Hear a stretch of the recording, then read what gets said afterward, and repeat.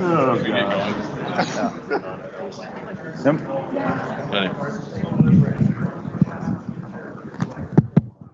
If people want to take their seats, we'll get started in just a minute here.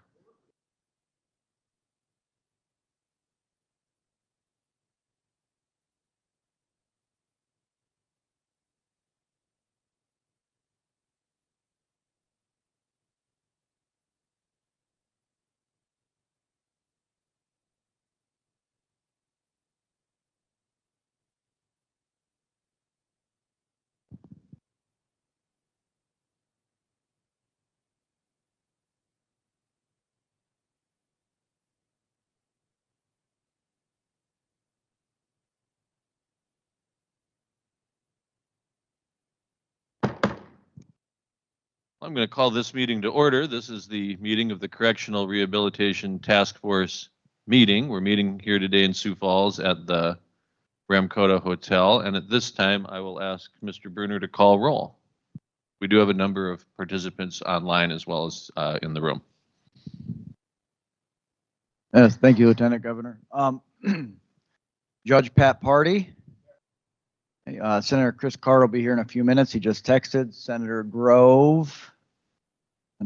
Senator Hone. Senator Miskimmons. Senator Otten will be joining online in a few minutes. Senator Peterson. Senator Jamie Smith. Representative John Hughes. Representative Greg Jamieson. Representative Chris Casson. Representative Brian Mulder.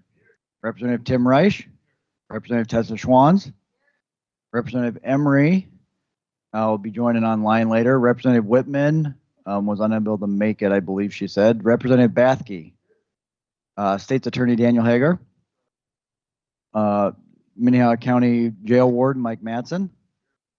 UJS Administrator Greg Sadazan. Terry Dosh. Eric Bringswhite. And Geraldine Church. I think Geraldine's joining online later. Marsha Holtman is online already. Deputy Secretary Brent Fluke. Secretary Nick Lamb.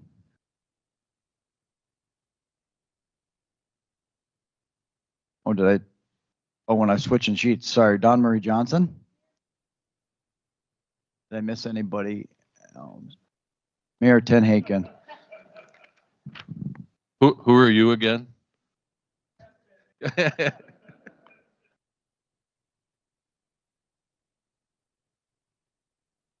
All right, thank you all. Well, we have a full agenda today, and I think we're going to get right into it. So our first item is the CSG program assessment findings and recommendations. This is a very interesting presentation following on what we've heard at our last couple meetings. So I'll ask them to take it away.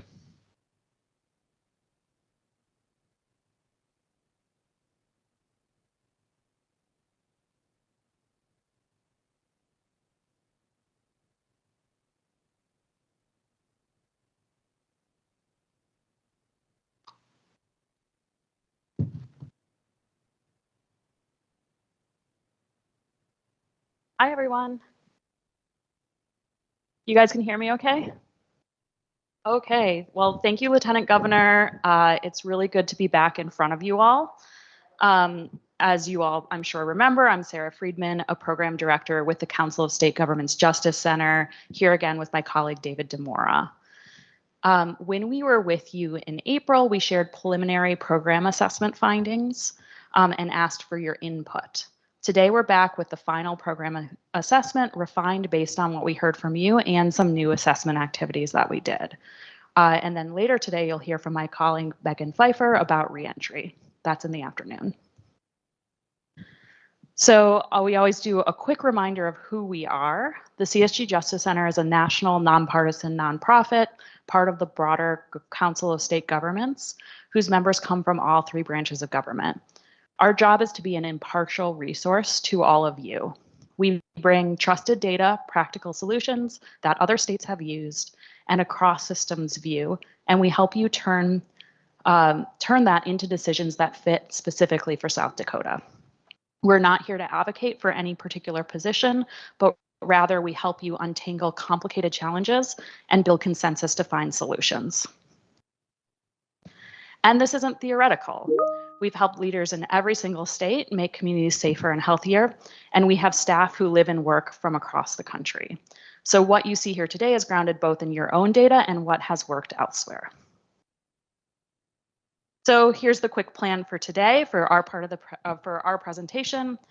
We're going to run you through where we are right now, give you some updated data, refined findings, and then talk about our recommendations and next steps. So let me start with where we are in this engagement. You all have seen this slide before. This is the roadmap we put up for you, which gives 4 CRTF meetings leading to final recommendations in October in time for the budget. In April, we brought you the preliminary findings, and right now, here we are in June, talking about the programming assessment, and again, Megan giving that national reentry model overview in the afternoon. This is all leading up to finalizing everything together in October with a written summary for implementation. So since we last talked to you in April, we kept working to pressure test what we found. We've done more facility observations at the Hill, Jameson, and Mike Durfee. We brought in another CSG assessor to independently review our findings, bring a fresh set of eyes to confirm that she agreed with what we thought we were seeing. We had 2 more focus groups with people in prison, a lot more conversations with DOC staff, and did more data analysis. And the bottom line is here on the slide. What we presented in April, those findings really held, but several came into sharper focus. So there were no left turns, nothing reversed, but we kind of have more detailed understanding of everything that's going on. So in April, we had a really very robust conversation with you all about kind of what we were seeing with DOC programs.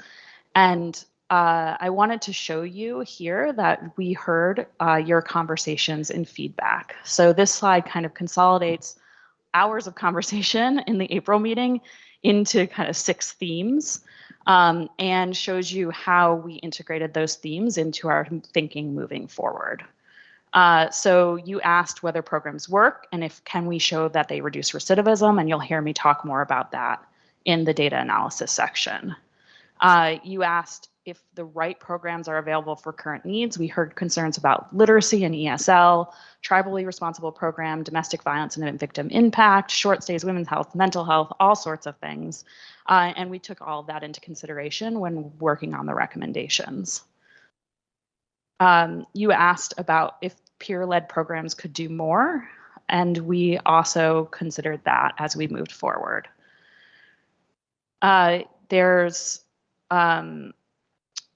You asked for if the current DOC programming system, how is that organized currently, and is there room for improvement? And we have some visuals and some recommendations around that.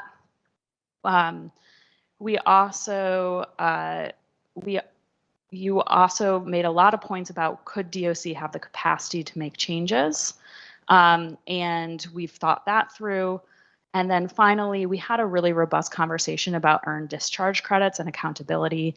I floated some ideas from other states about structuring earned discharge credits and kind of heard loud and clear from you all that we were not interested in moving into any sort of like automatic accrual type policy. And so you do not see anything like that in our recommendations. That was a really helpful conversation. We've kind of, based on that, focused on a clear, consistent model with operational fixes for EDCs that you'll hear later.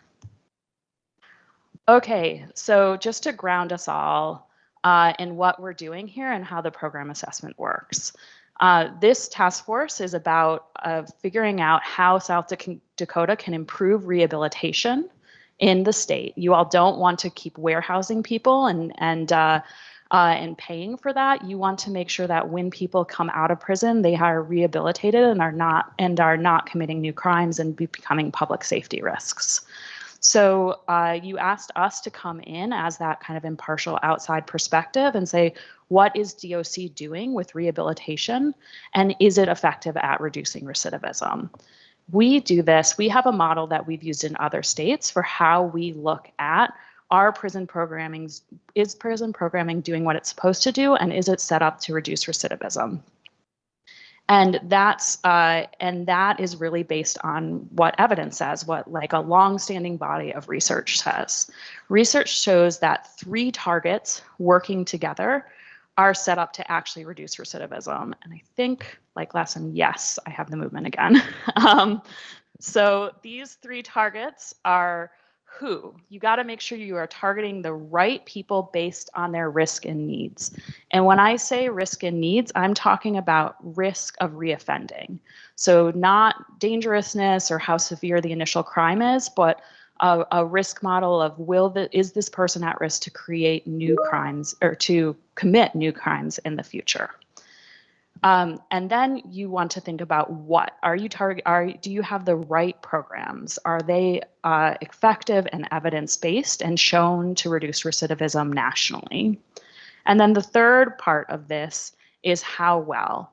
Are they delivered with quality and fidelity in the actual classroom? So we talked a lot about this last time, but you know, if everything on paper is perfect, it does not matter if in the classroom, when the person is sitting there and partaking in the programming, you know, things are kind of falling apart around them, right? You have to, where the rubber meets the road, you need to have high quality programming there. So you really need all 3 of this. If you don't have one component of this, you're not going to move the needle on recidivism the way you want to. And with that, that's also to say there's no single silver bullet. Everything needs to work together. So as we go through these findings, and David's actually going to go through the findings, you're going to find them organized in these categories like last time as the 3 components we think structure how good prison programs work and how you want to reduce recidivism.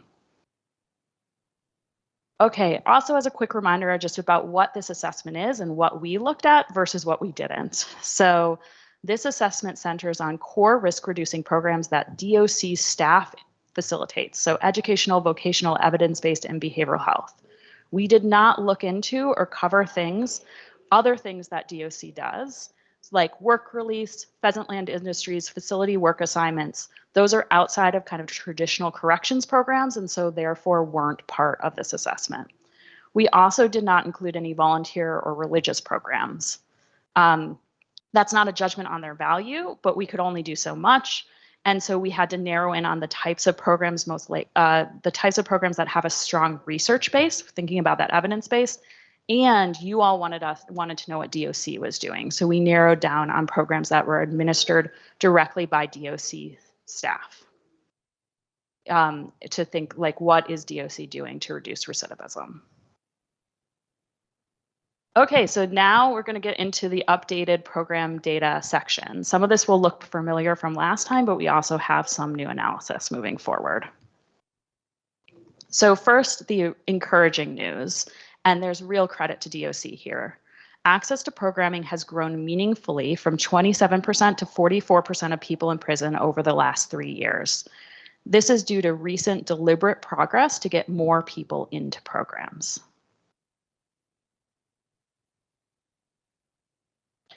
And it's not just that there's been more access, it is the right access. People assessed as high or very high risk and needs have the most programming access. This is exactly what research says you want. So that's back to that who part of that. DOC is prioritizing the groups of people where programming has the most potential impact to reduce reoffending. Over time, as capacity grows, the research also supports reaching more of the moderate risk folks because that's where there's a really large number of people and real value for public safety. But starting at the top with those people most at risk to reoffending is the right call.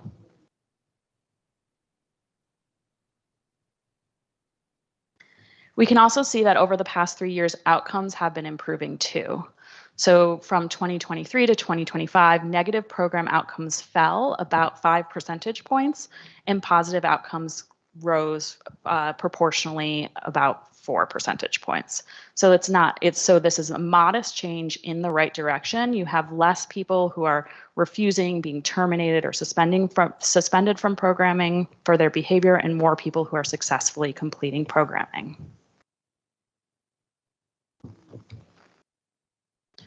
But that's not to say, as we all know, that there aren't gaps still going on.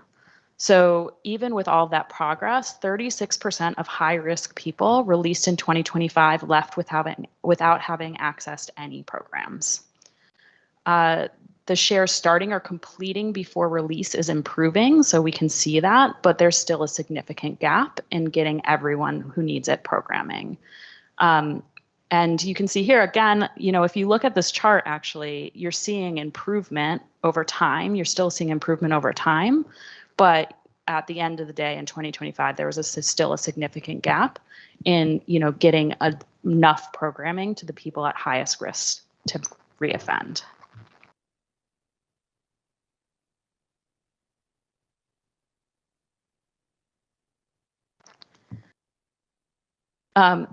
So this is for at the release level, only 45% of people released in 2025 completed a DOC facilitated programming.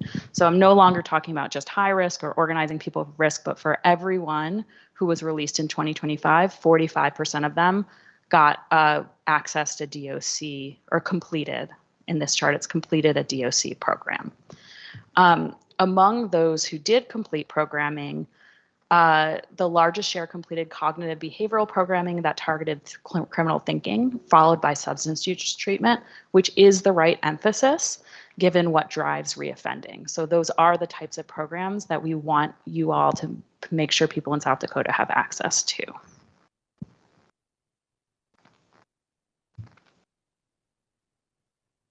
I actually want to note on this slide something that occurred to me. I'm talking about in-group programming, so this is group things. So this is all programming that's facilitated in a group. This is not counseling. So if you look at that and you're wondering why mental health might be so low, or are people getting individual counseling for behavioral health needs, this does not include that. And that one-on-one counseling, which is also something that you want for people with behavioral health needs, is not in this. Preempting a question, yes.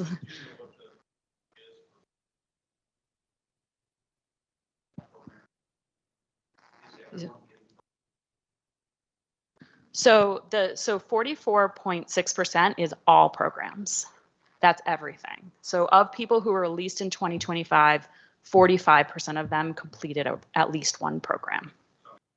Through no programming.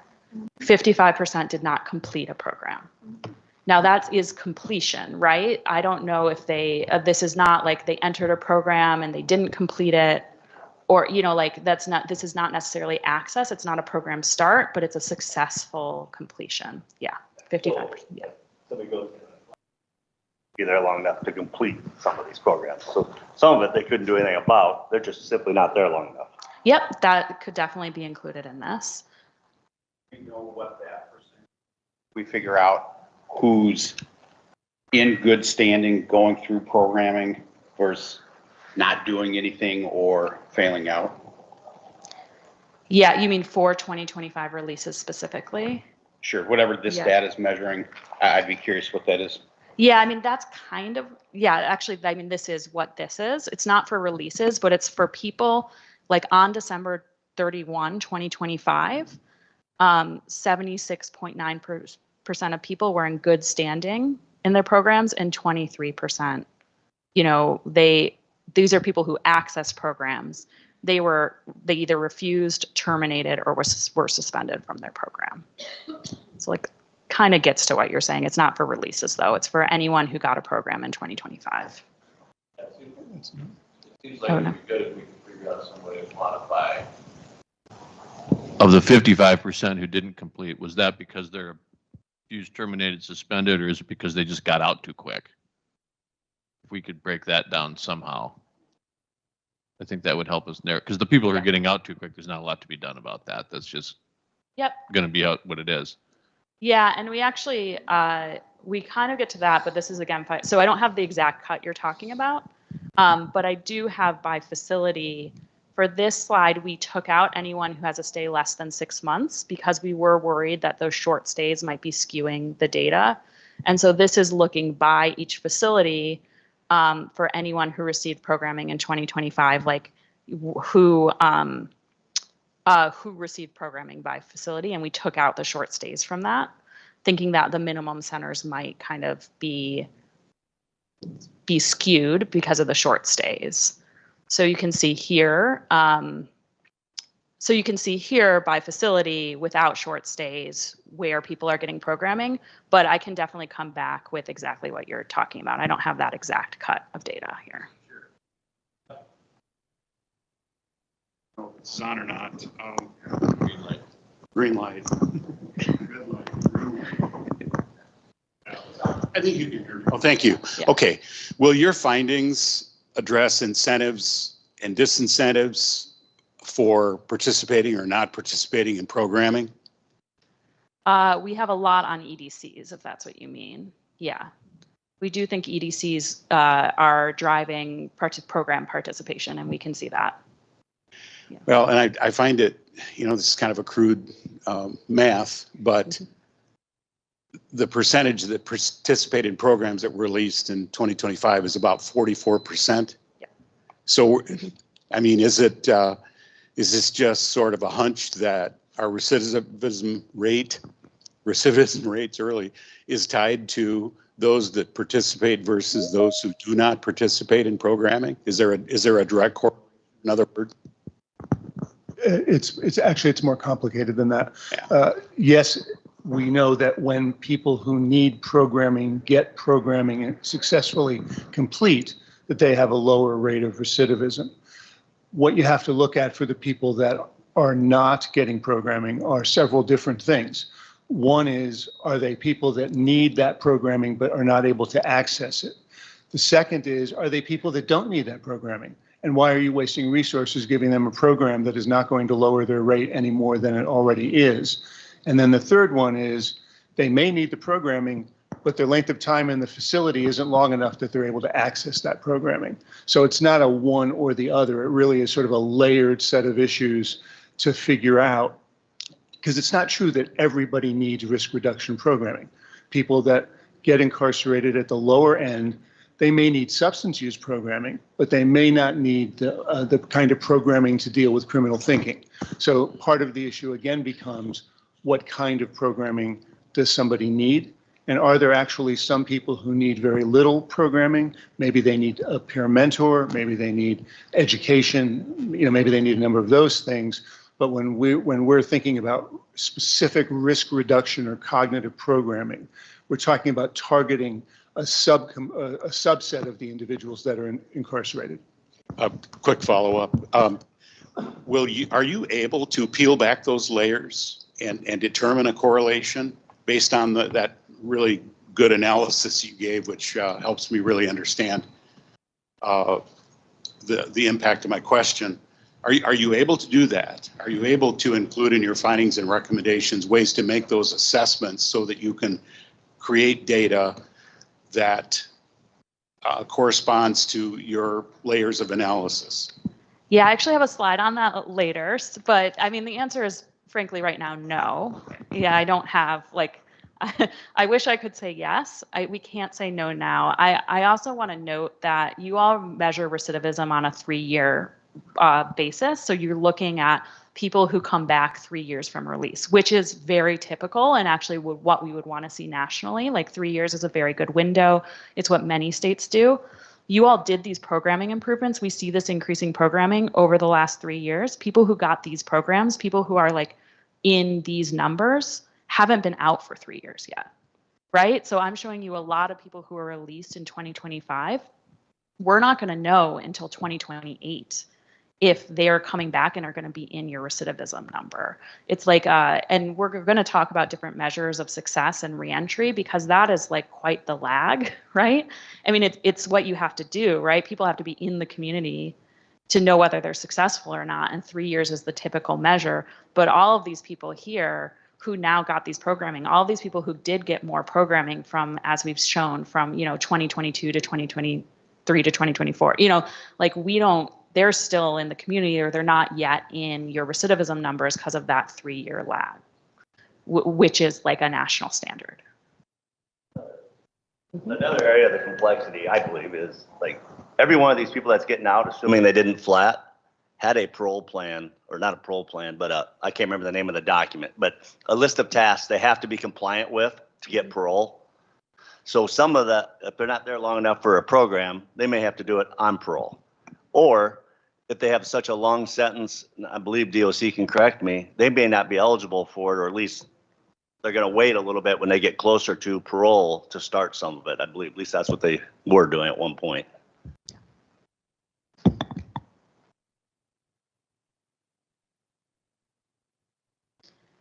So here we have, just by facility, the percentage of people in each facility who have been there for more than 6 months. So trying to kind of not have those people who are in there for too short to get programming skew these numbers, who's received programming from facility. And where someone is held could really impact their access to programming. And I do want to be clear here, this is not necessarily about any particular facility like doing something wrong, right? There are many reasons a facility has trouble getting people into programming. Some facilities just may not. We know that some facilities in South Dakota, they do not have the physical space to provide programming, right? You could add 5 teachers, give them 5 new teachers. It would not matter. Programming would not increase 1 person because there's no space to do the programs in. We know also that some places just have staffing levels and vacancies, a lot of trouble getting people in to do programming, for example, in the women's facility in Pierre. And also due to facilities' security classifications, population types, and the length of stay, all of those impact the ability to get people into programs.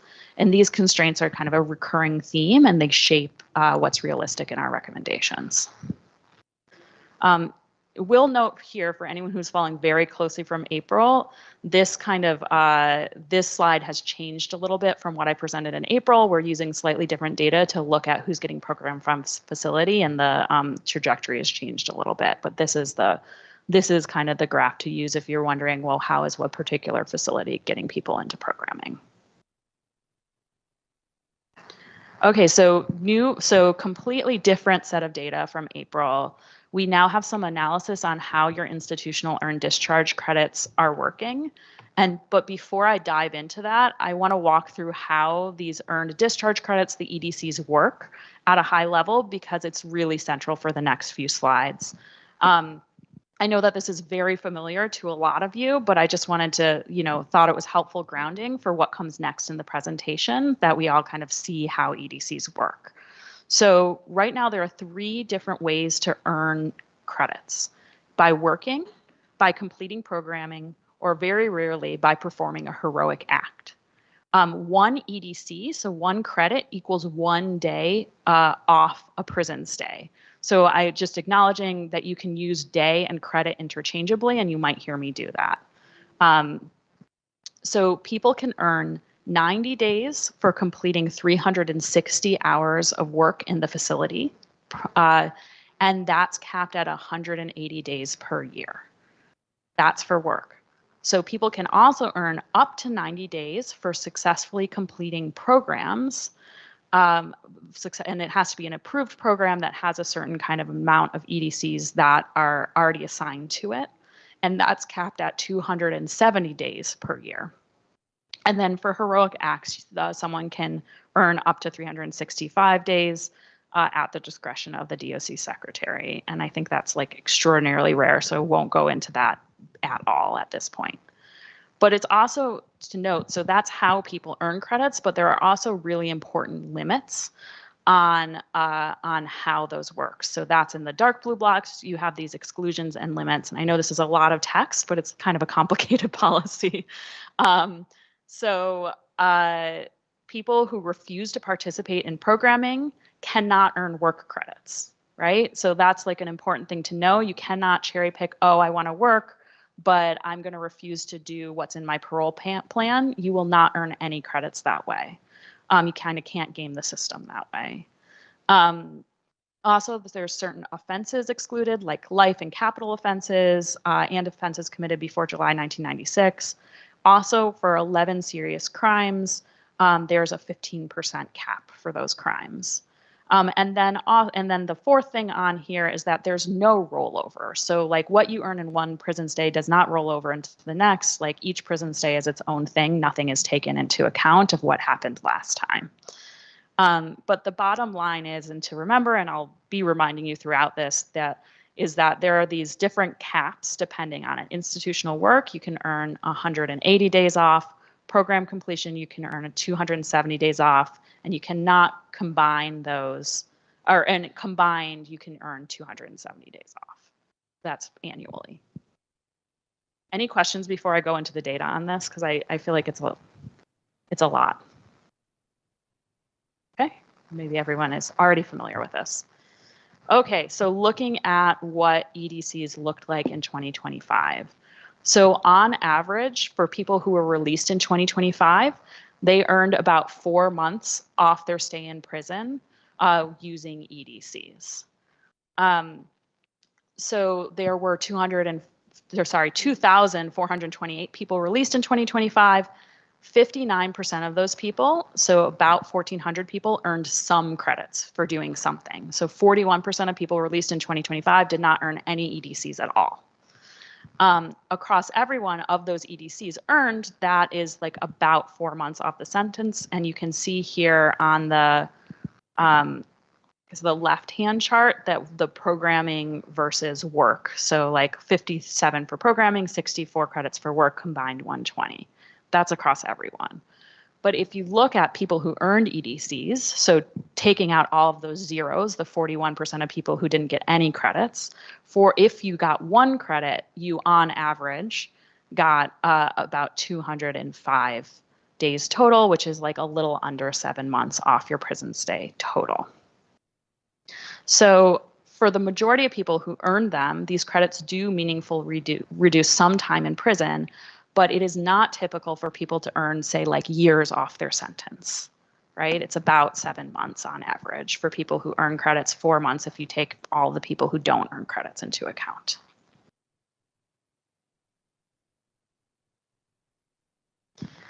Okay, this one is kind of a no-brainer. We just saw how access to programming has increased, right? And so as access to programming increased, more people have earned EDCs for completing programming. And that is really just what this is. This is showing statewide how many credits have been earned over the last 3 years and what percentage of people earned credits for specifically completing programming over the last 3 years. That's been increasing as program access increased.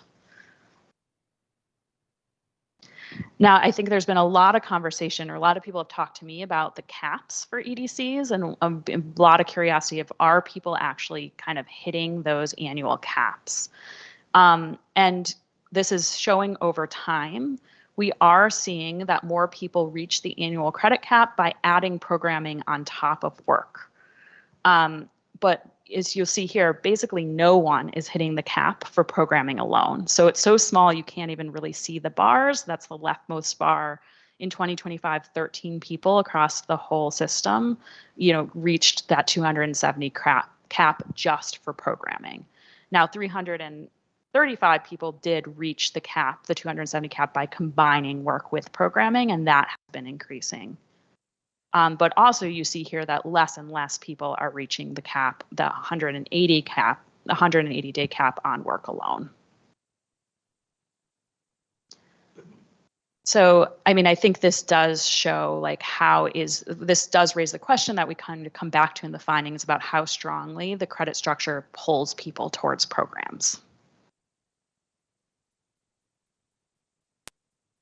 And then for short stays, a lot of conversations come up about the short stays. And I think a lot of people have been curious about how EDCs work for people who come in with a short sentence.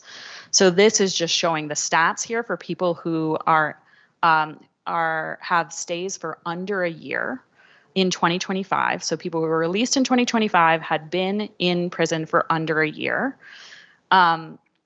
They earned on average about 62 total earned discharge credits, so about 2 months off their sentence. 24 credits from work, 38 from programming, which did move their release on average up, removed that relatives up in the already short sentence. And this does matter because short stay populations are cycling really quickly through the system and can crowd out programming access for others, which is something we kind of pick up in our findings and recommendations and want to talk to you all about. So this is my last data heavy slide, and then I'm going to talk a little bit about the recidivism research. I just want to make sure if anyone has questions about any of the numbers before I go into more about recidivism research and then pass it off to David for findings and recommendations. Okay, great. Mm-hmm.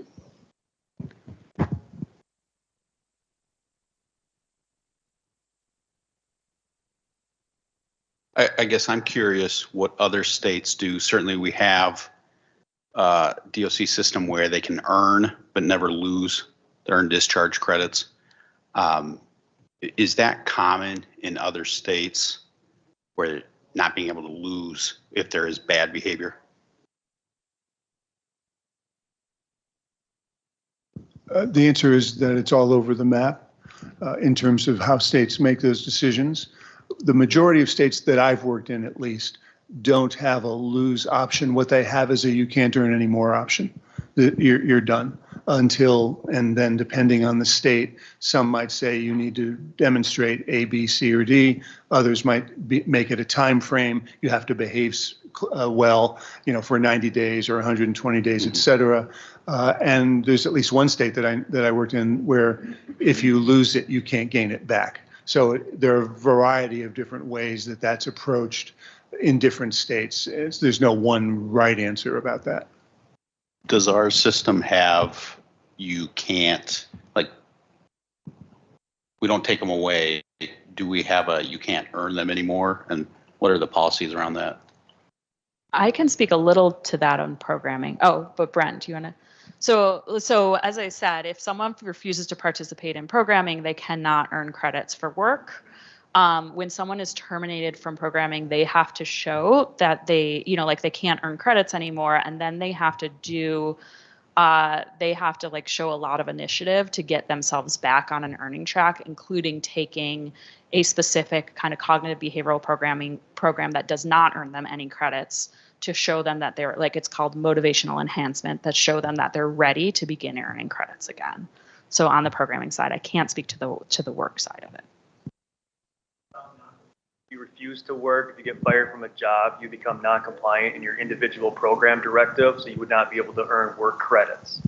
Same with programs. If you refuse a program, get terminated, you become non-compliant in that element of your IPD. Again, you couldn't earn credits. Now, like Sarah said, if you get back into that program after a certain set of time, you could start earning. However, if you refuse a program, you get bumped to the end of the line. Where we have inmates that want to take programs, they should certainly be ahead of you to get that class. And maybe when I asked about those other states with the earned discharge credits, what other states have a system similar to ours where you can earn time off, you can't lose it, but also have those automatic parole dates, where if you're getting sentenced to 2 years, you're really serving 6 months of that, and then you can earn discharge credits. Do we have other states that have a similar setup in that aspect? I think we'll have to look into that, right, David? I don't have an answer off the top of my head. Yeah, because actually most states don't have the kind of EDC structure. Most states have more of the good time structure that you all are not interested in, right? It's an easier to administer if people kind of more automatically earn their discharge, not based on activities, but just based on kind of good behavior, and then get it taken away when there's bad behavior, as opposed to different events, different things you do, earning different amounts of credits. It's a more complicated structure than most states have. Isn't that kind of what our automatic parole is, though? Right? You come in and you serve 25% of the sentence. And if you're engaging in bad behavior, that can be delayed. So isn't that kind of like the good time? Really not. I think. I mean, I get what you're saying, but they still have an IPC. So you have to have good behavior. You can't be, right? I mean, you have to be compliant with your IPC or you're not eligible. Yeah, you have to be compliant. So PD to get released on parole. So back in, was it 1997, I believe, before, when we had the good time system, then we went to the presumptive parole. That's when good time ended, and where you had your initial parole date. As long as you're compliant, meet everything from your program directive, you're eligible for parole then. Flatting at an earlier date. And I get what you're saying, but it's not automatic. I agree they're not flagged, but they're also not, I don't think they're walking in expecting to serve that sentence. And then we're also giving them good time credits, earned discharge credits, but we never take them away if they stab someone. I guess what I'm concerned about is the institutional violence that's But they are happening. now going to flat that sentence or have to go to, not the opposite of presumptive. I can't remember what we called it. But if you stab somebody, one, it's another crime, and you're not going to be eligible on your IPC. So your presumptive date goes away. Correct, but not your earned discharge credits. So that's gone. That's gone. Yeah, correct. Your credits could still move your initial parole date up when they're awarded. However, at that time, if you're non-compliant due to receiving, let's say, 3 major rule infractions that made your disciplinary percentage a certain number, then you would not be eligible for that presumptive parole date, and you would fall into the discretionary cycle where the parole board would have to see you to grant your parole. Right, and I think the thing to clarify on that is if you're not discretionary parole, if you're going in front of the parole board, the credits move up your parole date, but they don't force the parole board to release you, right? It just means you get in front of the parole board a little earlier. They still have the discretion to say, no, you're not getting released. Like the credits don't automatically release you if you're going in front of the parole board. Is this thing on? Hey. So I'll ask DOC, how often does that happen? What's the frequency that they mess up enough times that they have to go through a traditional parole board? Pretty frequently when you look at your higher custody facilities where there's more institutional violence. I'd probably have to ask Shelley Gust, our parole administrator, how many discretionary hearings they see on average a month. We could get that number. I wouldn't be comfortable giving you a number here, but we could figure that out. Okay. I have another question. These programming credits, you got to remind me, and maybe it's DOC again, are some of these earned through the pad, the little iPad that they have? Or are these all more of like a classroom type? They're all in-person settings. We do have programs that are on our tablets through Edovo, but those are just self-gaining programs, just enhancements. I would say you cannot get credits when you take programs over the tablets. One of the many reasons is you can't verify the inmate that's taking the program is actually, going through the class on that tablet. You're not just handing the tablet off to your friend to do the program. So it's just an enhancement, but you don't get credits for taking tablet programming. All right, thank you.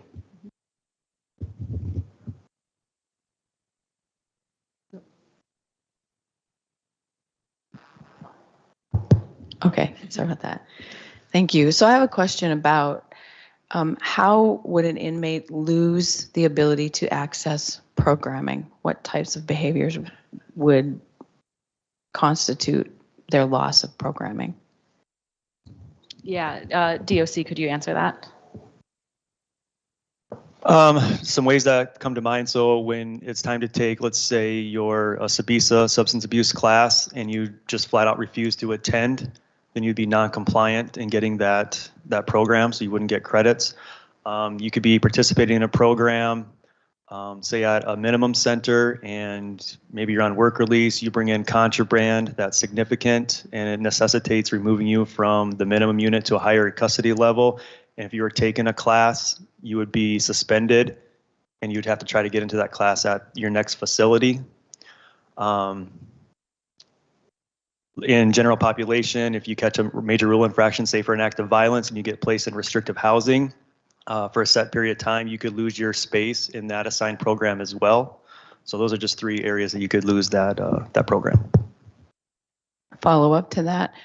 When you talk about the violent behavior, one of the things that's been reported to us is that when someone is attacked, they haven't initiated something, a fight, but they have been a participant in it because they were attacked, that no matter if you started it or not, you get the punishment. So you lose access to programming, which means then you lose access to work, and then you have to start all over again at zero.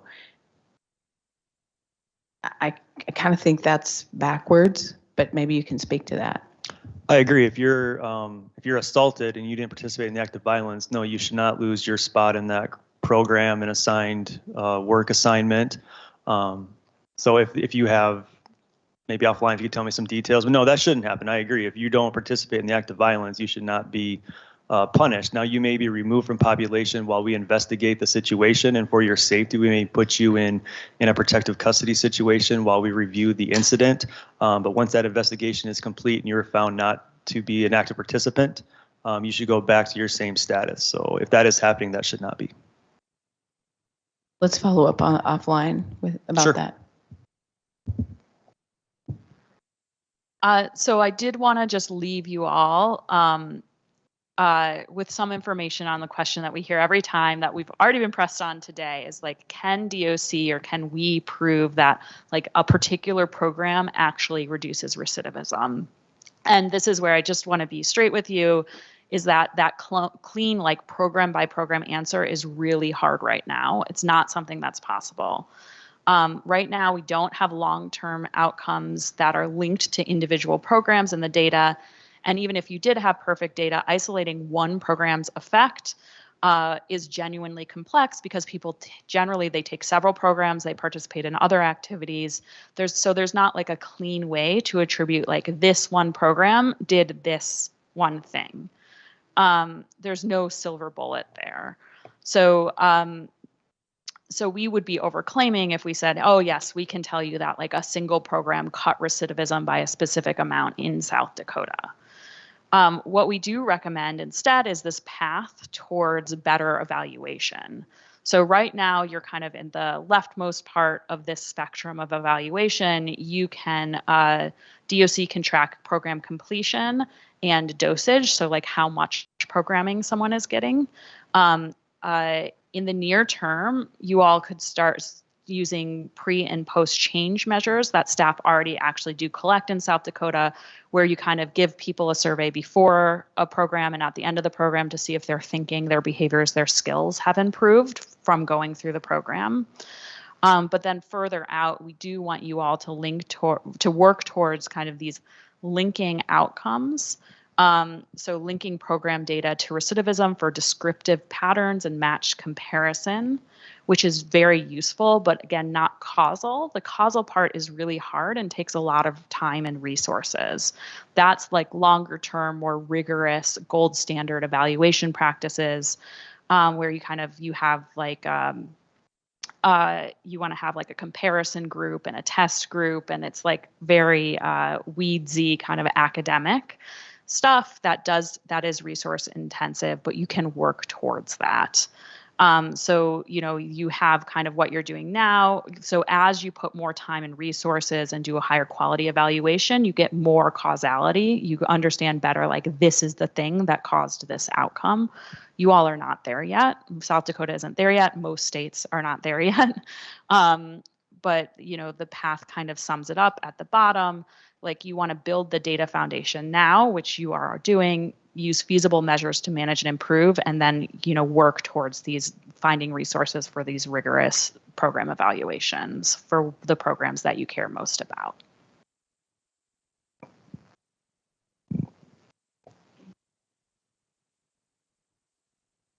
Okay, with that, I'm going to pass it to David, who's going to talk about refined findings and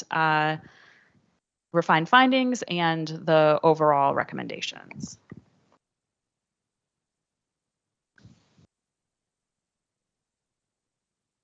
And to be clear, while we can't give you those outcome numbers the way that Sarah was just talking about, the individual programs that are being used do have a significant research behind them and do have research support for their effectiveness. So again, it is not that you are not using effective programs. What we don't know yet is the combination of that in terms of outcomes, and we don't know how that's being done here in South Dakota. And I'm going to talk a little bit about that in terms of fidelity and quality assurance. So following that, that model that Sarah talked about, the first question is, are the right people getting the right programs? And there's a number of things that are working. Intake screening does identify mental health and substance use needs at entry, which is very important given the number of folks in your system with those issues. Secondly, the risk and needs assessment tools guide many program placements.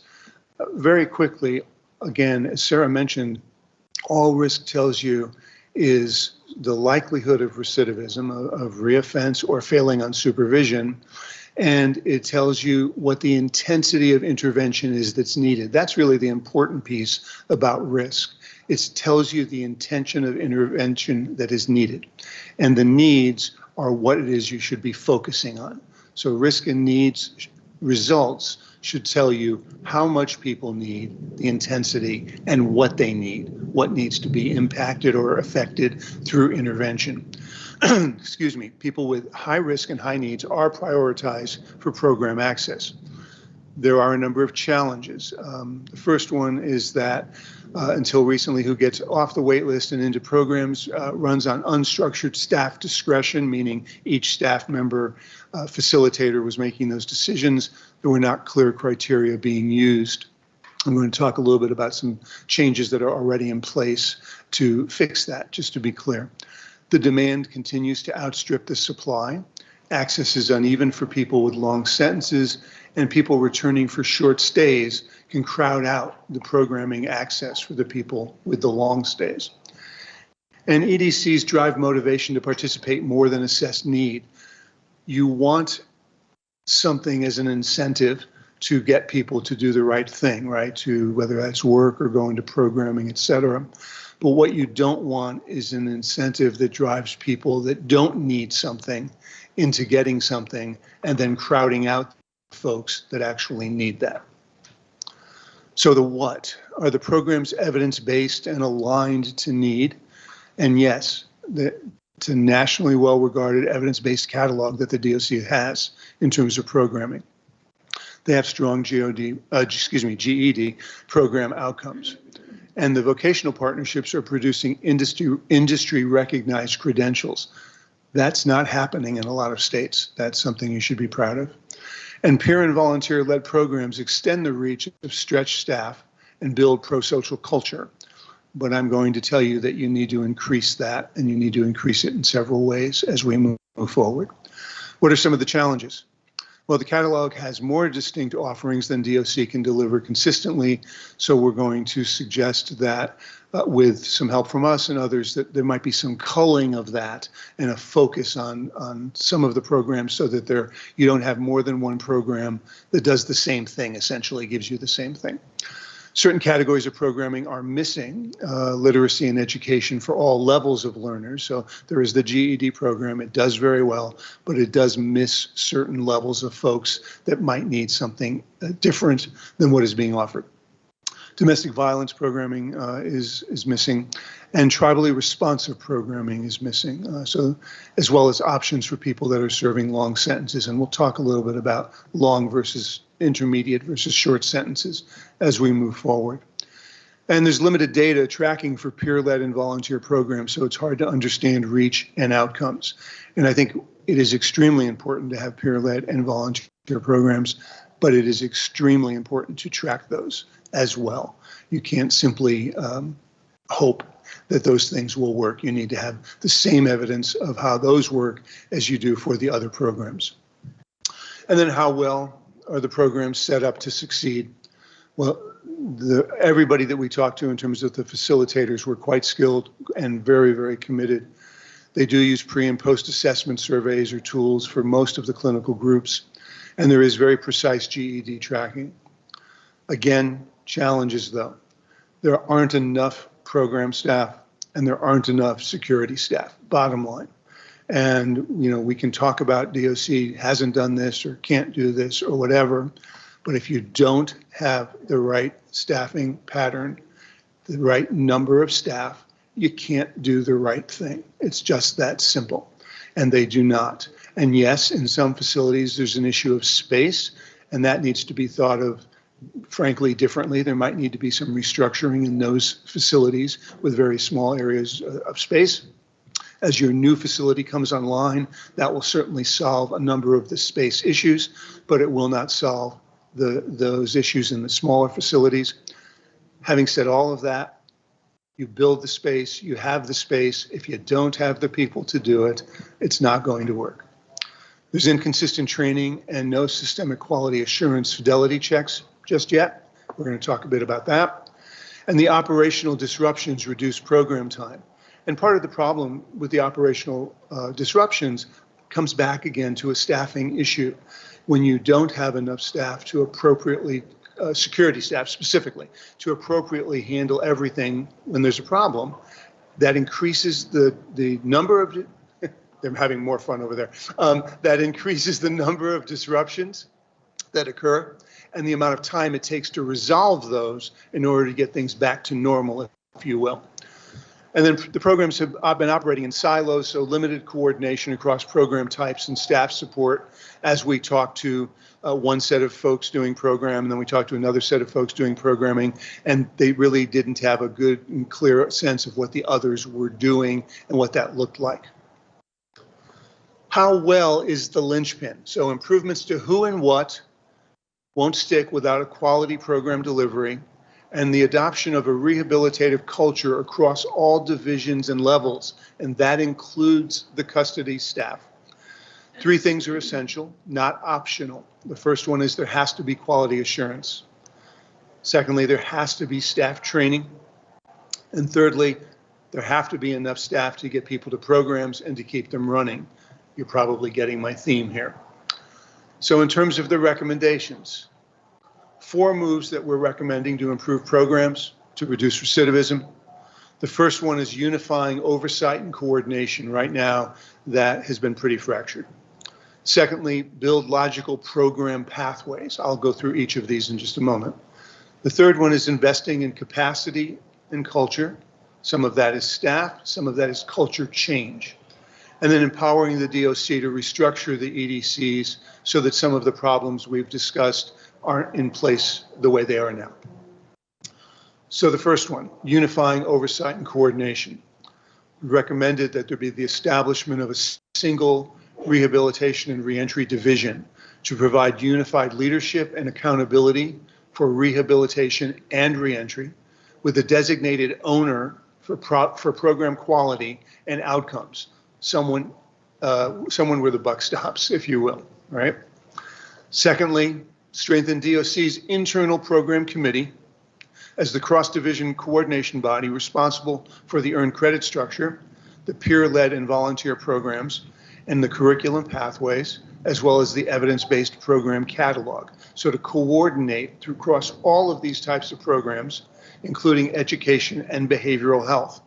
All of these need to be integrated. The one type of response for the complicated folks that we have in the criminal justice system doesn't make sense.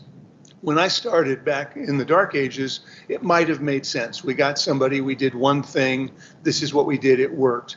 That's not who we're getting today. We're getting people with complicated, multiple different types of needs that requires a much more integrated response than the way that we did it historically. Thirdly, it's important to establish a quality assurance and program facilitator development team to support program fidelity and to ensure consistent delivery across the facilities. There shouldn't be a difference. Now, obviously, sometimes there are slight differences between facilities for a lot of reasons, and that's important. Sometimes the practice has to change slightly for reasons that are valid. The principles should not be any different. The principles should be the same across all of the facilities so that the program content and the spirit behind that is the same. It may be that in facility A, you can do it this way. You might have to do it slightly different in facility B, but you're still following the same principles. And then setting shared data, setting shared data and reporting standards so that program participation and outcomes can be measured over time and the programs can be held accountable. And what we mean by the programs being held accountable, to be clear, we're not talking about picking on the facilitators. You do want to have quality assurance to make sure the facilitators are doing the right thing and doing it in the right way. But programs sometimes need to change, right? And it may be that a program will work perfectly for one group of individuals, but we realize for another it doesn't. And so we need to use a different set of programming with different research behind it, meaning with research behind it for those folks. So you need to measure those outcomes and make sure that those programs are doing what they're supposed to be doing. Today, program leaders don't supervise the facilitators who deliver the programs. There's the deputy secretary, the director of prisons reports to him, the clinical and correctional services reports to him, facility custody leadership reports to the director of prisons, GED and reentry facilitators report to the custody leadership who report to the director of prisons.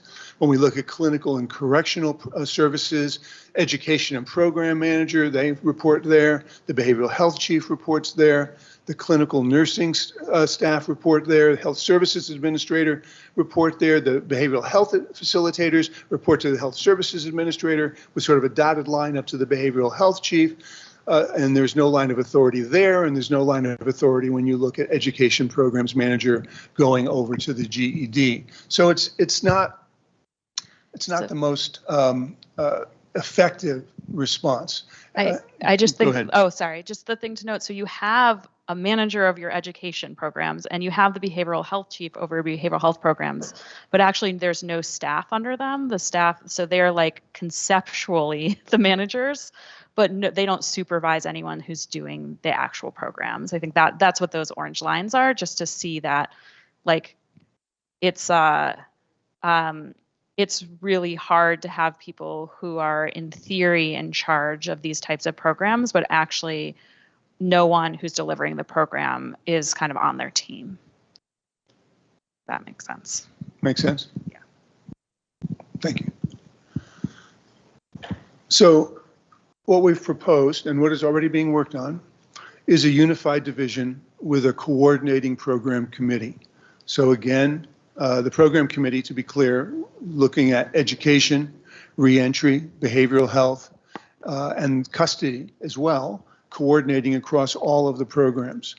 And so this is the different model that we're suggesting and that the department is looking at and working on. The deputy secretary, again, at the top here. We have the director of prisons, who facility operations, security, case management, and transport report to that individual.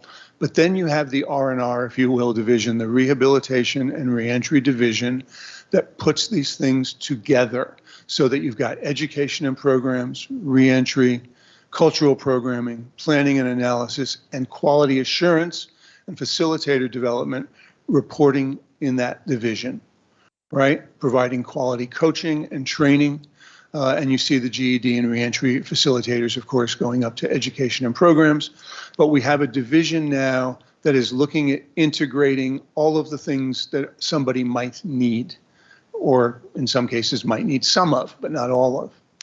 And then there's still the clinical services division. That's where behavioral health sits, as well as clinical, medical, and dental. And you see the behavioral health facilitators reporting to the behavioral health folks in that division, but quality assurance still has a role. Quality assurance is still going to be looking at and measuring what's happening with the behavioral health facilitators as well. The idea is to de-silo. The idea is to have more integrated sets of responses and to have more cross-programming and cross-area discussion about the needs of the individuals that are in the facility, of the inmates. Can I, Whoops, what happened? before you go on, we talked about this concept at our last meeting too, and I think there was pretty broad agreement about it. One question I would have is, if you are a prison inmate, do you have like, is there a person assigned to you who's like almost like a case manager or an advisor? Like, I think when you get out on parole, you have a parole agent, and that's a guy who you're talking to and who's checking in on you. I mean, I almost analogize it to an advisor when you're in college, that you have a professional advisor who's, what is your program and what are your goals and are you on the right track? Is there something like that when you're in prison? Yeah, there are case managers. I mean, and just to be clear, as part of our assessment, we did not like look into how case management is working. So I would put that to DOC. But yeah, there are case managers right now. You know, you'll see here they're kind of under the director of prisons. They're part of like the facility staff, and those people do assessments and they come up with that parole plan. You know, that shows people what programming they should take, and they do reentry planning as well, right? DOC, yeah. So every inmate is assigned a case manager, and that's based on your housing unit. So no matter what facility you're transferred to, you're always assigned a case manager to help with your parole plan, programming, answer any EDC questions. You're also assigned a housing sergeant, which helps with banking, kind of day-to-day living, and then a housing captain kind of overall sees that housing unit. So you have a housing team that's assigned to that inmate to help with all their daily living, programming, release planning, stuff like that. Yeah, thank you. Just to follow up on that. So if I'm that inmate, how often am I talking to that case manager? What's that process look like? So it depends on how much time you have left on your sentence. If you have several years out, you're getting checked on at least quarterly. As you get closer to your release date, we have a case management manual that dictates your meeting every month, once a week, almost daily as you get close to your release plan. So as your time decreases, your frequency meeting with that case manager increases. Also, we roll in our reentry team that meets with the offender prior to their release plan to make sure housing is set up, programming in the community that you may need to take, really a team effort to get that individual ready for release. So can the inmate request a meeting? Yes, they can. Case managers are supposed to have open doors, what we called it, where there's a dedicated time throughout the day, Monday through Friday, where the offender can come down and meet with their unit team to address any issues they may have. But just because a policy or manual says when we meet with you, the inmate can meet with that case manager anytime they want. All right, separate question. Going to the slide 33, it sounds like we are making the change and implementing some of this. Can you just kind of give us an update on what that looks like? Are we changing and restructuring based on this? And what's that timeline look like if we are? Are you referring to the rehab and reentry division? Yeah, right here. Yes, so we are actively planning to change our org chart with recommendations from CSG. In fact, everything up here with all the dark blue boxes there, education and programs, reentry, cultural programs, planning and analysis, that will go under the new director position we will be creating. And then as we get that portion of the org chart fleshed out, then we'll look at the quality assurance as well. We do have the program committee, which I think would fall under the quality assurance. It just needs to be enhanced with more staff dedicated to that and have a true quality assurance program probably in policy, but no, we are working with CSG to make pretty much how that looks right there. And as far as timeline, my idea is after today's meeting, we're going to work with HR to get that division director announced. Okay, so just following up on the timeline, because I always think it's good to have, expectations and a tight timeline. Is the goal to have this done in 3 months and 4 months, 6 months? I would say a fair timeline would be 3 months, as we want to give time to talk to the staff that this will affect, make sure they understand the reasoning why we're making that change. It'll take, let's just say, 3 weeks to get the division director announced, posted, interviews, and selection process. And then we meet with staff, that will affect this org chart. I would say 3-month timeline is probably sufficient.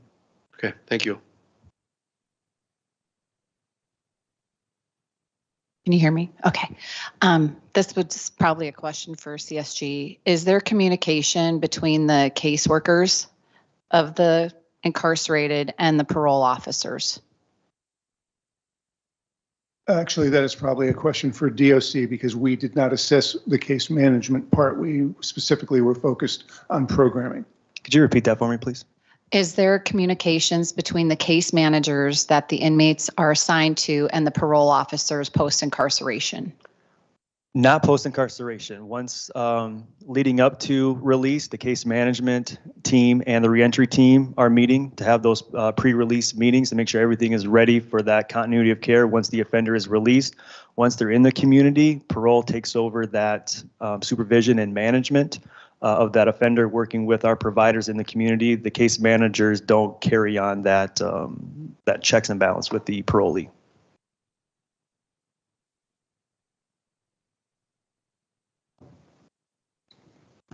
Which, just as a matter of information, would be very typical. It's not typical that folks working in the facility continue to work with the individuals once they get into the community. It tends to transfer over then to that other division, and that's pretty typical across the country. Second recommendation, going back to, just to ground us back here again real quickly. Second one, right, has to do with building logical program pathways, then investing in capacity and culture, and then empowering DOC to restructure the EDCs. Building logical program pathways, sequence programming from intake to release, driven by assessed risk and need, so the programs build upon one another in a deliberate order. Sometimes somebody needs to take one thing before they can be effectively take another thing. For example, sometimes someone may need to have their mental health needs met, or they need to be stabilized before they can benefit from a cognitive program focusing on lowering their risk of recidivism. Implement a centralized wait list and placement management system with clear communicated referral criteria so that people understand how placement works and what is available, so that there's not sort of all of that independent facilitator discretion that's happening. I will tell you what I was going to tell you at the end before you ask. Yes, DOC is already working on this and are working on having that centralized process to resolve that problem. Streamline the catalog. When multiple programs address the same need, prioritize the strongest program, which one has the most research behind it. Fill priority gaps where current programming does not fully meet identified needs. In other words, where the biggest gaps are, fill those first, right? Where the current programming is not meeting those needs. And depending on what facility, in some places, the programming is in the catalog, but it's not being done, so that gap needs to be filled. In other places, it's being done, but maybe a different program would work better for that group of individuals. Another reason for having that program committee and having that sort of integrated look at what's going on. Coordinate each person's program plan across areas, so programming is sequenced coherently rather than delivered in silos. And address facility-specific scheduling and operational barriers that limit attendance. Now, again, there are some space issues that can't always be resolved, but there are scheduling and operational barriers, again, many times related to staffing, that can be resolved with the appropriate staff. So sequencing matters, and I'm going to give you 3 examples, and I want to be clear, these are examples. These are not, this is the only way to do it, or this is what we're saying to DOC you should do. We're just trying to give you an example of thinking differently about how it is that programming is provided and the issue of sequencing. And so we've looked at sort of 3 different periods of stay. And the first one is example of a 5-year stay, right? So today there's no core risk reducing programming for years. Then several programs are stacked together near release. Now, why is that? Well, there's a number of reasons, one of which is that there is only so much programming, right? And so you have to decide, you have to make sure people getting closer to release are getting programming. But that's a staff or access problem, not necessarily the best way that it can be done or should be done. And then the, excuse me, the second reason is there are a couple of types of programming that frankly should be done closer to release and not necessarily done earlier. But right now it all gets stacked. So GED, substance use treatment, criminal thinking treatment, parenting programming, reentry class, all sort of get stacked toward the end. And so another example would be sequencing it consecutively, right? If somebody has a significant substance use need, get that taken care of, work on that quickly. Then maybe the parenting class, if they have that parenting need. The GED, say from 2 to 4 years roughly. Criminal thinking, again, that programming we know has the most impact upon people's release, having it closer to release time. If we wanted the perfect world with all of the staff and all of the space in the world, which nobody has, we would do criminal thinking at the beginning and at the end. We do it at the beginning because it will make life while incarcerated better, decrease violence, increase people's good behavior, and then do it at the end. The reality is I know of no place that has the freedom to provide that much, the resources to provide that much. So we have to think about recidivism reduction, and we have to think about the community safety issue. And that means we're going to do that part toward the end when it will have the most impact once those folks are returning. And then, of course, reentry class and reentry time. One of the things that happens now is that the reentry work gets shortened or sort of starved out because of all of the other programming, and we want to stop that. We want to make sure that all of that good reentry work is happening at the end. An example, and again, just an example of a 2-year stay. Again, sequencing and thinking about that. So the fact of the matter is with a 2-year stay, there isn't enough time to complete every program one after the other. So right now, if we look at it strictly in sequence, you've got substance use, criminal thinking, GED, parenting, and reentry. Those would all have to start earlier. There'd be much more overlap than would be helpful, if you will, in terms of folks. So if we adapted some of that to think about fitting it into 2 years, first of all, prioritize the highest need programs. You might not be able to do all of them. Run education alongside those programs, right? And protect the time for reentry. Because when you have a 2-year stay, that reentry work becomes even more important because of the short time that you have. So you've got, so again, substance use, because if somebody has a substance use issue, you must deal with that. You cannot leave that alone. And then criminal thinking for those folks that are moderate or high risk in terms of criminal thinking. And then the reentry planning, and a good portion of that time spent on reentry planning. And then specialized pathways. Example of someone who violated their parole with a 6-month return. One of the things that you heard us saying earlier is that what happens sometimes is those short timers end up crowding the programs because they need to get them to get out. And that creates a problem in terms of the folks that are there longer who need those programs and don't get access in the same way. Right now, they're stacked into 2 full programs at once.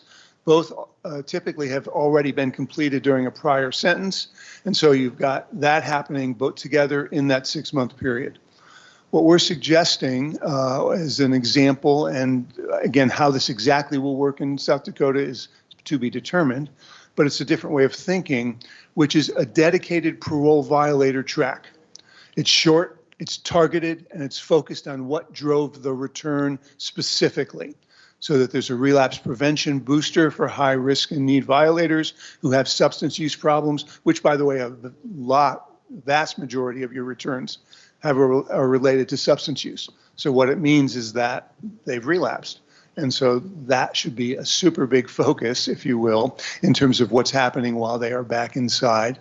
And then a more customized reentry prep class, because they're going to need some additional thinking about what they're going to do when they get out. They got out once, didn't work, they relapsed, the substances took over again, if you will, they get back in, now they're going out again.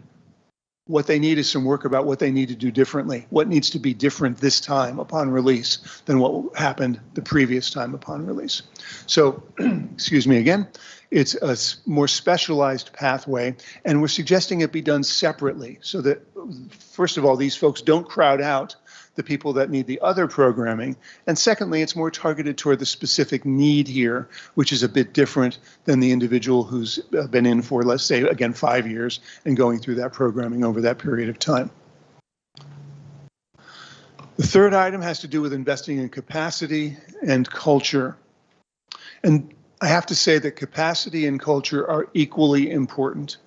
So one is the issue of adding program facilitator and security transport positions, transport meaning people, getting people into the programs, to the classes, to increase program participation and to reduce the class disruptions. Secondly, adding rehabilitation and reentry leadership and QA positions to ensure that programs reduce recidivism over the long term and that money is not wasted.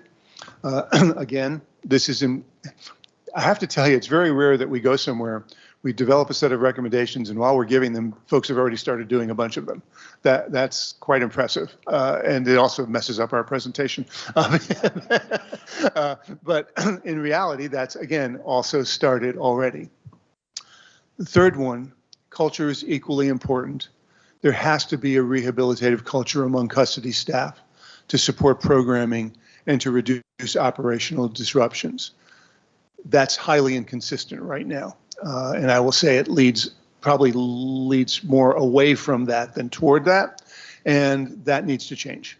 And it's existed in the past, and it can exist again.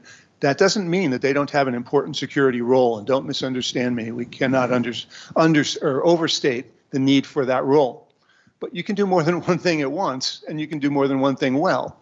And you can be very good at security and custody and management, and also have an approach that helps an individual do the work they need to do in terms of the change they need to be making. And then building on existing peer-led programming, such as peer mentors and peer tutors, to extend capacity and strengthen a rehabilitative culture. There needs to be training and oversight again, so that it complements rather than replaces the evidence-based programming. And it needs to be appropriate peer-led programming. And what I mean by that is it needs to be culturally appropriate. You have significantly different types of folks in terms of culture in the facilities, and you can't have a one-size-fits-all approach. You have to have multiple kinds of peer programs. They need to be culturally appropriate. They need to be gender appropriate. Excuse me. And they need to be, the training needs to be there, the oversight needs to be there, but it needs to happen. And you can't just have one type of programming and say, okay, we have peer programming. And so it's actually more complicated than it sounds. Often when we talk about peer-led programming, it sounds fairly simple, but it's not. And by the way, when I talk about peers, there are two kinds of things. There's the peers inside, right? So we're talking about the folks that are inside running programming. And so you've got peer programming inside. Again, that might have to be culturally specific. And then you've got peers or mentors, volunteers that come in from the outside. And that also you also need multiple set of those. There needs to be appropriate training there, and it needs to be culturally and gender appropriate in terms of that different programming. So it's way more complicated than it sounds, but it is really important, because when we look at outcomes in a variety of states, what we find are the states that have both good cognitive programming and good normative interactions with culturally appropriate individuals. They do better on the outside. They come back less because they are coming out to something that isn't strange, new, or unsupported.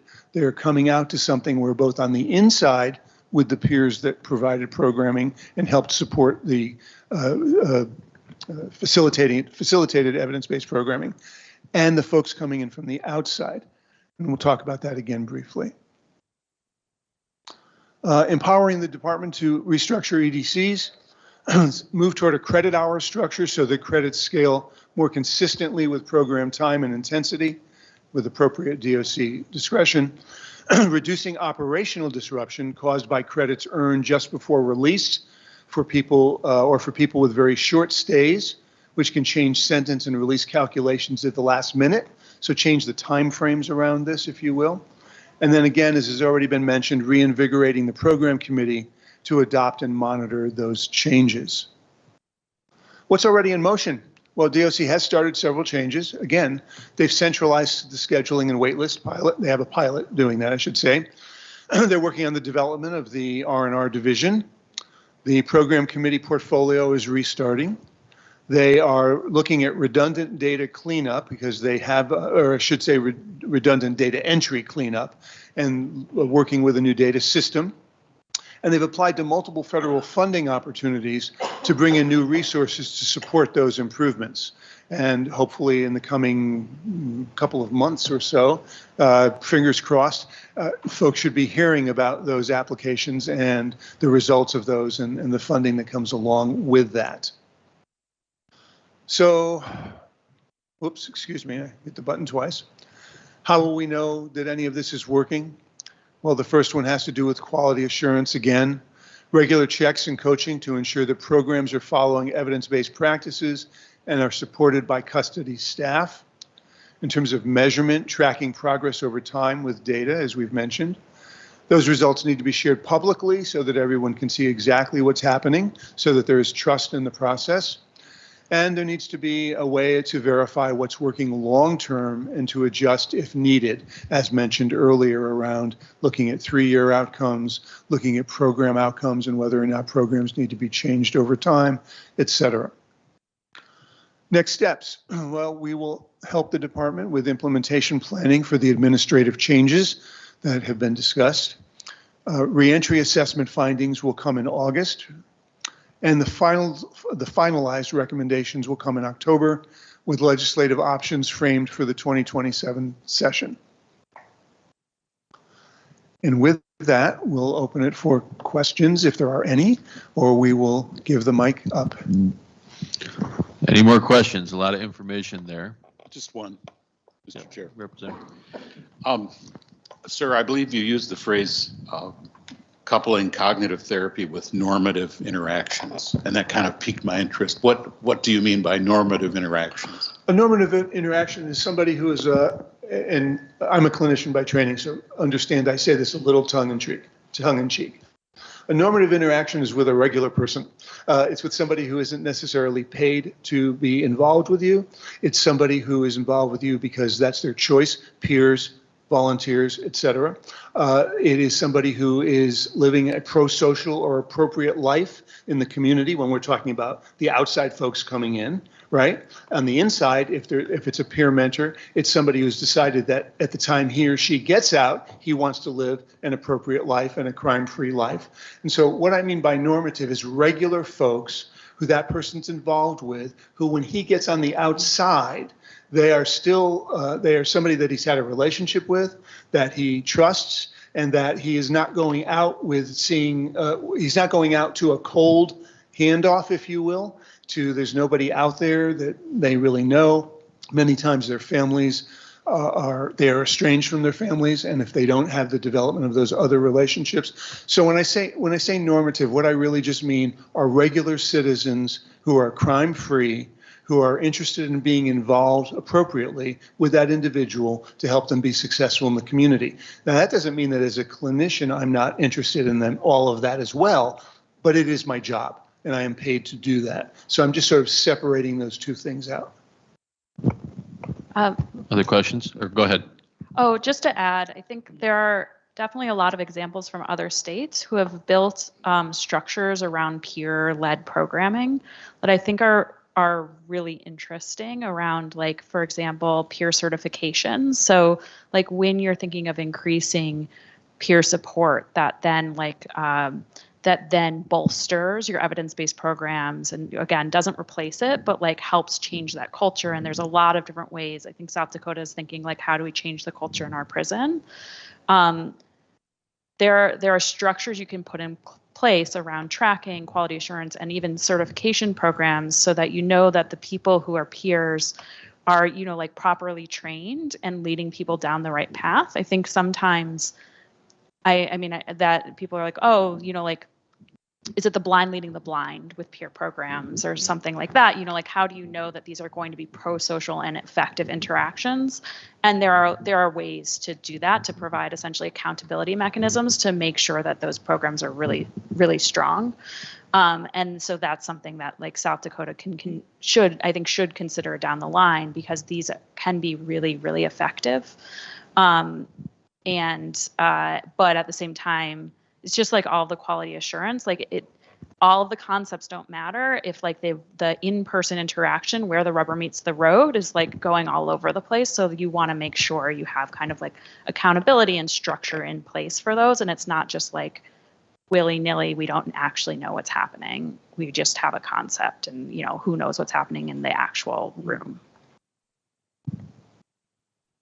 Representative Jameson. So you made a comment here about investing in capacity and the culture. And certainly we've invested in the building of a new prison, but what about the people that we may need? Have you quantified a number? Because that investment is substantial, I'm sure, and a long term. Do you have any kind of a number there? We haven't quantified at this time a particular number. I think we would have to work with DOC on that. But one thing that we've heard consistently across all of these interactions with people and DOC is there's often, when new initiatives come in or when new things are started, rather than getting additional resources or additional staff, people are just moved around. And so like you're just creating a hole or a gap somewhere else. And I want to be really clear that like what I think is most important is that not happen this time. Like South Dakota wants to focus on rehabilitation. Creating a rehabilitation and reentry division is a very clear prioritization that this is where your DOC is going. But if you want to like say have a director of that division and you just move someone over and don't backfill their old position, you're just creating a waterfall effect of capacity issues. And my impression is that has what's happened in the past. And so we are trying to be clear as a recommendation that with the reentry and rehabilitation division and the quality assurance division or quality assurance team, which I think is like maybe my number one, like this is very, very important that you have people making sure that on the ground, these things are quality. Those have to be new positions. You can't move someone around. You're stretched too thin. And then also a very big finding or a very big large gap that we observed in person in the facilities that we were in is that it's very hard in some places, it's hard to have enough custody staff to get people into the classroom. So they finally get off the wait list. Could be a 300 or 400 person wait list in some cases. They finally got off that wait list. They're in the class, and then there's constant kind of operational disruptions or staffing issues, so they can't actually get physically to the classroom. That is a problem in South Dakota, and so you need to pair these with additional staff so that your custody staff isn't so thin that security is the primary priority as it should be, but then they can't move people into their rehabilitative programs because there are security gaps that they have to fill, right? And that program transport is, I think, my impression, one of the first things that goes when someone calls out sick, say, or when there's a security incident. And so if you really want to support the rehabilitation culture and make sure you're expanding your programming, you're getting people on the ground into the classroom, there does need to be additional custody positions, which is an investment for South Dakota, because it does seem that like generally everyone, I think technically you're fully staffed, but you're fully staffed so thinly that, the moment one thing goes wrong, the waterfall effect is people are not getting their rehabilitative services. Others? Senator Carr. Thank you. I need you to help me connect a few dots. And I liked the sequencing and the restructuring that you laid out, these examples of 5 year, 2 years, 6 months. But I go back towards the beginning when we're talking about those that are most likely to recidivate and the percentage which receive any programming. So moderate risk to recidivate, 43%, moderate high, 56%, high, very high, 56%. So my question is, in all these recommendations and everything you laid out, and even the restructuring, help me connect the dots. If we put all this programming in place, we get the resources in place, we have the right structure, how do we address that 44% that is not getting any programming? Or how do these recommendations help address that 44%? So a couple of things, and we'll probably both have some thoughts here.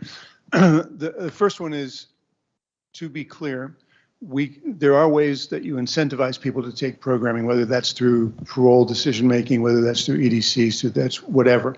You cannot force somebody to get into programming. So part of the reason for, I mean, legally, you cannot do that while they are in prison. You can do it while they are in the community on supervision, but you cannot do that while they are incarcerated.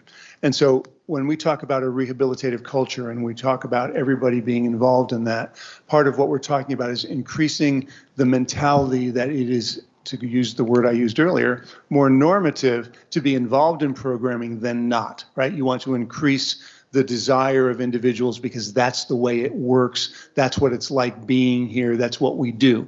That's issue one.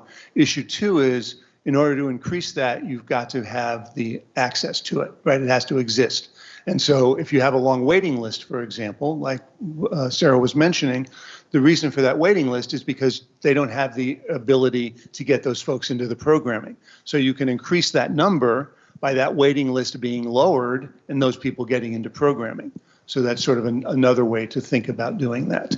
And then the third one is, in terms of program completion, the issue of getting people to the programming. In other words, I've joined the program, I want to be in the program, but there's difficulty getting that individual to the program because of the problems with custody staff, for example. No, problems with, meaning lack thereof, in order to be able to do that. You want to add some things to that? Yeah, I mean, I think that like people will get through programming staff faster if there are less operational disruptions that stop people from getting to their class. So you'll cycle more people in. In some places where there's space, you could increase the amount of programming people are getting. And then also with better coordination. So if you have a R&R person who's overseeing things and people are coordinating better across the different programs, because right now programs can be pretty siloed from each other, you can have faster sequencing and kind of like better coordination to make sure like programs are running kind of more efficiently. And I want to say one other thing that just crossed my mind. Remember, we're focusing on the issue of these programs. In no way are we suggesting that the programs that we could not look at now are not important also, right? So you've also got the religious programming. You also have a variety of other kinds of programming. Those are equally important.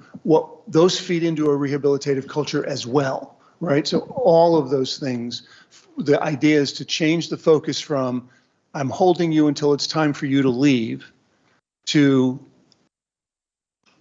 this is the time for you to learn how to behave well, how to do the right thing, and how to survive in the community. And that also lowers the degree of prison violence. It increases the ability to manage people well. And the combination of that sort of culture change, those different programming, both what we're talking about and the other programs that are important, and the appropriate staffing to manage those things will improve all of that. Because right now, when there's a problem, things get locked down. And they get locked down sometimes for a fairly long period of time. And there's a reason for that. But if the staffing were different, if the capacity was different, that would be able to be done much more quickly or managed much more quickly. And we would have much less disruption in terms of not just that programming, but really the other kinds of programming, right? Volunteers coming in, other kinds of programming that exists in the facility. All of that gets in the way of teaching people how to live a good life, if you will. Right. And I hope that that's our goal, is that our goal for community safety is that when these folks get out, they live a good life. And to do that, you've got to provide them with the skill set and the mindset to be able to do that. And you cannot do that if all you're doing is ultimately have no choice but to warehouse people because you don't have the capacity to do it the right way. I got a small follow-up, if that's all right. Thank you. At some point, we're going to be asked to provide some resources. I mean, I think we all understand that to do anything here and make these changes. So I heard you say a couple things, though. One, I can't force somebody to go through this programming. But two, there are people that want to, but via some constraint on the resource, a wait list, lack of staff. What's the breakout? Do we have the data to show how many just aren't going to want to do it, period? Of the 44%, do we know that? Or is there some sort of industry standard? As I make a decision to go, hey, let's implement resources, but 44% is the standard that just don't want any programming, then, you know, that might shape how much resource allocation we put towards something. So to be clear, we're not suggesting that 44% don't want to go into programming. There are a variety of things. First of all, some of that 44% may not need this specific type of programming. The other things that are available may be good enough for them. But the second issue is you can't force someone, you can incentivize people to get into programming. And that's why folks have things like, earn days or earn credit, discharge credit, or different parole processes, et cetera. If you don't do these things, these are not available for you. If you do these things, these are available for you, but you must do these things successfully, not just do them as in walk through them. And so please don't hear us saying that 44% of the folks don't want to do that. That's not what we're saying. You want to add to that? Oh, I just want to, so I think the 44, so we're saying, so 55% of people who were released in 2025 didn't complete a program. So I just want to anchor us in the right data. And the reason they didn't complete, it could be a variety of things. We do have data, DOC does collect data on who refused programs. So we could look in 2025 and say, X number of those. It's kind of it's all looped together into this chart. We have refused, terminated, suspended in there. But I mean, we could look at, what percentage of people just said, no, I'm not going to do that program. But, there's a lot of different reasons someone might refuse programming. It's not all that they don't want programming. We heard a lot about people refusing programming in order to maximize their EDCs. So it's like that they're refusing programming now because they want to do it later for a certain reason. They're worried about hitting their cap. And there's a lot about people who don't want programming now could go through motivational enhancement, right? There are a lot of corrections, like criminal justice research informed techniques to get people to convince people that actually they do want rehabilitation and programming. So anyway, it's complicated, but DOC does track who refuses programming.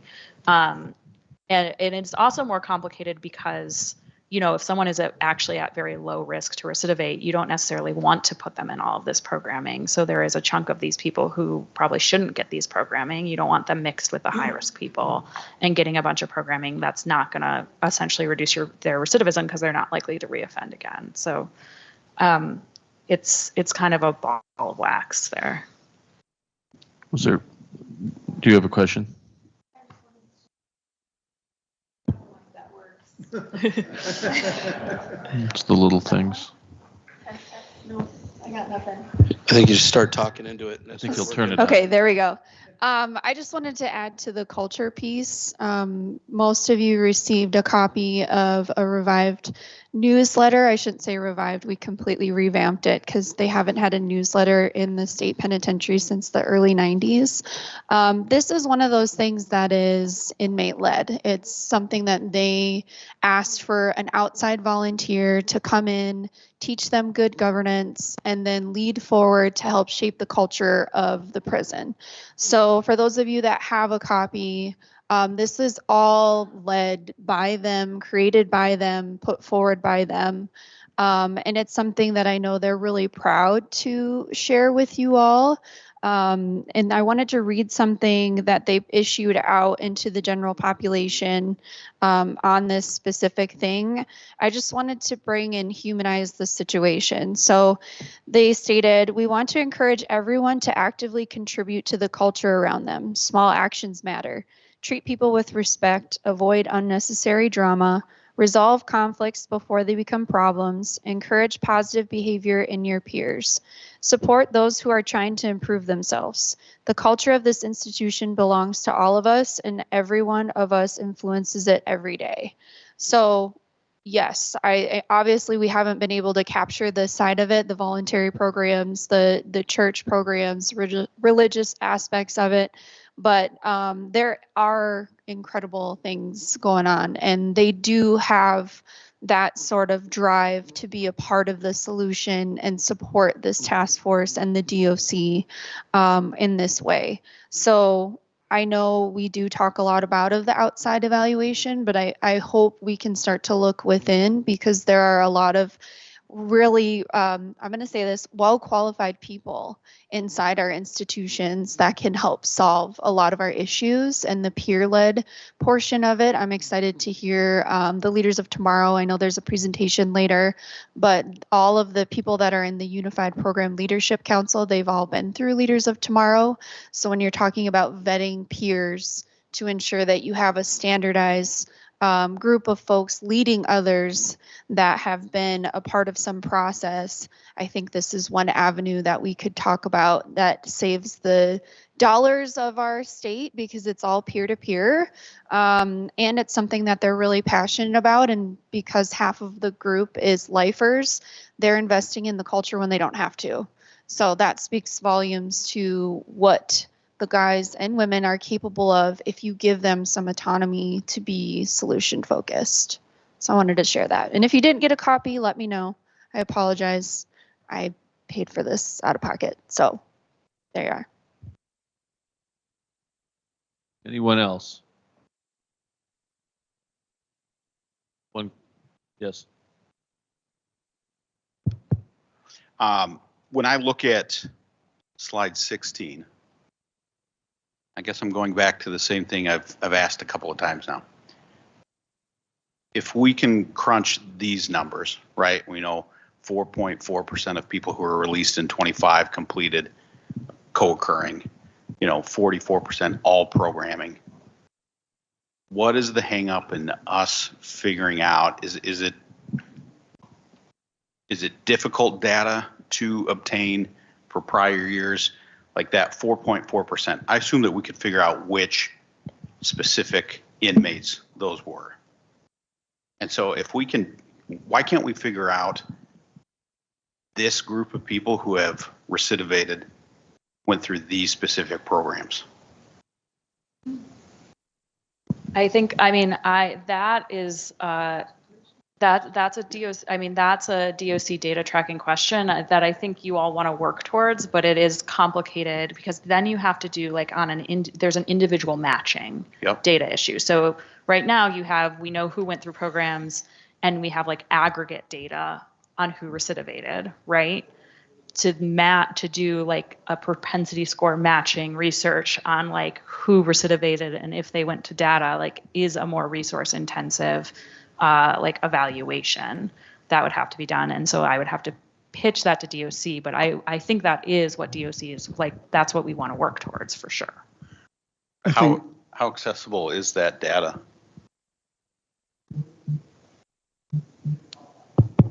I'm Bridget Coppersmith, Associate Director of Planning and Analysis. We do have that data. It is accessible. Where we get into a little bit of problems with it is what David was speaking to earlier of just because you completed GED, you also might have completed MRT or flagging or something else that's outlined in our stat report that may have contributed. Your offense contributes, the amount of time you served contributes. So we're looking at different ways to measure success of programs so that it's not strictly recidivism 3 years later. But we are able to person match. We are able to see of the recidivists, what did they complete? But we don't put those numbers out there because of all the other factors that go into it. Are you asking a different question in part? Are you asking, can you tell me who the people are, who the 4.4% are who completed? I think she's answering my question, which is, do we have those individuals and does that data exist? I understand it's not being put out there because there's a lot of things that contribute. But at the end of the day, we keep looking at one number and say recidivism. Recidivism went up or it went down. And I understand that there's a lot of stuff that comes into play with that. But I would like to see what can we glean from more narrow focus on some of these numbers.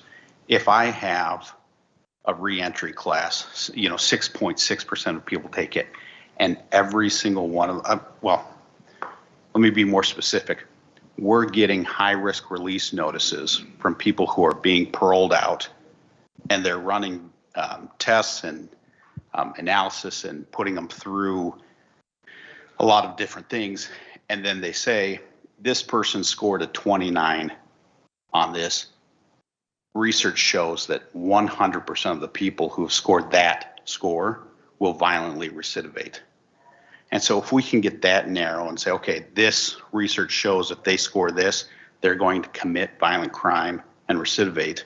Why can't we do the same thing with these programs and just look and say, okay, in a very narrow lens, people who have this 44% who have completed all programming are more successful than the 30% who are only completing one class.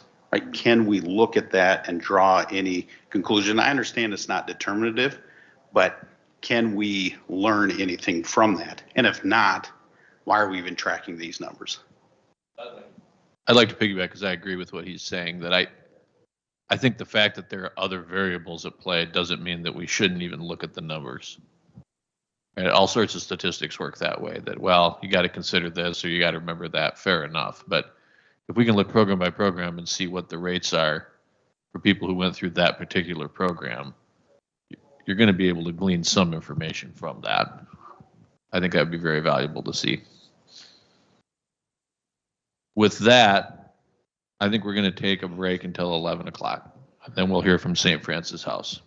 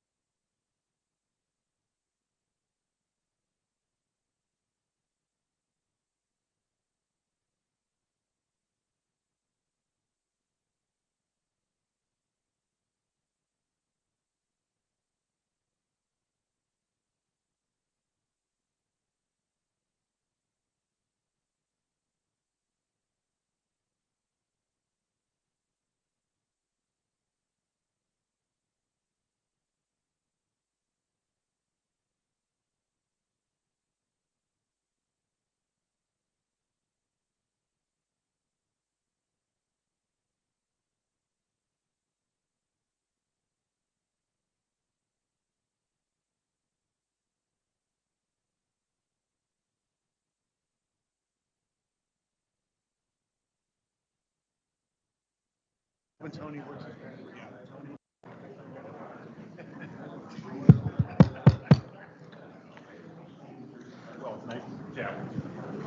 Let's try and find our way back to our seats if we could.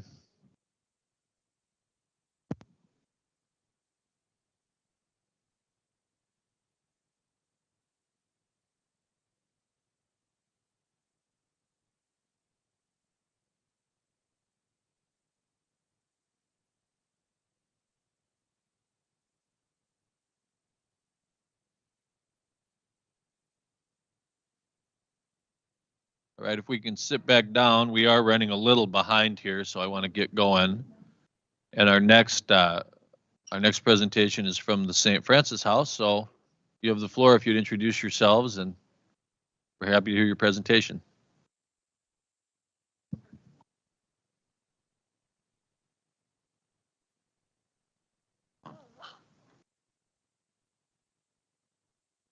If you start talking, he'll turn it on. Maybe.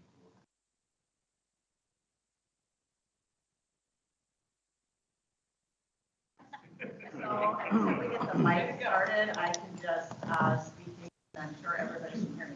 I am Julie Becker. I am the CEO of the St. Francis House.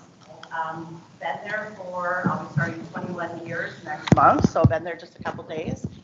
And we have been blessed to have a partnership with the Department of Corrections for the last 10 years. We have had. Do use the microphone so we have people listening on. That better? Yep. Okay. So as I said, we have had contracts with the Department of Corrections for the last 10 years, and they have gone very well. So I'm going to start by explaining the two contracts that we have. First, we have a contract for the work release program. We are the only unsupervised work release program currently in our state.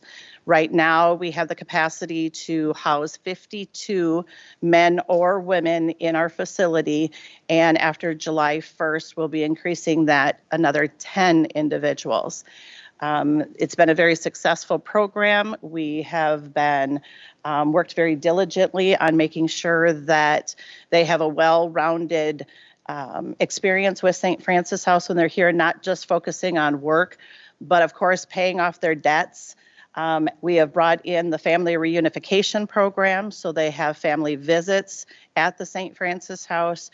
They also are involved in all the different programming that we have, whether it be our spiritual component with Pastor Jeff Backer coming from St. Dismas coming into the facility, whether it is our great partnership with Urban Indian Health, them coming in and doing talking circles and smudging. We also have Face It Together coming in that does mentoring. And as you continue to hear me say they are coming in, means that we work with our community partners so that we're not duplicating services. We bring them into the St. Francis House. We have the space for them to provide those services. So in front of you, you have a hard copy of, and no, I'm not necessarily just promoting our expansion of our Healing Home campaign, but there's some great information. If you open it up and you're gonna see what our current capacity is. When we built the facility that we're in right now, we built it for 120 beds. So you can see how many we have already expanded since that time. The green and the blue, that 244, that's just DOC people on the waiting list. That means that they have put in a request to their case manager for St. Francis House to be their place for their parole plan. And this is what is waiting and growing to come to the St. Francis House. So this is where we're sitting at those numbers so that you see the growth and what is needed. If you turn the pages, you can see that we are going to be expanding. With our expansion, our main floor is going to have additional offices, and those offices are not for St. Francis House, it's for our community partners. So they have a designated spot to be meeting with individuals. So when the parole officers do their night spot checks, they have a space to meet with the guests in an office to have those conversations, as well as the growing number of people who want to come in and provide services. As you go through this booklet, you're going to see all the programming that is offered. We do computer labs. We have on volunteer nurses to come into the St. Francis House to provide services. We're a community health worker partner agency, so I have 3 community health workers on our team. We have cultural programming, fitness room, and Tessa really wanted me to share about our donation depot, as I call it. For those that are not familiar, we take a lot of donations into the St. Francis House. And when we get those donations, we take what we need and then we pass the rest on to the other agencies that need them. So here's an example. If you're free on Friday and you want to pop in, Amazon is, we're getting 8 pallets of merchandise from Amazon. And in that, we have no idea, it's like opening Christmas. But we have our partner agencies make a list of the things that they need. And so, for example, with our specialized treatment program that we have with Department of Corrections, if they need 30 some binders, guess what? They just came from Amazon. So we're also working on trying to do cost savings. That's a big thing. If you don't know Julie Becker, she's very frugal and we do not spend money that we do not need to be spending.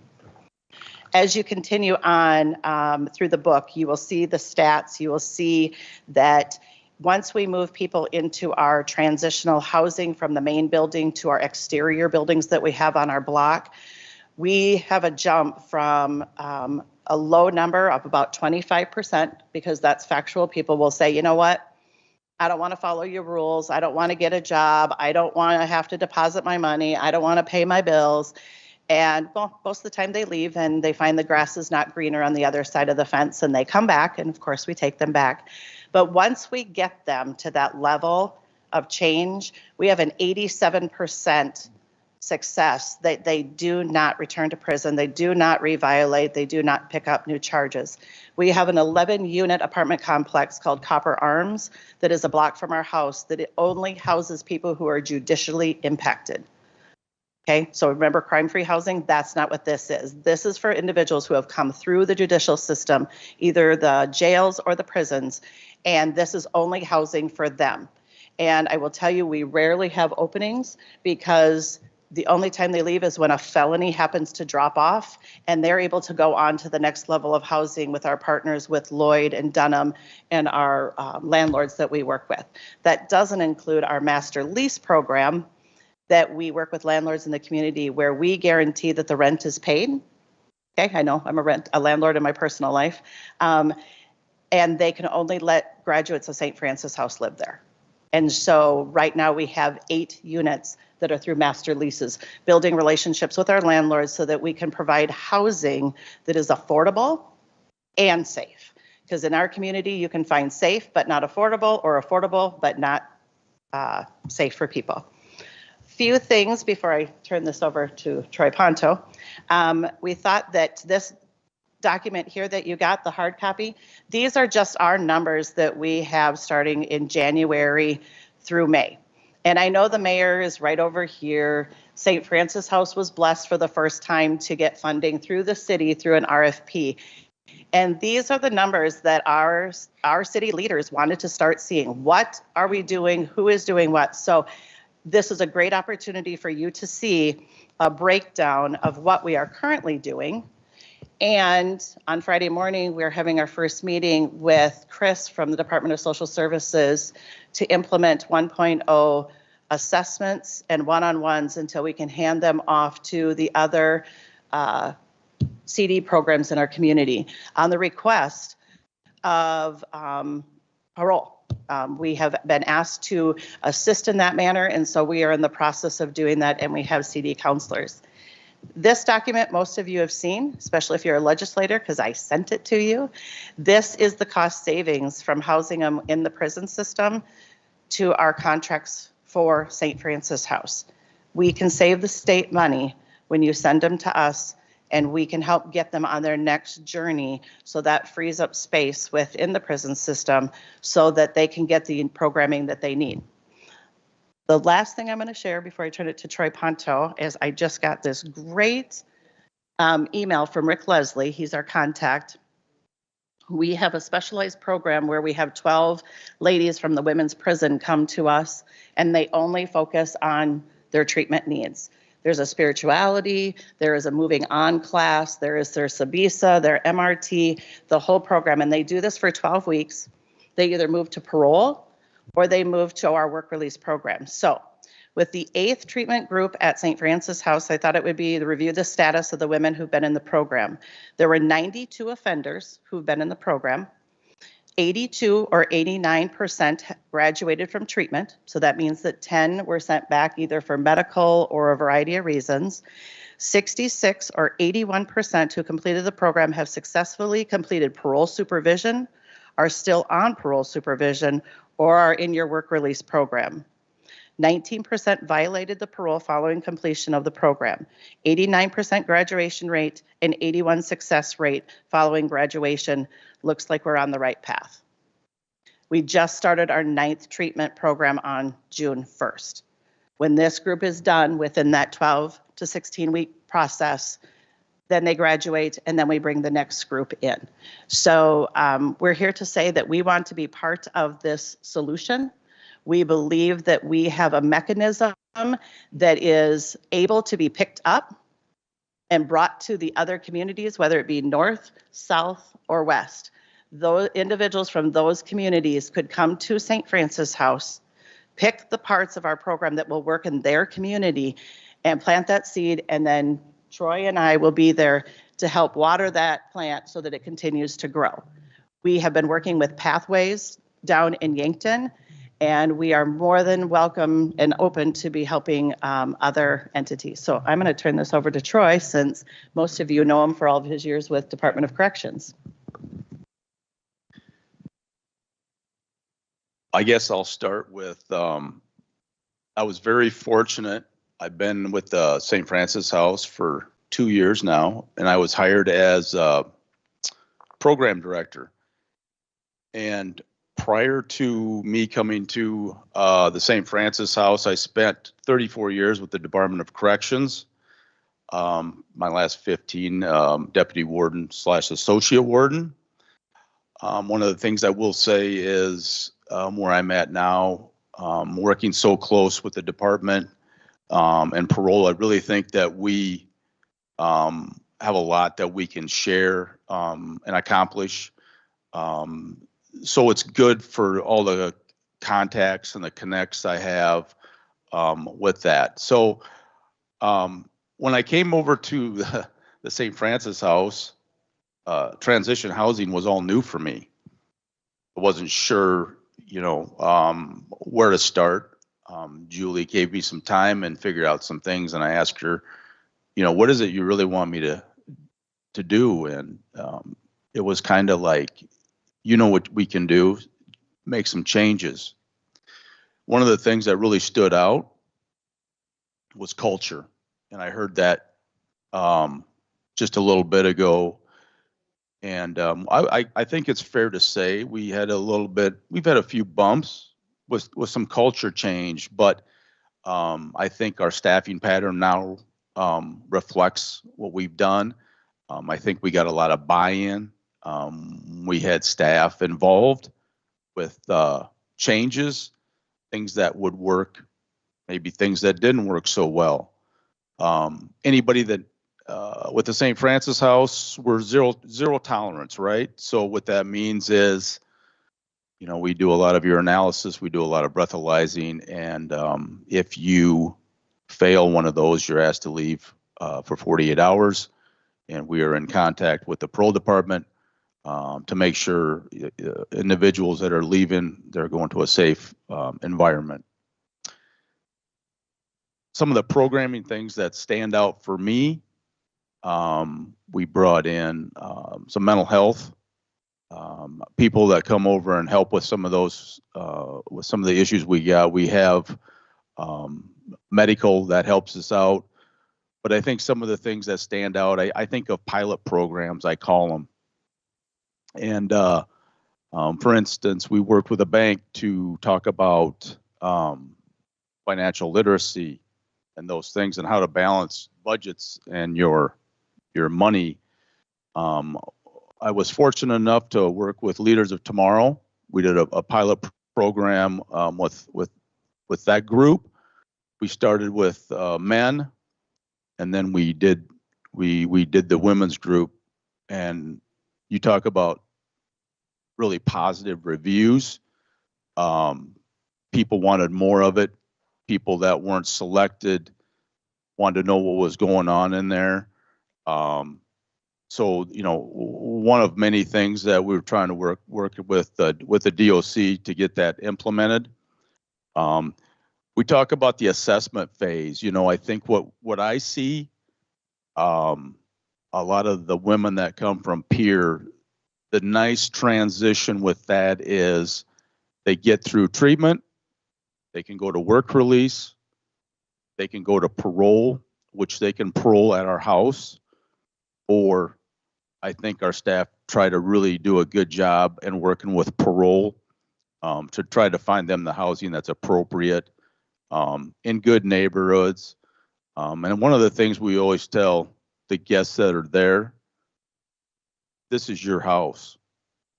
You know, we may manage it, but this is your place. You can come home at any time. If you have a bump or you have a bad day or a bad night, give us a call. I tell people, I've given out my cell number. I give it out to help them find jobs. I think that's the beauty of the St. Francis House, is getting them through those first few stages, getting them back out in society so they can be productive. And I think that some of the programming that we do really does help reduce the recidivism factors that we're all trying to do better at. So I always tell people I'm always open, and I use a lot of the resources still from when I was at the department, and I think we are very good information sharing, and I think that's just what makes us better. And the staff that I supervise, I always tell them, I always raise the bar. We can always do things better. And then that's kind of how I lead. And I think that's why we do a really good job at the St. Francis House.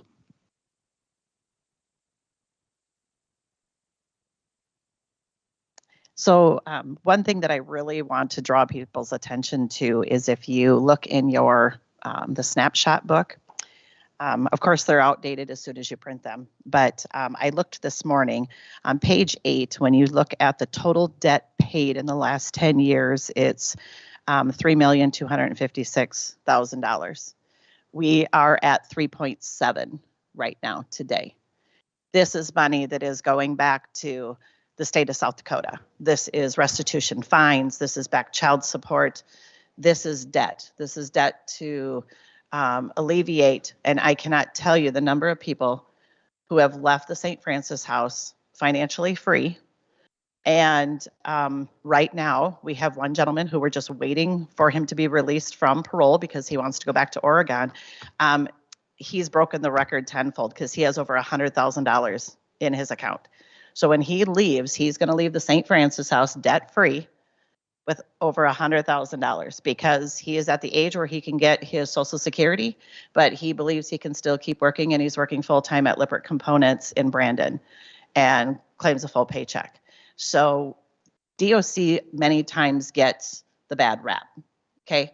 We're here to share those success stories because we have many, and we want that getting out in the public so that people can hear that there is successful relationships, partnerships, and true stories of people who have moved on and not come back. So we're going to open it, most of this to try and open for questions that people may have.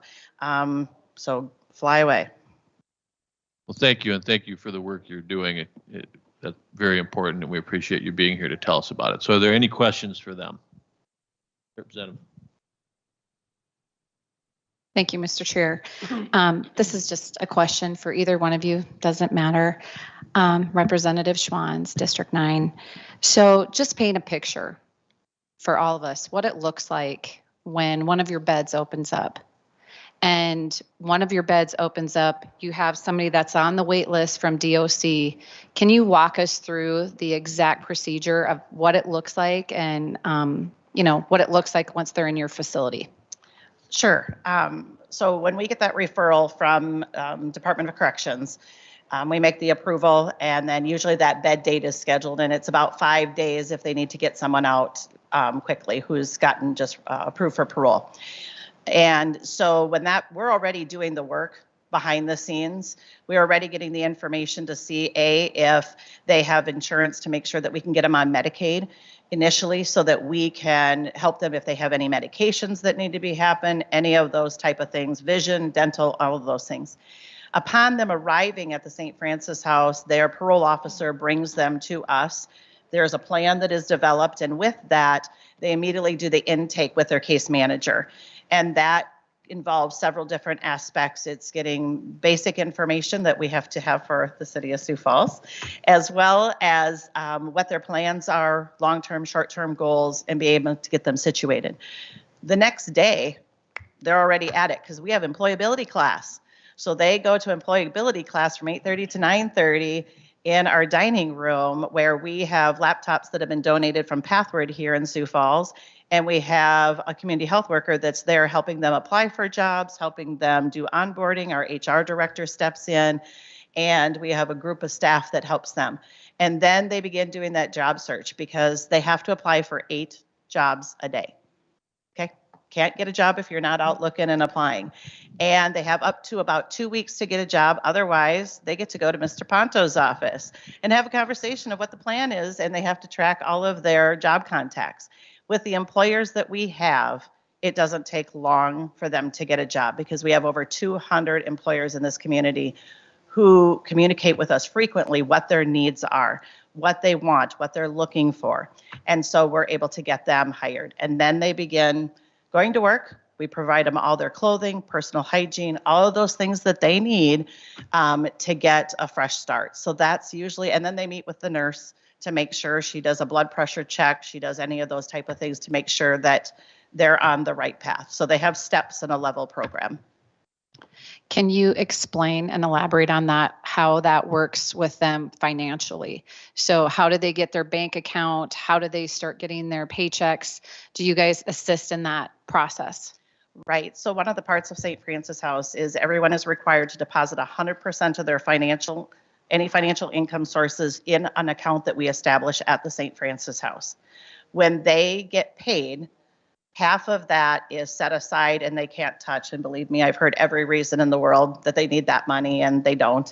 That is their money to pay for their own rent and deposit when they leave the St. Francis House. The other part is they have to pay a small fee to stay at St. Francis House. It's $250 a month. I tell them if they could find it cheaper, I'll match it, and no one's ever been able to. And then when they need things, like if they need minutes on their cell phone and they want $50 to put it on, they have to pay $50 in debt. It's an equal to equal. We're trying to teach them that debt comes first. And then every month, they will go with their case manager to go through, just like a bank statement. Are all the deposits right? Are all the withdrawals right? They sign and date, they get a copy, and a copy goes in their file, because, you know, we have an auditor that likes to see those things. And upon departure, we write them a check for what is in their account, the full savings and their spend money is what we call it. Well, I want to personally thank you guys for what you do for the community. I think it's an amazing program. Personally, I would like to see this as a program across the state of South Dakota. You know, we could talk about that later on, but I do think, do you guys have any any options, or is there anything going on across the state? Like, say that if it was in the middle of the state in Chamberlain, or, you know, down in Yankton, I think you had mentioned, you know, what are the options of you guys acting as somewhat of a flagship? Well, actually, we've done that with Pathways in Yankton. Actually, they had, and I don't know if they still do for sure, but I helped them with their contract with Department of Corrections because they had some beds there. The whole goal here is we want to be helping. There's another nonprofit that started in our community that's doing very well, and she called me and said, Julie, I have all these policies and procedures to write. Oh my gosh. And I said, never mind. Here's my link. Go to it. Just change St. Francis House out. Put your stuff in. They've all been looked by attorney. Stop wasting time when you have more important work to do. And that's exactly what we're talking about. Our board talked about creating a West St. Francis House, but when we did some exploratory work, it's really difficult when you want to bring things that are working in one community into another community. It's best for that community to come and say, hey, these are the 6 things that I think will work really well. Can you share those resources with us of how you do that? And they can spend time with us. And Troy and I have already talked. I mean, we have people that can go out and be out there, and because when our guests win, then we see them as volunteers and they stop in to say hi instead of having to come back through our doors to start all over again. So yes, it's about a seed that can be picked up and planted in other communities in our state and honestly other states as well.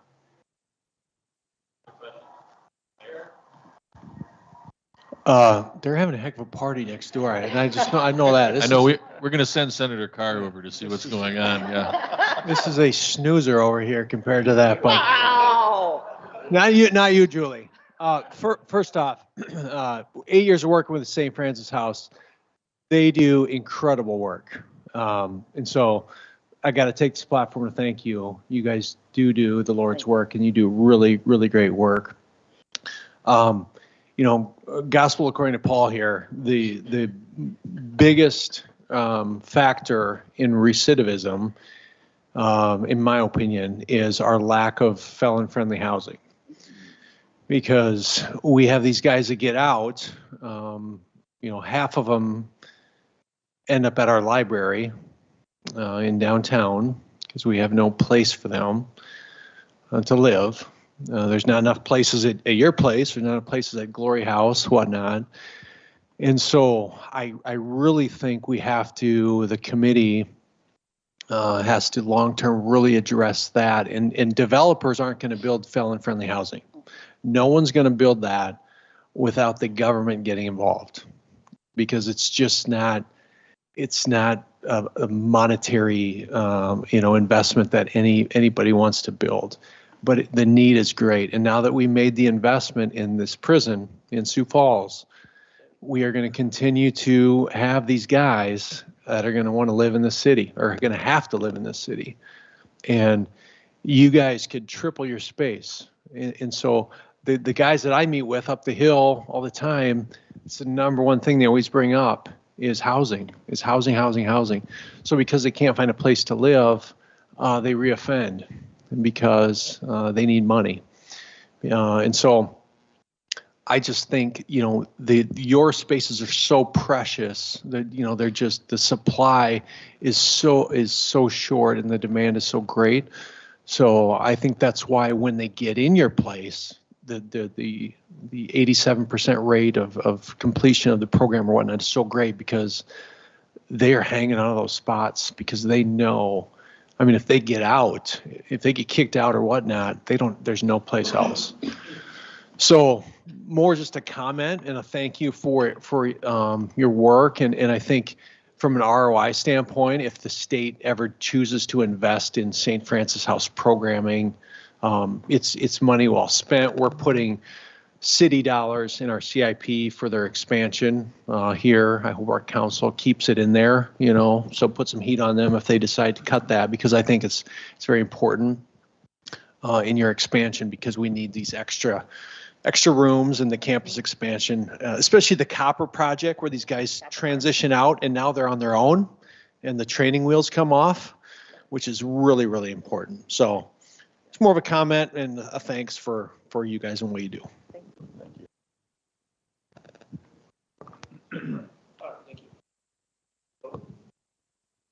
Thank you. Yes. Anyhow, so I just want to understand. You've talked about, there we go, the recidivism rate, that folks that have moved from the main building to transitional housing, is that you find that a key component? Can you just explain, give me a little bit of why? What we have found over the years, and this is why we've continued to grow and do the Just Home project, which is part of Copper Arms and these master leases, is that there's twofold. One, we still have that level of accountability, because these are all zero tolerance programming, so they can't move into Copper Arms and all of a sudden decide drinking and doing drugs. They sign a lease that says that they don't do that. They get 3 strikes, and after the 3rd strike, they lose their apartment. So it's really focused based on holding them accountable. The other key component, and I don't know who has never heard it, but it's case management. It is that continued case management that they meet with a case manager twice a month to make sure that things are going well. Now, we have ones that will come in every day to see their case manager because, quite honestly, they don't want to cook their meal in their apartment because they can still eat at the St. Francis house. And if you haven't eaten there, our guests eat better than I do because we have amazing meals. So it is that home environment, that is that connection. It is seeing them as a person. And that is what we have seen over the long run that has made the change. Yeah. So how long are they typically in transitional housing? They stay in that transitional housing until they decide to move on. Okay. So you have some that are there for years? Yep. And this is what the deal is.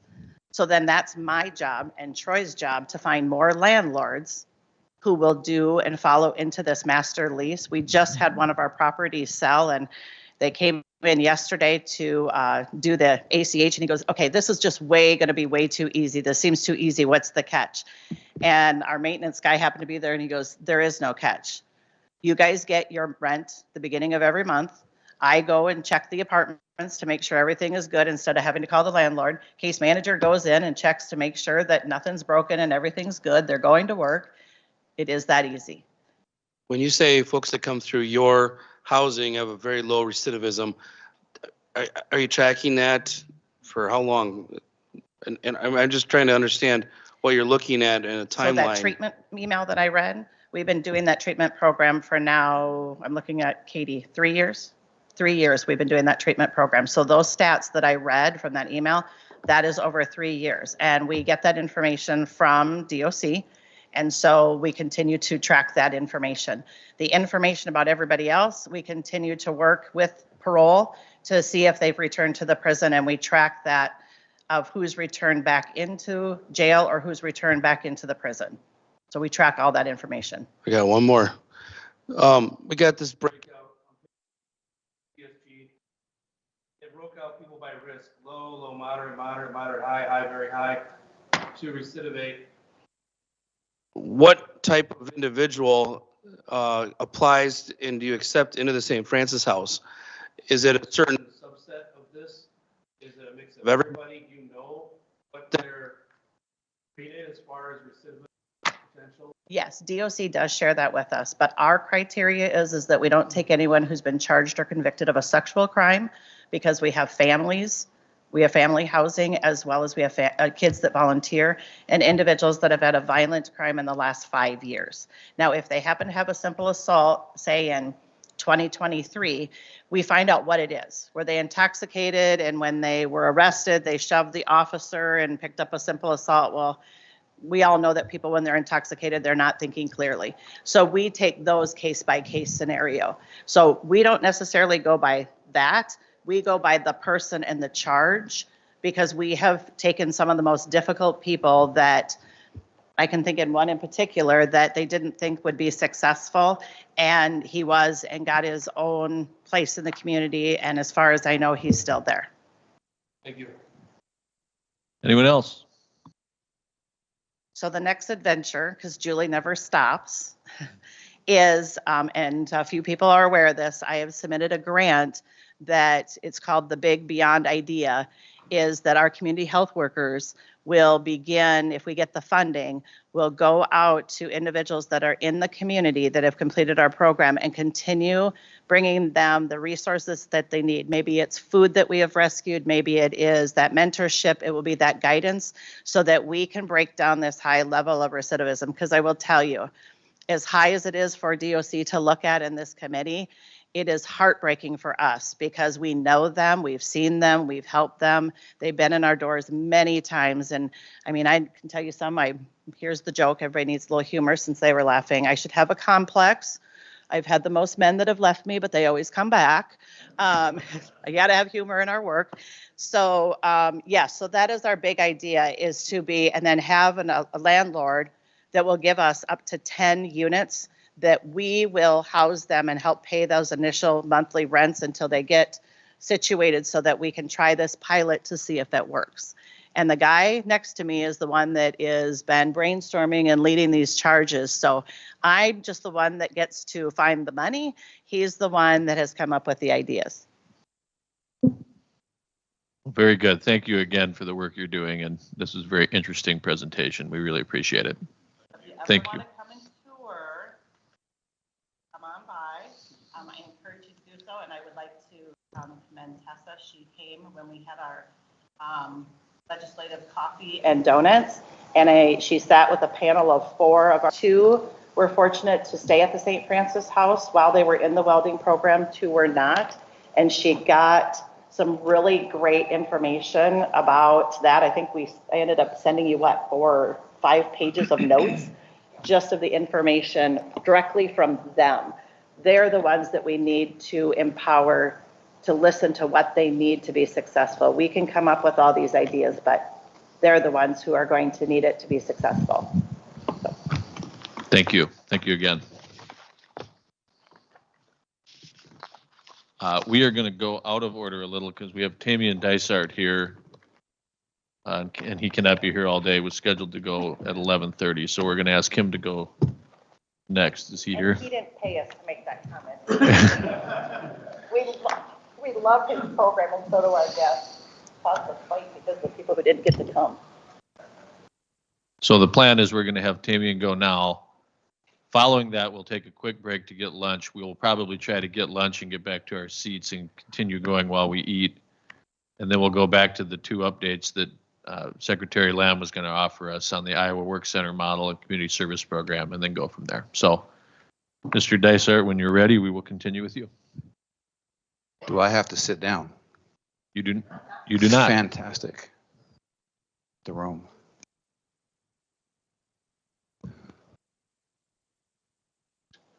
Awesome. Well, I'll just jump in. I know, guys, between lunch is me. So I'll be about 20 minutes through this, going to give you an idea of what we've been working on in the realm of Justice Impacted and our program Leaders of Tomorrow. So just quick baseline for those who are unfamiliar with the work that we've been doing. Tamian Dysart, CEO, co-founder of a company called Think3D. We officially launched our company back in 2016. Primarily, we work with organizations to build intentional culture. Companies like First Premier Bank, Avera, so on and so forth. And early in our stint as a company, in 2018, we saw a huge need of not just developing leaders in our community, but also having a specific emphasis on people from underserved communities who typically can't pay for programs like a Leadership Sioux Falls, Leaders of South Dakota. And so in 2018, we launched this program called Leaders of Tomorrow. And the premise of Leaders of Tomorrow, taking the same type of content that we give to corporate clients, first premiers, et cetera, and said, how do we make this accessible to any and everybody? With the caveat, we're going to seek funding for it. So again, individuals who typically wouldn't have dollars to pay for this are able to have access to this program. So we launched the program initially. It was a 12-week program, 2 hours a week that we meet. And we had a very ambitious goal initially with this program. We wanted to get 500 people through the program by the end of 2025. So kind of an 8-year vision of the program. We got our first grant from the Sioux Falls Area Community Foundation back in 2018, show proof and concept of the program. The following year, Andy Patterson was able to get the Beacons to the Table, Miles and Lisa, and we got a couple more programs going. And in 2020, we had the murder of George Floyd. We really sat back and saw what was happening in our country, a lot of unrest, and we really said, being from Sioux Falls, we have a very special community, but at the same token, what keeps us from having an incident like that happening right here at home? And so how can we lean in a little bit more with this proven program that was having a lot of success? And so we applied for a grant through the MacArthur Foundation in 2021. So they had a big safety and justice challenge, so kind of a 10-year worth of funding, and launched our first Leaders of Tomorrow Justice Impacted program. And so what's different between our normal program that we started and Justice Impacted, same 12 weeks of content, but we added an additional 4 weeks of content, which is focused around trauma-informed training, ACEs, focused on generational railroad, et cetera. So we launched that program. We had funding for 3 cohorts back in 2021. We saw the proof and concept, and it was truly transformational. And so we said, we're going to make it part of our ongoing fundraising efforts, whether it's grant funding, whether it's asking businesses to help support it, or individuals to help support it as well.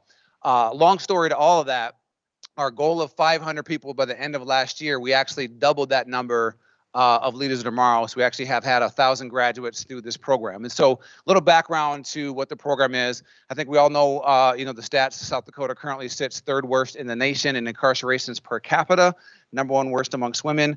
And the overall goal is how can we help lean in and build better communities by building better individuals? Kind of simple premise in that. So why this works, why this program really has shown proven to work. When I talk about this program, I was actually having coffee a few weeks ago with a gentleman who spent 30 plus years in the FBI. And I was sharing with him what we're doing inside the prisons. And he told me flat out, he said, if you told me you're going to take the same content that you give to a First Premier Bank and a Vera and you bring it inside the prisons, he said it wouldn't have worked. And then he came in inside the program with me and saw the proof and concept of the individuals that go through this program. And so the core of that started back in 2021. This actually is now an accredited program. So 2 years ago, we got it accredited through the University of Sioux Falls. And then more recently, this hasn't been publicly announced yet, but we actually have got it accredited through Augustana University as well. So why does this work? The core of this, it's evidence-based. It's really neuroscience, the core of it. I use the analogy all the time. Can you fake being engaged in CrossFit? Answer is no. If you go to CrossFit 3 to 5 times a week, I don't care what you think about CrossFit.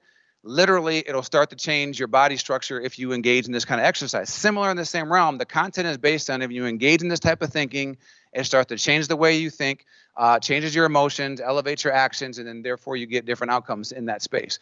And so all of this is really built on that simple science of elevating the way people think. And it will also important to build the cohort model, because one of the biggest components of people coming in or out is their environment. If you don't have a support system, the reality is you going back is highly likely.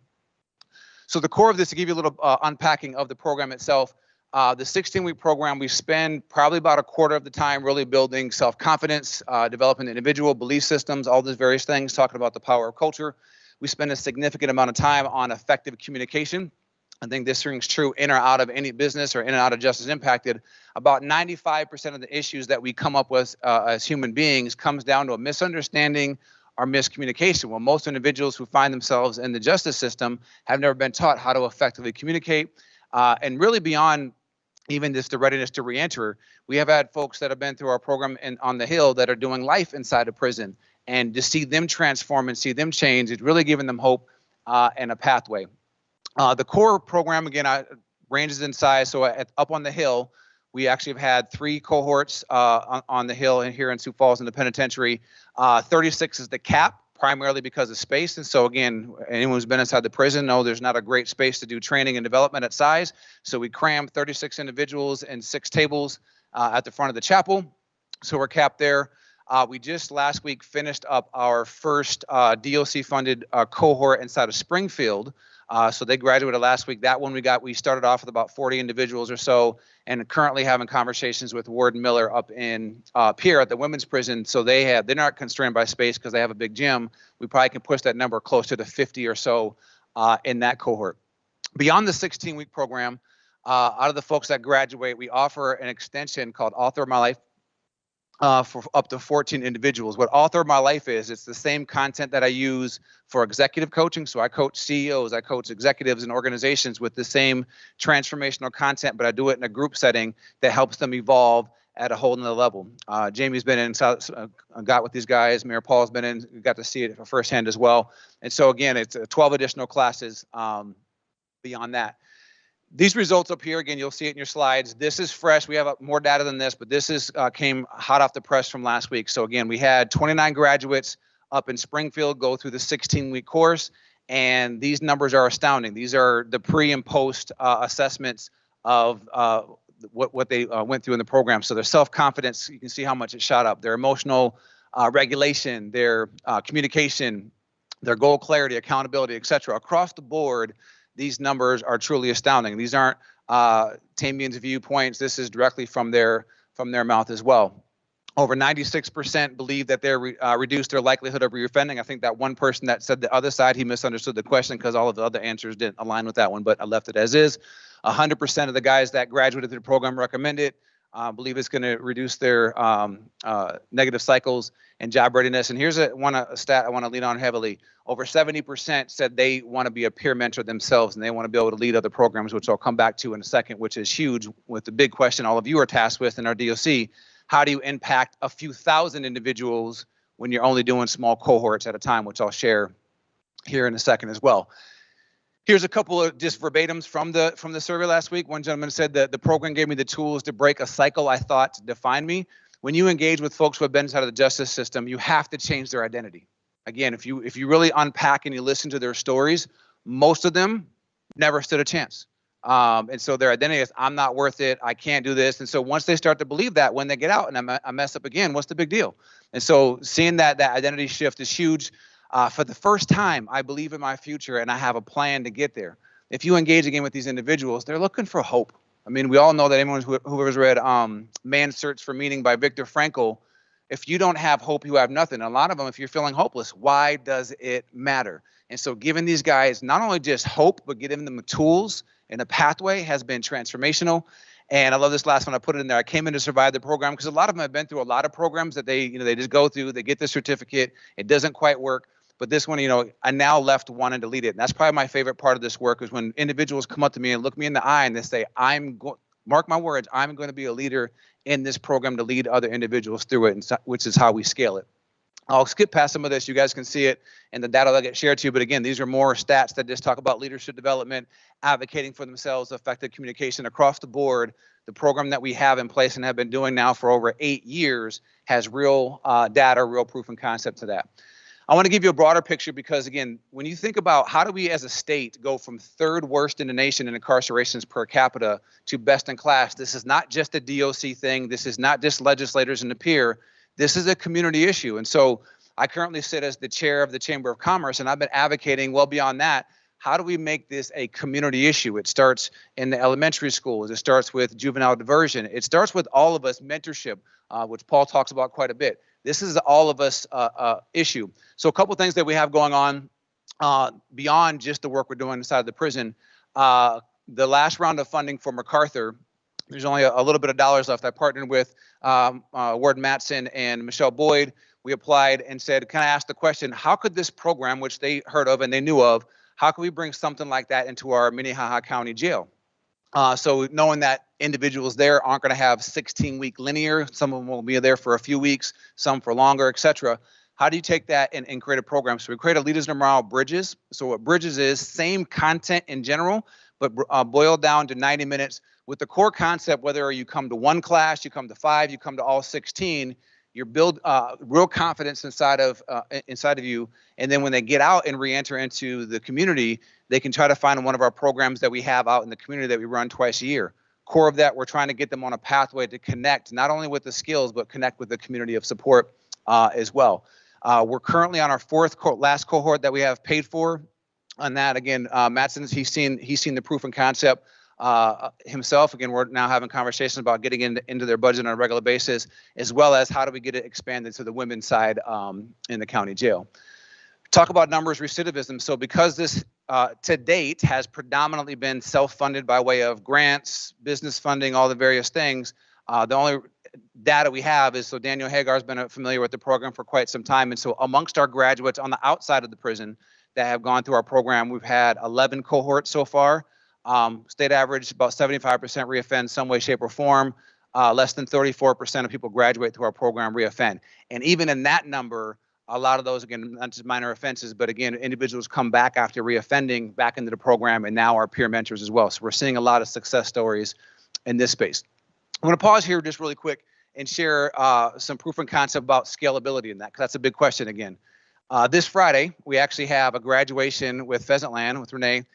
This will be our second graduation in Pheasantland. So the program with Pheasantland, Leaders Tomorrow, we haven't touched it and haven't been paid $1 for it. These are all individuals that are inside prison, went through Leaders Tomorrow, went through All Through My Life, and we gave them permission to teach the program beyond us. And so I think we're close to 15, 16 plus in total between the two classes of graduating that. So you talk about expansion, that's over $15,000 that the state didn't have to pay for, that funders didn't have to pay for. These are guys inside hungry to pay it forward, to continue to do their part in that. I believe all of you are familiar with UPLC that Don Maria had helped establish and lead. Over 90% of the guys inside the prison that are on this group, or this task force, if you would, are Leaders Tomorrow graduates. And so again, proof of concept of building leaders to make impacts. And then peer mental health. Again, I believe almost all, if not all, the peer mental companions that the pilot program inside the prison right now come from our Leaders of Tomorrow graduates. And so what happens when you build leaders? You gain influence, and it ripple effect beyond that continues to flow. A few more things just to share and open up for questions. As I said, this is not just a DOC issue. This is not a Think 3D issue. This is a community issue. And so how do we start to pull all of our community folks who are involved in reentry, some way, shape, or form? How do we get this together to start having conversations? So back in April, I pulled about 13 different entities together to have a conversation. We had Michelle Boyd there. We had Michelle Treasure from the county. Scott Day was there. We had over 13 organizations to say, again, the fact is we're third worst in the nation in incarcerations per capita. This isn't all of us issue. So we're now having quarterly conversations with our next meeting scheduled next month to really talk about how do we start to work better together, start to have appropriate handoffs, because the reality is people are slipping through the cracks. It's not a shot at any one entity. This is truly an all of us issue. A few other things that we had going on. Juvenile diversion, I mentioned that earlier. Again, prevention really starts. It never gets cheaper than when they're young. Last year, we had our first funded program with the county for juvenile diversion. We successfully graduated 19 individuals through that program, and conversations of having a second year happening right now. And then we also have a pilot program going in JDC that we got private dollars currently to fund that, to also start to have diversion at the youth level. The other side I want to talk about is the staff, because the reality is reentry is not just a inmate issue, is not various things. It's also about the culture. And if you engage in any correctional officer, that's a tough job, right? It's a tough job because your client base rarely ever happy to see you, and you have new crops of people coming in every single day. And so in the budget that we had working with Warden Madsen, we do staff training once a year in that space. And then currently we're also working with Warden Joy up on the Hill of doing some additional staff training. Right now doing it free of charge because we want to show proof and concept. But we also want to have an eye on impacting the culture and impacting staff as well. So not only are we saving dollars from turnover, those type of things, it also gives common language between correctional officers and the inmates themselves, how we move that forward.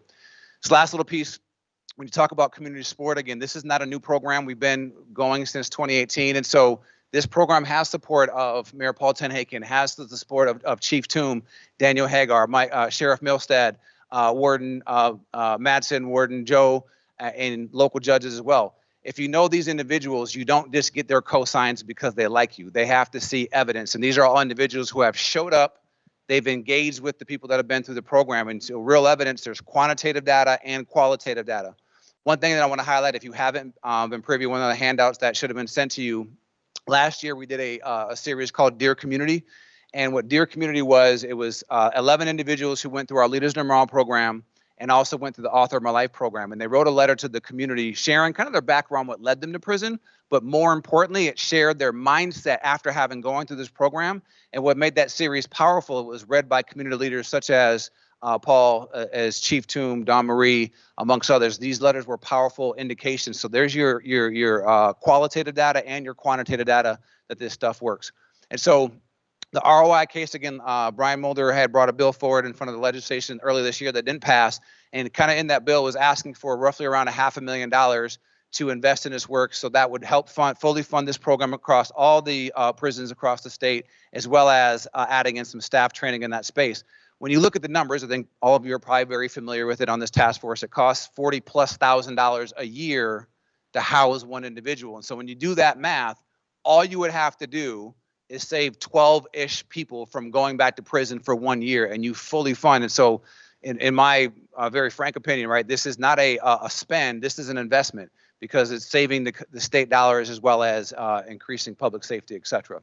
So my vision, if you can't tell, I'm passionate about this. We really have carved out, we still work with Silencer Centrals and First Mirror Banks and do all those various things, but we carved out a piece of our business because we have a program that's not theoretical that it's working, it truly is working today. And so we want to be a part of the solution, working alongside all of you that how do we become third worst to best in class? We truly believe if you take the quantifiable data that we have so far, this is something that has tremendous legs to it to continue to work. And so our call to action is we want to continue to partner.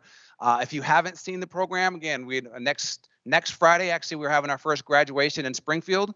I invite you to come. Friday, we're having a graduation at Pheasantland. Talk to Renee, we can get you in there. And I still have a few more classes of Author of My Life. Paul came just a few weeks ago. When you talk about engaging these individuals, it'll blow your mind because, again, you take best-in-class content and give it to individuals, for many who have never heard any of this at all, you truly change the trajectory and the narrative of this program. And so that's the core of all the things that we got going on in this space, passionate about really truly making South Dakota best in class around this. That's what I got, and I'll open for questions, comments. Any questions? There.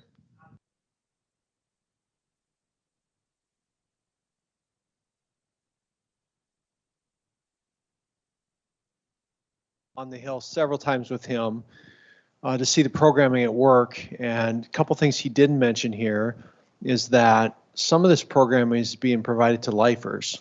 And so you may question, why are we spending money on lifers? Well, the work that we're doing with some of the lifers, they see their mission field now to ensure that some of the guys who are getting out don't come back. So they are really laser focused into pouring into the guys who have limited time, to investing in them to make sure that they don't come back. So we're training the trainers. So some of the guys that are getting this training see themselves as now taking these skills and paying it forward to the guys that are coming in. All right. So that's one. Second thing is there's also a justice impacted version of Leaders Tomorrow that happens for men and women that come out that Tamian and Think 3D folks help facilitate when people get outside of the walls. And I could help facilitate that. Even Tamian could help facilitate that, but that's peer led. And that's really important because you're never a prophet in your own land unless you have lived experience. They will not listen to a mayor or a state's attorney, but they listen to other people who have been behind the walls. And those cohorts are pretty powerful too. And so I've seen this with my own two eyes, and there's a culture shift that's happening with the men who are going through this program. That's anecdotal, but I think we have to keep investing in this because we start to see some early indicators of some of the numbers. And the numbers are showing that the guys who are going through this, once they get out, are making some better life choices. And that's kind of what this is all about. So take him up on an offer to go behind the walls too and see some of it in action, because I think it's pretty good. And I'll just add quickly on that. I forgot to mention it. It's a low number. We have the guys who graduated our program. I think they between 12 and 20 additional classes. So you talk about how do you reach the thousands? These are individuals that are doing peer-led classes beyond just the work we're doing in Pheasantland, all the various things. They're doing their own programs. And so how do you hit the thousands? These individuals that go through our program, they are the key to be able to spread this stuff throughout all the prisons. Anyone else? Greg, Representative Jameson. And just to talk a little bit about the bill that was proposed last session, and the idea that some of us who were there probably didn't have all of the right ammunition to sell it to the other members of the House, at least. And I think with this discussion as a task force, it'd be very productive if this task force could recommend approval for that funding. I think the way that would be heard by the other legislators would be profound. And so could you tell us a little more about that bill that was proposed? And then a second question, follow up with the leadership of this committee would be, how could we help facilitate that? Yeah, absolutely. So in that bill, the goal was to get into the women's prison with the program, Springfield, to have 2 cohorts on the Hill. We haven't been in Jameson yet. So again, kind of fully funding program year round in those facilities as well. It included some peer mentor support. So when people get out, again, how do we start to build an ecosystem of support? Because when people get out, Paul mentioned housing is a big one, but again, your community matters as well. So there was some peer support stuff that was built in there. And that wasn't going to be something that we wanted to facilitate directly. We were partnering and having conversations with F5 right now. Adam Martin's in the room with people who have proven track records of what peer support looks like. And then we had built in there as well staff training, because again, you have to be able to improve, elevate the culture within the prison systems as well. And so that bill really had our aim was staff support, again, programming year round for the next 5 years. It was a 5-year bill, a 5-year ask. So it would have been over the next 5 years to be able to show the proof and concept. Goal of that for me is when you talk about saving the numbers, again, just saving 12 individuals from going back. Once you show the savings, now you can say, again, we're the state's saving money, let's put it in the budget. So once you get in the budget, and as long as you continue to produce the program, we already have evidence of that. That's kind of what was written in it, was peer support. Storytelling was the fourth component in that as well, was making sure we're continuing with storytelling. Again, the series we did with Dear Community, because this is the broader public. I think actually I love the story with Paul. He's one of the greatest examples of that, who, when he got to go inside, his whole perspective on justice impact had changed, and why he's been a huge advocate. So I think it's also important when people have not in my backyard conversations, how do you help average citizens say this is our issue when we talk about public safety, which I think helps push the envelope to start with prevention and getting more people to lean in at that middle school level when you start to see some of the wobble. Representative Mulder. Thanks for being here again today and providing more of a background. Obviously, I think it's going to help moving forward. Just a little bit more detail for the legislators in this room, maybe questioning why that bill failed in the House. Again, it did go through appropriations. It was a one-time ask, actually, for 5 years of funding, so about $500,000 a year. It was $2.5 million. It failed on the House floor by 5 votes because it needed a 2/3 vote spending. So my idea behind that, again, bringing it in the form that we did, was it would give us 5 years of data on proof of concept, as Tammy has mentioned several times here, although he's building proof of concept through the grant-funded programs that he's already running, that it would give us real data at a modest cost for 5 years.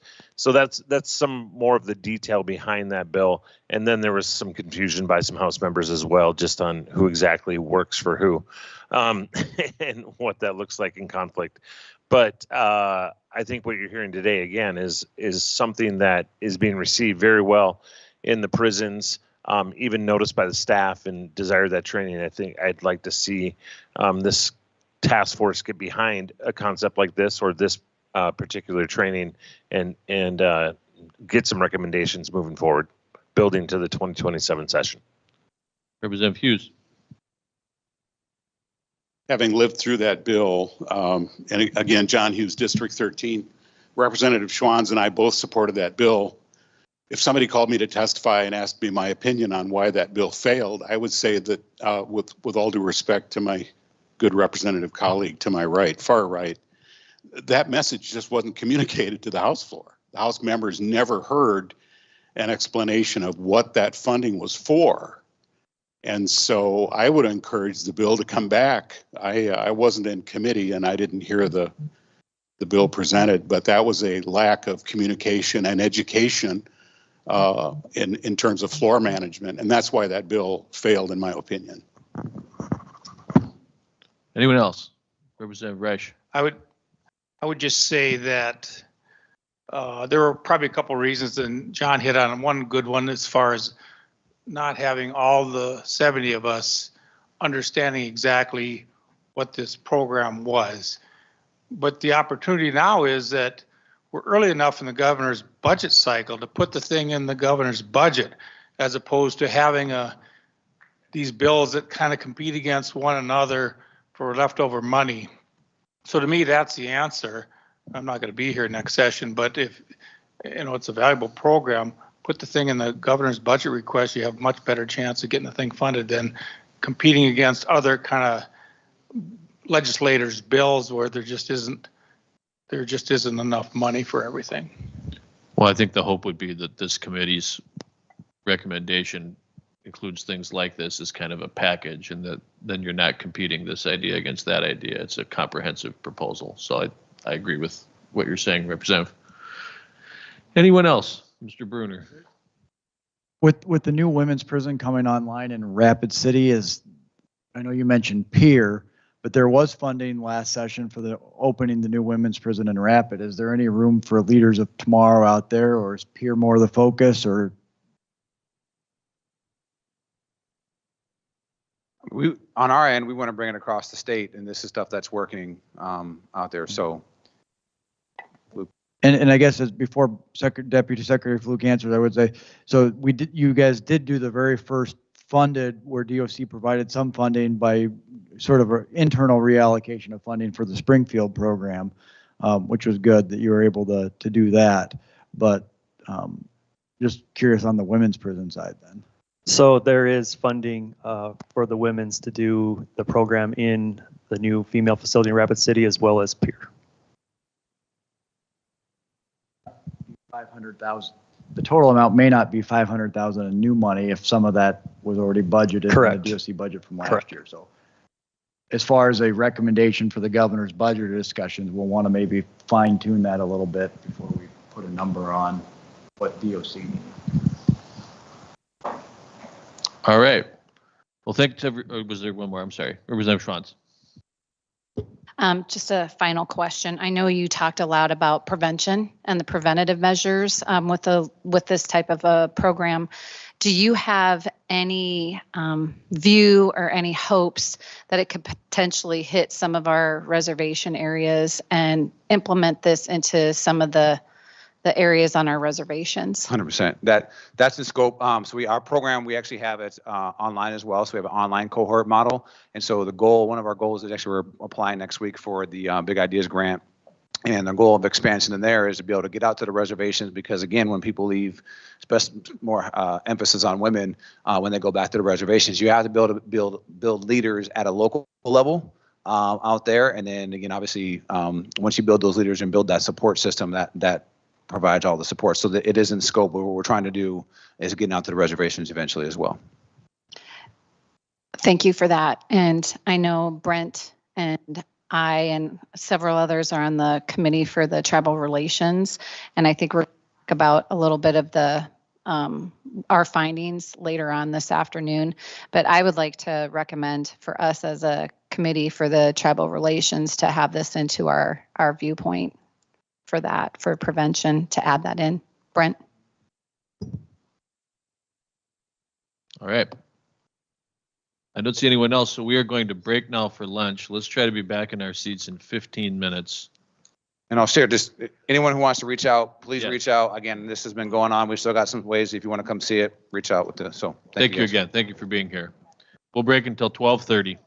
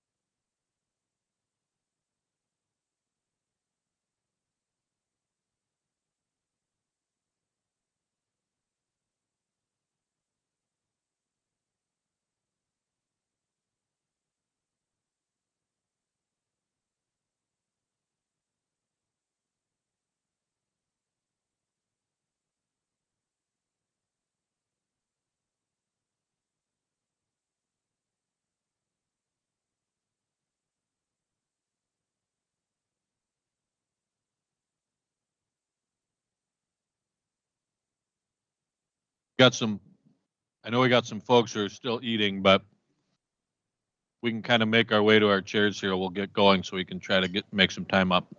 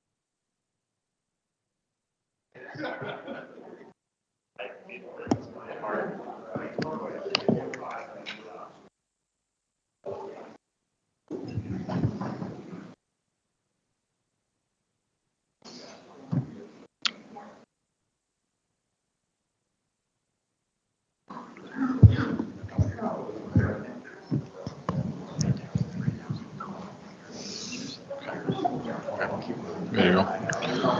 All right, we're going to reconvene, and we have, going back on the agenda now, we have a presentation on the Iowa Work Center model that Secretary Lamb's going to be offering, and then you're also talking about community service program update.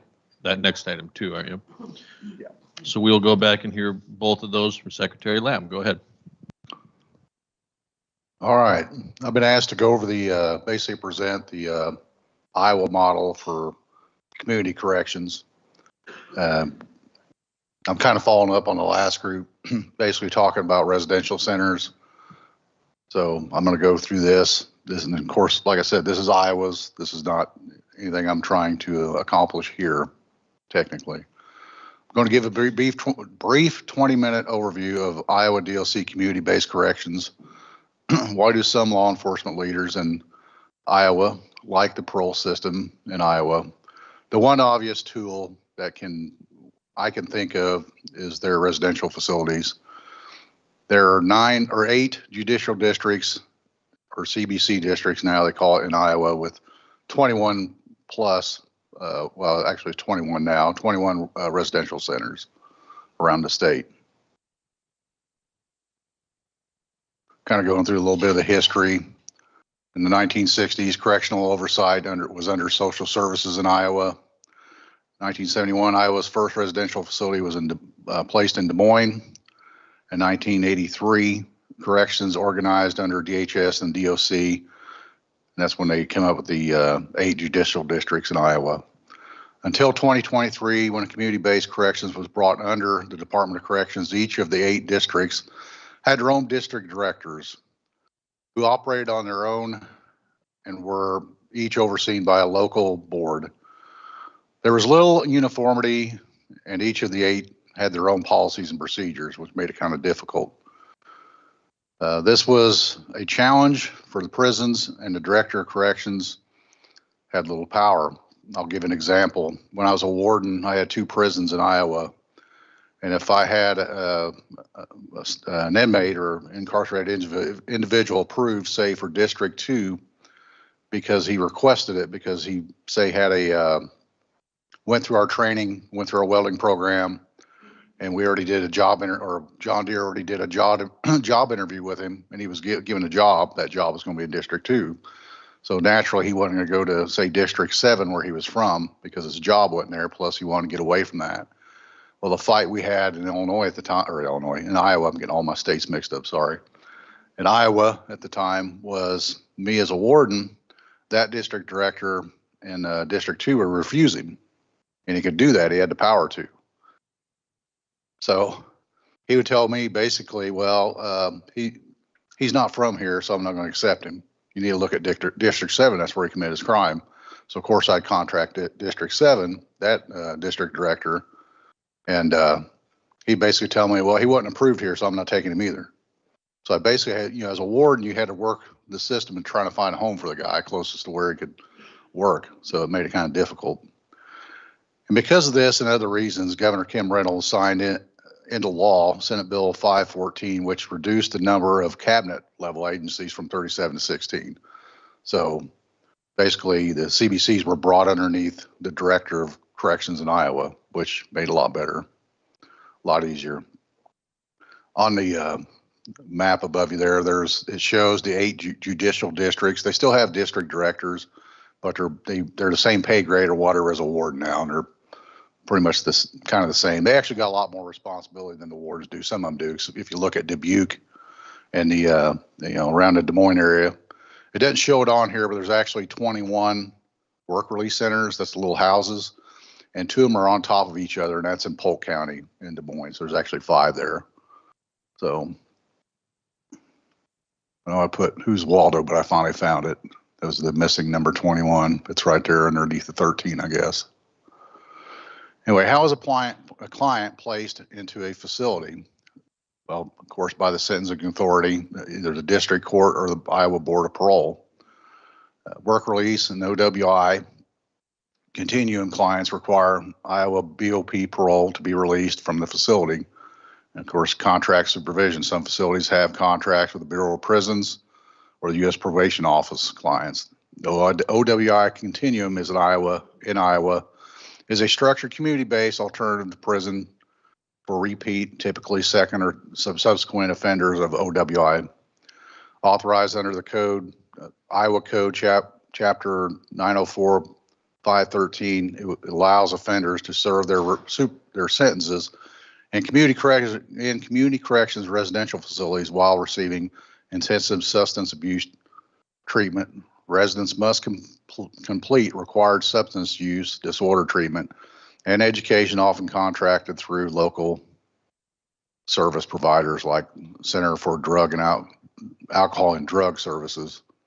Residents remain under the jurisdiction of corrections and must be released by the BOP upon successful completion, direct placement, short-term incarceration, and general incarceration, and repeating violating rules and are deemed high risk.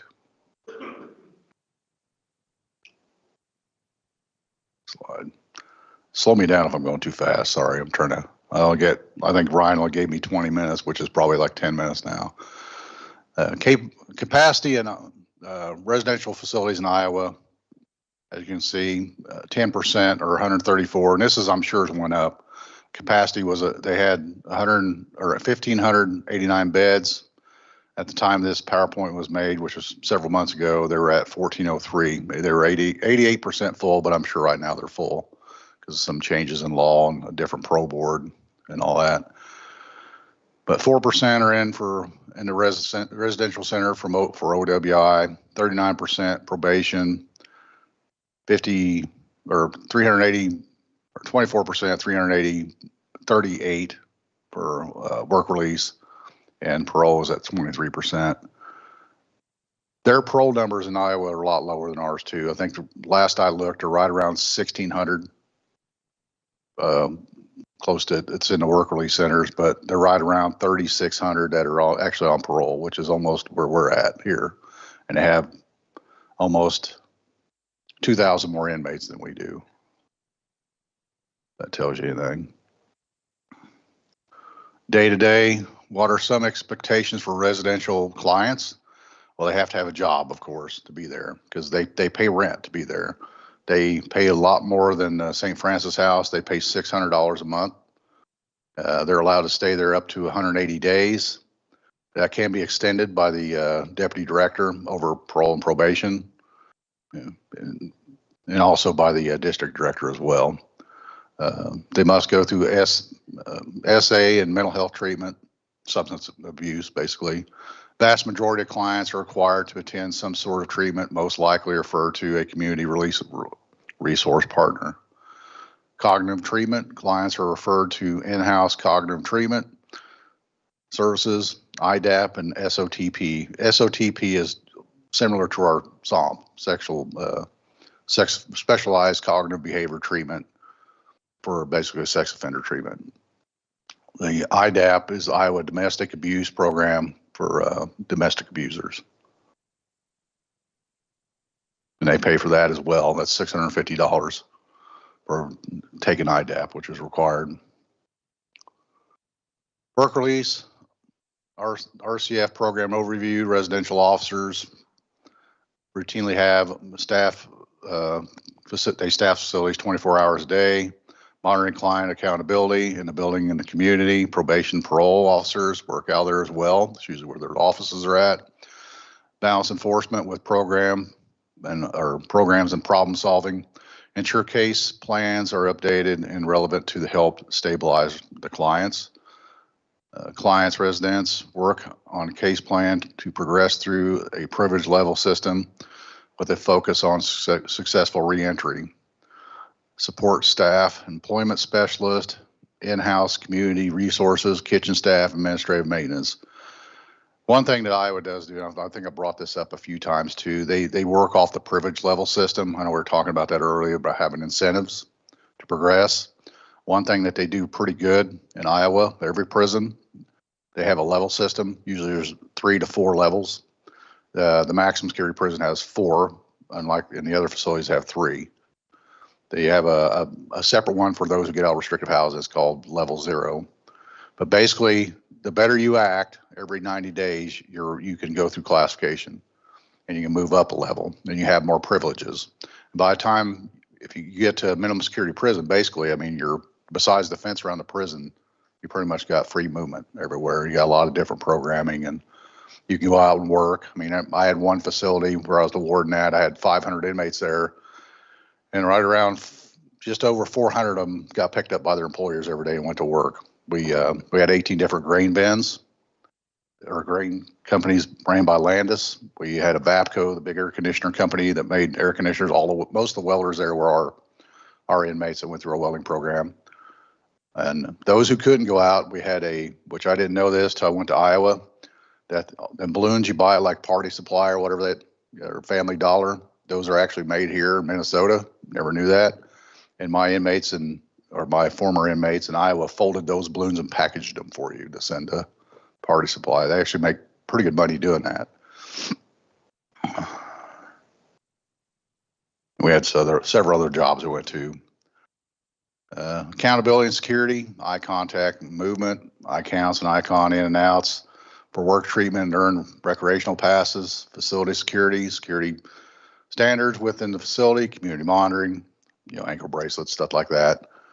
Progressive discipline, they're, just like any other correctional system, they're big on progressive discipline. Residents are shaken down and patted down going out, and same thing coming in.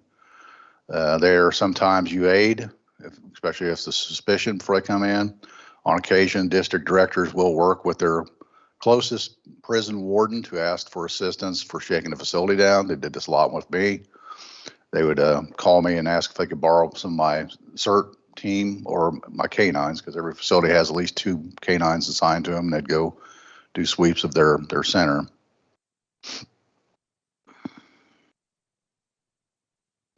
All right. Oh, and on rare occasions, they ask the local warden if they can house their residents, because of most residential facilities in Iowa weren't built to be residential facilities. We basically looked for existing structures that no one was using. Our favorite one, honestly, was like nursing homes that were abandoned. Those are perfect for residential facilities. Old schools, old warehouses. I'll show you a couple examples in a minute. Why are residential facilities so important? Gradual reentry instead of just kicking them out on the street. One of the things that I've learned over the years as a warden, even as a correctional officer, we got to get out of the habit of releasing guys straight from restrictive housing right onto the street, because they're not going to be successful. Your plan is to get them to work through your whole system till they get to the highest level. Then you move them over to a work release center, and then they gradually move out, because they're, I'll be honest with you, I had guys at my medium or minimum security prison that didn't need to go to a residential facility because they were already hired by the employer they were already working for. Like I was talking about the guy with John Deere earlier, they had jobs already. They also had all the restitution paid off. Most inmates in Iowa want to go to one of the 2 minimum security prisons because they know they're going to work. They're going to get paid a decent wage because they're working for outside vendors. And most of them had their restitution paid off, because the last 2 years you want to go there, pay off your restitution, save up money. Plus, whoever you're working for is already going to hire you. You've already got a job there. I've honestly had some vendors on the day that my guys were getting paroled or released, the vendors for those companies would pick them up instead of their families. And basically I already had an apartment set up and all that. It's pretty neat. Real-time intervention allows for early intervention and course correction, basically with your POs. Basically, if you have a guy or a gal that's on the street messing up, like we have a lot now, they bring them back into the work release center where they can monitor them, put them back in treatment, and they know exactly where they're at all the time, what they're doing. Immediate structure and supervision, daily accountability helps establish routines before full independence, providing structure during high-risk period. Safer outcomes supports safer, more sustainable reentry for clients and the community.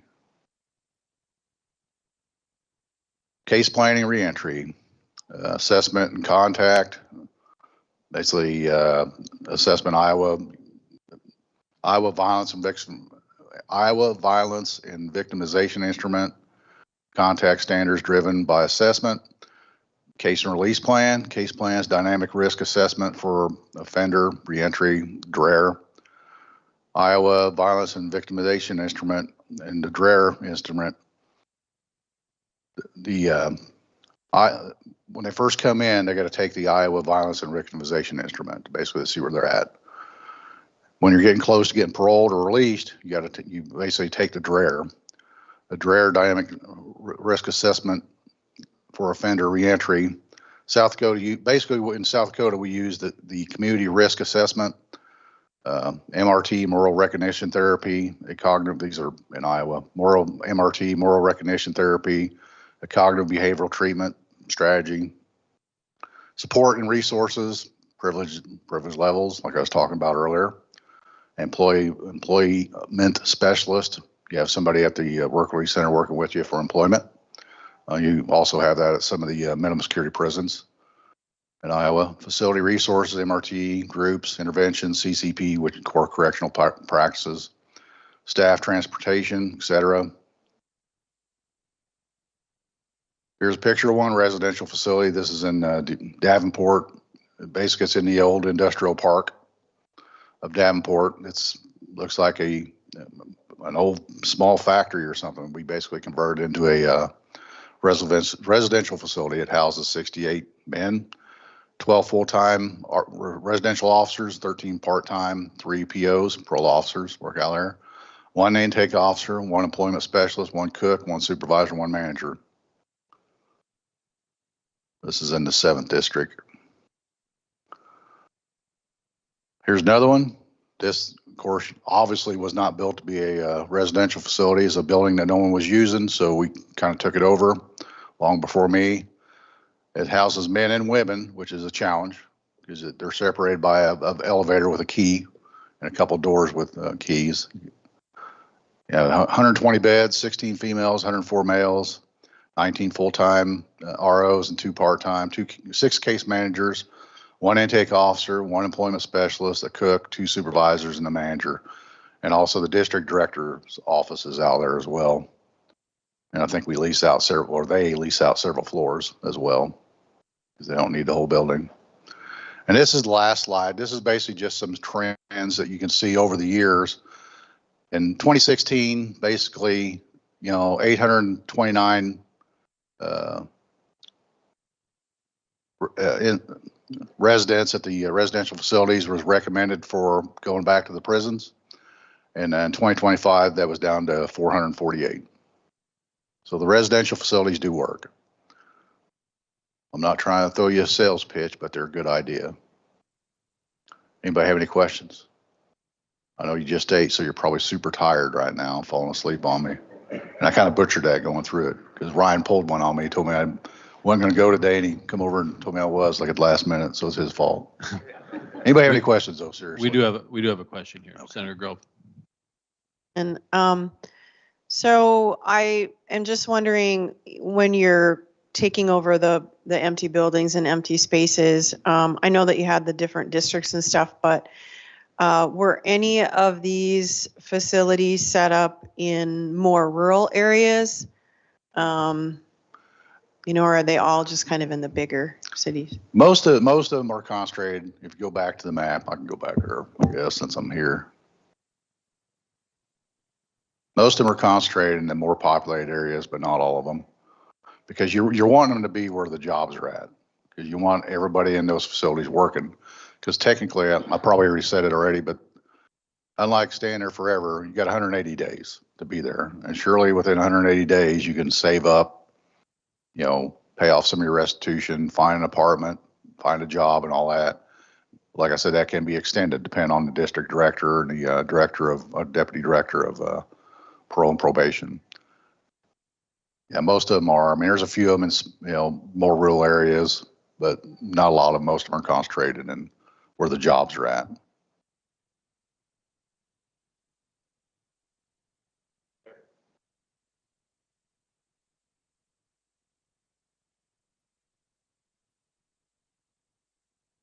We're hiring. We're hiring.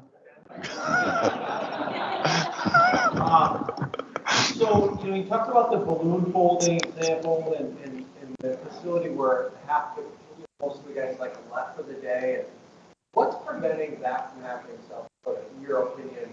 Haven't been here less than a year or how long have you been here? Been here 6 months. 6 months. Yeah. So what's preventing us from being able to do that sort of thing right now? Well, we're going to try it.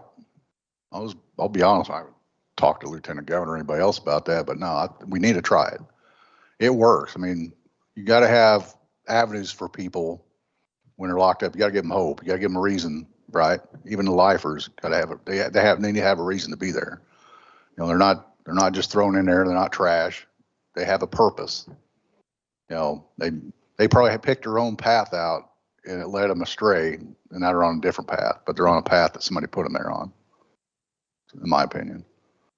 No, we're gonna try it. I mean, one of the things I'm gonna go over in a minute is some of the like guys that before were approved to work outs in the community. You know, we're gonna start doing that again. I mean, my goal, honestly, I mean, I'm not trying to copy off of Mississippi, but every inmate needs to be working.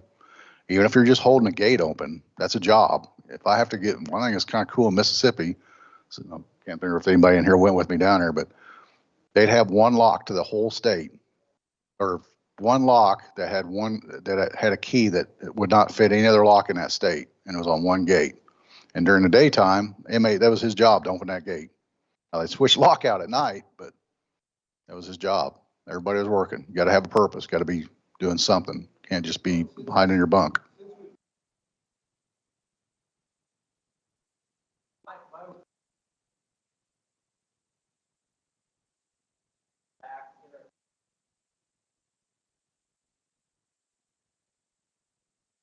Yeah.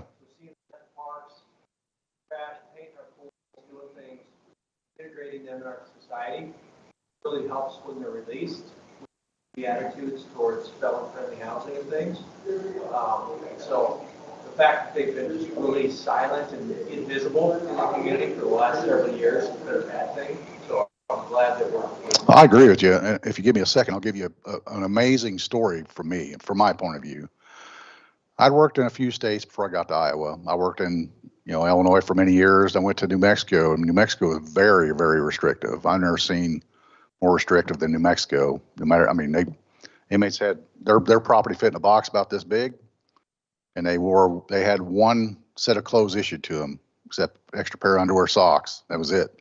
When they go take a shower, they give them a fresh set of orange scrubs. They didn't have extra clothes. That's all they had.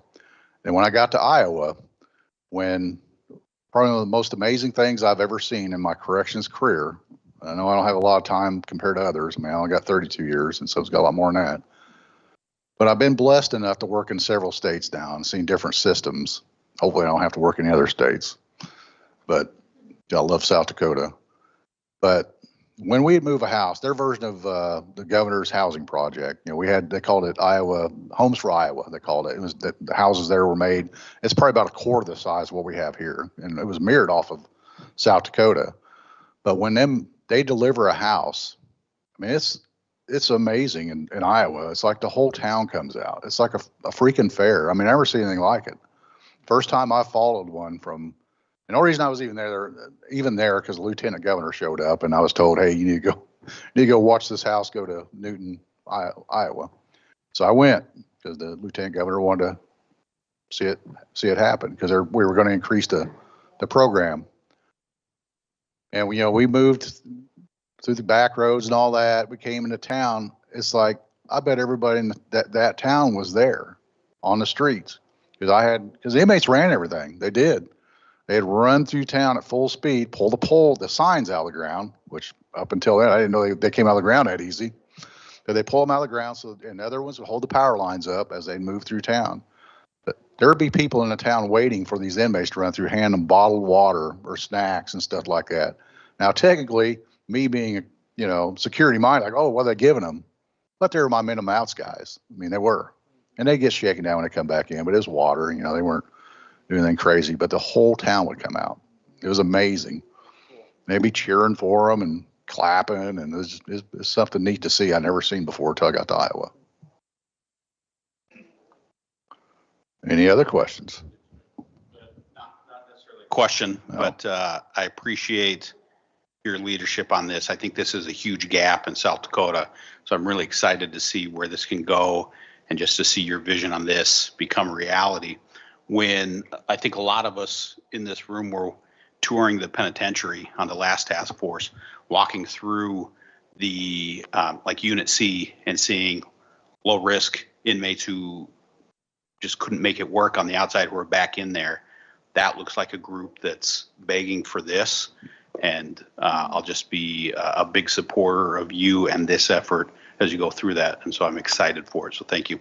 Well, we're building a new prison that's going to cost $600 or more $1 million. A residential facility, and this is before rent is counted in. It runs for a 60 bed right around $1 million a year, staffing and all that, maybe 1.5, depending on where they're at, what building it is, how old it is, and all that.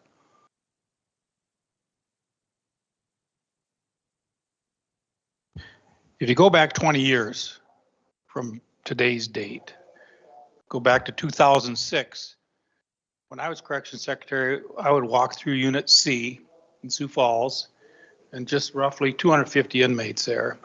And the question that the warden would ask the unit manager there is, how many people don't have jobs today?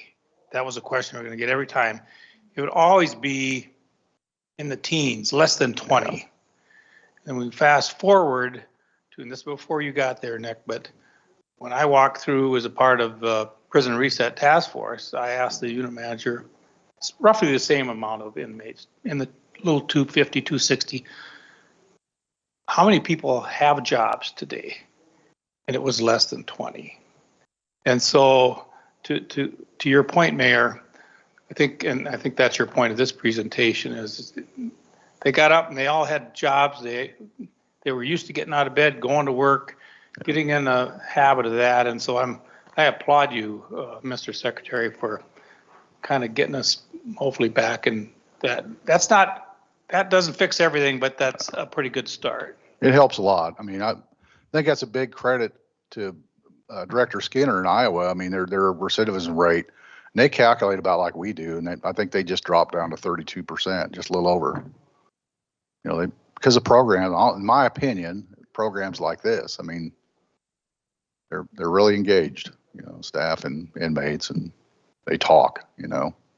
Our recidivism back 20 years ago was in the top third, top quarter in the nation as far as having the lowest recidivism. We'll get there. We'll get back there.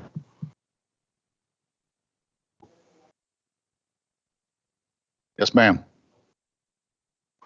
Just add something really quick. I really like your map up there. I think it's a really great visual representation of what it looks like for residential facilities post-incarceration. One idea, and I don't know, you know, if this is an idea time or not, but I'm just going to throw that out there. Right now in the state of South Dakota, there's 7 circuit courts. So out of those 7 circuit courts, the First Circuit Court has 10 facilities that have to deal with prevention. The Second Circuit Court has 7, so on and so forth. Each of those circuits obviously represents so many counties. So would it be a good visual or maybe just an idea to potentially throw that out there of how we could get reentry models within each of these circuits? I mean, it could be. I mean, honestly, these 8 districts, they were judicial districts, kind of the same. So until we consolidated into corrections, where it should have been. It honestly did. It should have been that way. Anybody else? All right. I'll move on to inmate work crews in the community update, basically. Sioux Falls Minimum Center, the city of Sioux Falls has requested 4 for the landfill. Parks and Recreation have requested 8. These crews will start as soon as the city is ready for them to begin once the training and paperwork has been completed. City of Lenox is determining using inmates for short-term maintenance work. Before I get too far, basically we reached out to a lot of these communities, basically asking if they needed help. I mean, we lowered the wage, which upset some people, but we need them out working. We don't, you know, and it's hard for some of these places to afford to pay these guys unless we have a reasonable wage for inmates. And this is for state, you know, federal, county, city. This, you know, if they're working at a private sector, they're going to pay our inmates better than that. Yankton Minimum Center, Huron State Fair, Two offenders are completing mostly maintenance in preparation for the state fair. As we get closer to the state fair, they have requested to increase to possibly 10. Offenders are currently staying at the Beadle County Jail during evening overnight hours. They are not working at the fair. HSC continues to use inmates for work crews in kitchen, laundry, and building maintenance. Total number of inmate workers is 39. National Field Archery Association, 4 offenders recently completed a project for NFAA in preparation for several tournaments to include the IFAA World Championships. NFAA has requested future offenders to work at the conclusion of the season. Riverboat Days, a request has been made by Riverboat Days Committee for 2 to 3 offenders to work at annual Riverboat Days event. Set up to tear down will be made available pending offender availability. Rapid City Minimum Center Facility Administration will be meeting with city, county, and state government agencies in July regarding interest in resuming work partnerships of inmate crews. Basically, we need, if you are looking for inmate workers in your city, county, state, or federals, we'll oblige you. We got the guys and gals, and they're ready to go out and work. They need to be working.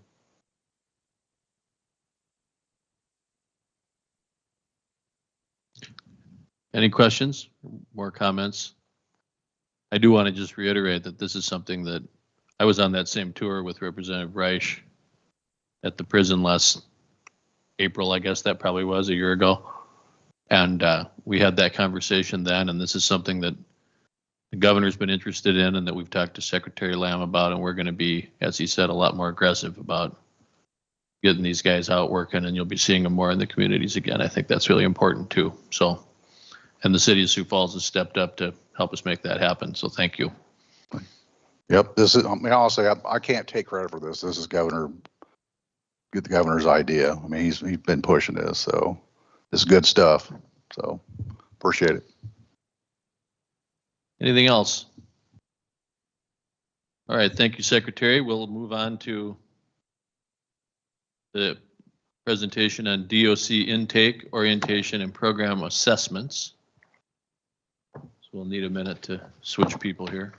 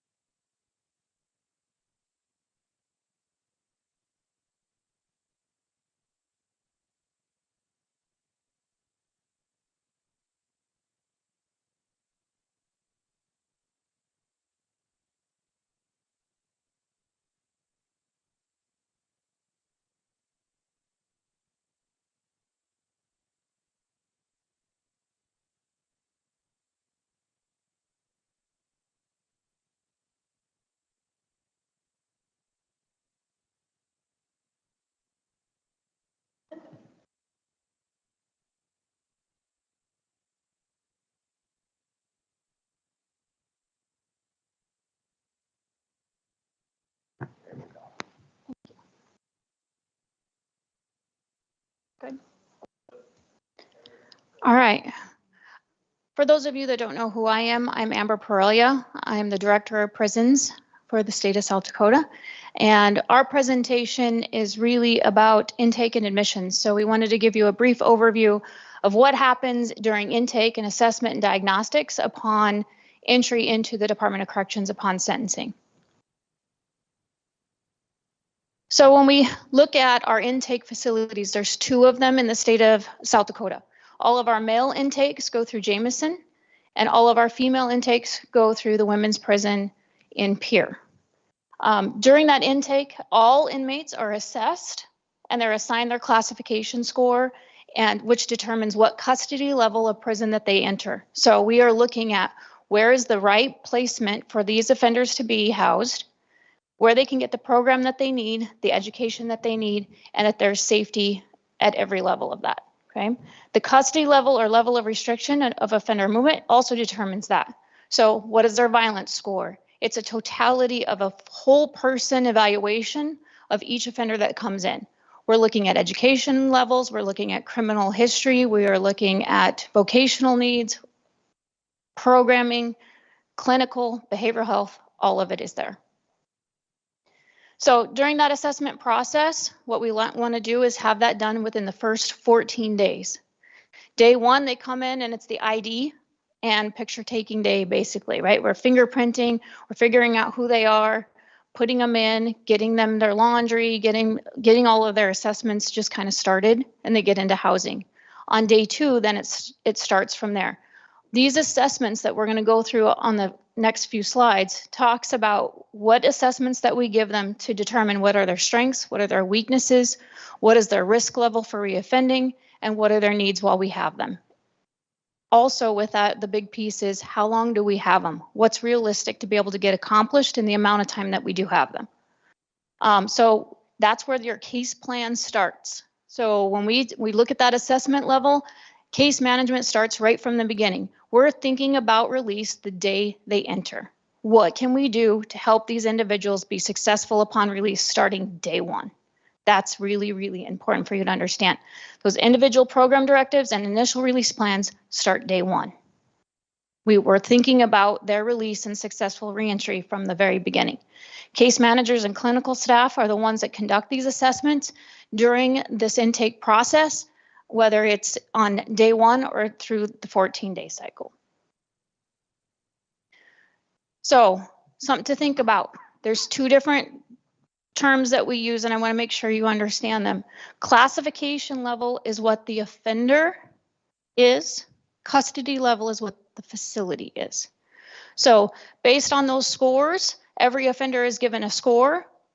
That is their classification level. That classification is what that individual offender is, and then where those classifications are based on what custody level that those facilities are allowed to house. So you have to have a little bit of variety in each of these facilities to be able to make the programming work, make sure that we have food service workers, making sure that we have offender workers within those prisons. So you'll see that here. So I know most of you have seen this slide multiple times, but just a little bit of a reminder, custody level is facility, classification is the actual offender. So the actual assessment tools, when we talk about this, we have LSIR for males that measures the offender's risk of reoffending. So this is when we talk about moderate risk, when we talk about high risk offenders, this is where they're getting that score. We're identifying who needs the programming and what programming that they need. When you look at a perpetual log, you will have offenders that have very low risk of reoffending, which means they're going to be successful regardless if we do anything with them or not. You also have the opposite end where they're very extremely high risk, and no matter what, they're very hard to help sway in any program. So what we want is the group in the middle. How do we sway them to successful reentry? For the females, that's the WERNA. Okay? That WERNA assessment is where the offenders, our females, get that risk, and we look at their misconduct in prison, their community recidivism, and their treatment needs. All are within that WERNA. That all happens within the first 14 days.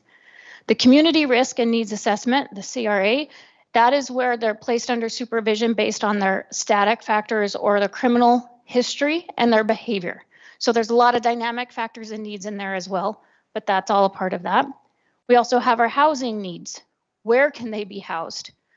Are they a bottom bunk restricted? Do they need ADA? What are the housing needs? What is their safety within that housing unit? Can they do the stairs? Do they need to do Mike Durfee? Do they need to go to Springfield? Can they be housed safely and appropriately at the Hill? Sometimes we're protecting them from themselves sometimes we're protecting them from others, right? And that's a huge dynamic there on when you start looking at 3,500 inmates and who's safe where. There's a lot of factors in that. Behavioral health screening assessment, again, that's where your substance abuse, your CD counselors come in, their mental health needs. There's a variety and a severity there as well on are they a level 1 all the way to a level 5? And I know Justin will talk about that in a minute. We talk about tape testing. What is their needs for language, mathematics? Do they need GED, right? Here's your basic tape testing on who needs what for as far as their education levels. And of course, there's a medical assessment. There is a initial medical assessment on day 1 to say, is there any acute needs right upon entry? And then there's another more in-depth medical assessment throughout the process to see what are long-term needs. What do we need to look at for their health? PREA, Prison Rape Elimination Act, as you guys I'm sure are familiar with, is federal standards that were enacted by President Bush in 2003.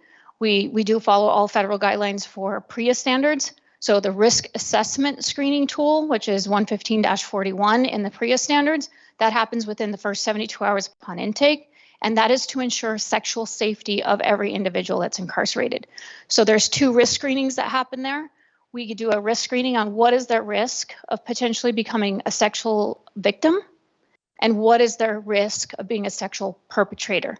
So every offender has a sexual risk assessment on both of those, and we use that for housing determination to ensure that they are safe, and as well as whoever we are housing with them is safe. Okay. We also have sex offender screening tool. So again, predicts the likelihood of sexual recidivism as convicted sex offenders here, making sure that they're in the right programming and getting them the programming that they need so that they are not reoffending upon release. We also have basic static risk factors that will predict the potential for sexual offending, and then the ABLE screening as well for interest in children, sexual violence against adult males, sexual violence against adult women, and sadism. And then our violent risk appraisal guide, you'll see those, some of you guys will see that as far as when we notify the public of a violent person that's getting, this is the score right here. If they get their VREG score and it's too high, then we make those public announcements to you upon release. Okay, so our IPD directives, when we talk about that, what is the standards and criteria for the offender's release or their initial parole and release? So all of these assessments during intake, we look at identifying what are their needs across the whole person assessment. What is it that they need for programming? What is it for their criminogenic factors? If you guys haven't never heard of that, there's 8 criminogenic factors, the big 4 and the little 4. If we're not addressing all criminogenic factors, they're going to fail. So we want to look at pro-social activities. We want to look at vocation, education.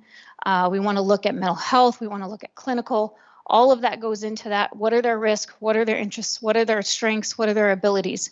And those individual program directives are truly individualized through the case manager to the transitional case manager to parole. This parole plan should follow them all the way through from day 1 to their parole agent upon release. And this should set them up for success all the way through. They will look at their specific programs and requirements within the IPD, and this is a forever working and changing and evolving plan, because as people be successful, they complete programs, we have to continue to challenge them if we have time, or we have to adjust because of relapse or disciplinary issues or whatever may happen, right? So it's an ever evolving plan with case management, housing, clinical, you name it. We're working with people, so it's forever changing. It's reviewed annually at a minimum with case managers and the offender, but many a times this can happen every few months. We have those walk-in hours with those case managers. If something's not working out, maybe something changes, right? We have to kind of continue to keep on our toes with that. So case management, their contact standards, this is, again, these are minimums. A lot of folks can come in and talk to their case managers whenever they need to with open case management hours, different things that are going on in their lives. but their system risk level determines the frequency of their contacts. If they're high risk, there's more contacts. Makes sense, right? Higher the risk, more contacts with those case managers. The case managers will follow up to ensure eligible offenders have obtained vital documents right from the beginning. Can't really do much with employment and education or renting anything if you don't have birth certificate, social security card, driver's license. Huge obstacle if you are releasing without those documents. So as some of you may already know, those part of our widely important goals at the department, that we are increasing the amount of individuals that release with those vital documents because they are foundational to success upon release. The offenders are reclassed at least annually to ensure that they're on track, make sure what we're doing, where they're going, that they're housed appropriately. Obviously, throughout the year, if they have discipline issues or anything like that, their points can fluctuate up or down the scale, and that reclass can happen throughout their incarceration. But at a minimum, you're going to have somebody that's kind of status quo, kind of going through the program. At least annually, they're getting reclassed with their case manager. And they are a part of their reclass. They have to come in, they have to talk about what that reclassification is, where they're at, and be accountable for their progress or regress in that system. Prison Rape Elimination Act assessments every 6 months or annually based on the standard requirements, and then upon transfer. So we are making sure that they are not at risk of victimization sexually or as a perpetrator at least annually, and in some cases every 6 months. So again, usually our higher risk offenders of being sexually predatory or victimized gets that higher score. Progress reports are completed every 6 months within 2 years of the initial parole date. So we want to make sure we're checking in more frequently the closer parole happens. Okay. Initial release contacts are completed 1 year to initial parole release date. You have your plan, your parole agent, and your assigned reentry coach initiated if applicable. So that is a team that is working together. The case manager is working with the offender throughout their incarceration. And as it gets closer, then we transition to the transitional case manager, and the parole agent actually comes in prior to release. That's the goal, is to have that committee meet so that there's continuity of care. They're familiar with who their parole agent is, and that's not a stranger upon release. That's someone they've already met since they've been inside. Pre-release meetings with that transitional case manager and parole agent are held and done so as frequently as possible, but at least prior to release. They'll assist, the case managers also assist with the parole hearing preparation and will attend all of the discretionary paroles hearings. Case managers are available daily in office and electronic kite. So they're not going to just see them on these like static scheduled dates, but they can actually reach out to their case manager from their cell, from that tablet, or walk by in any type of open door policy scheduled appointments.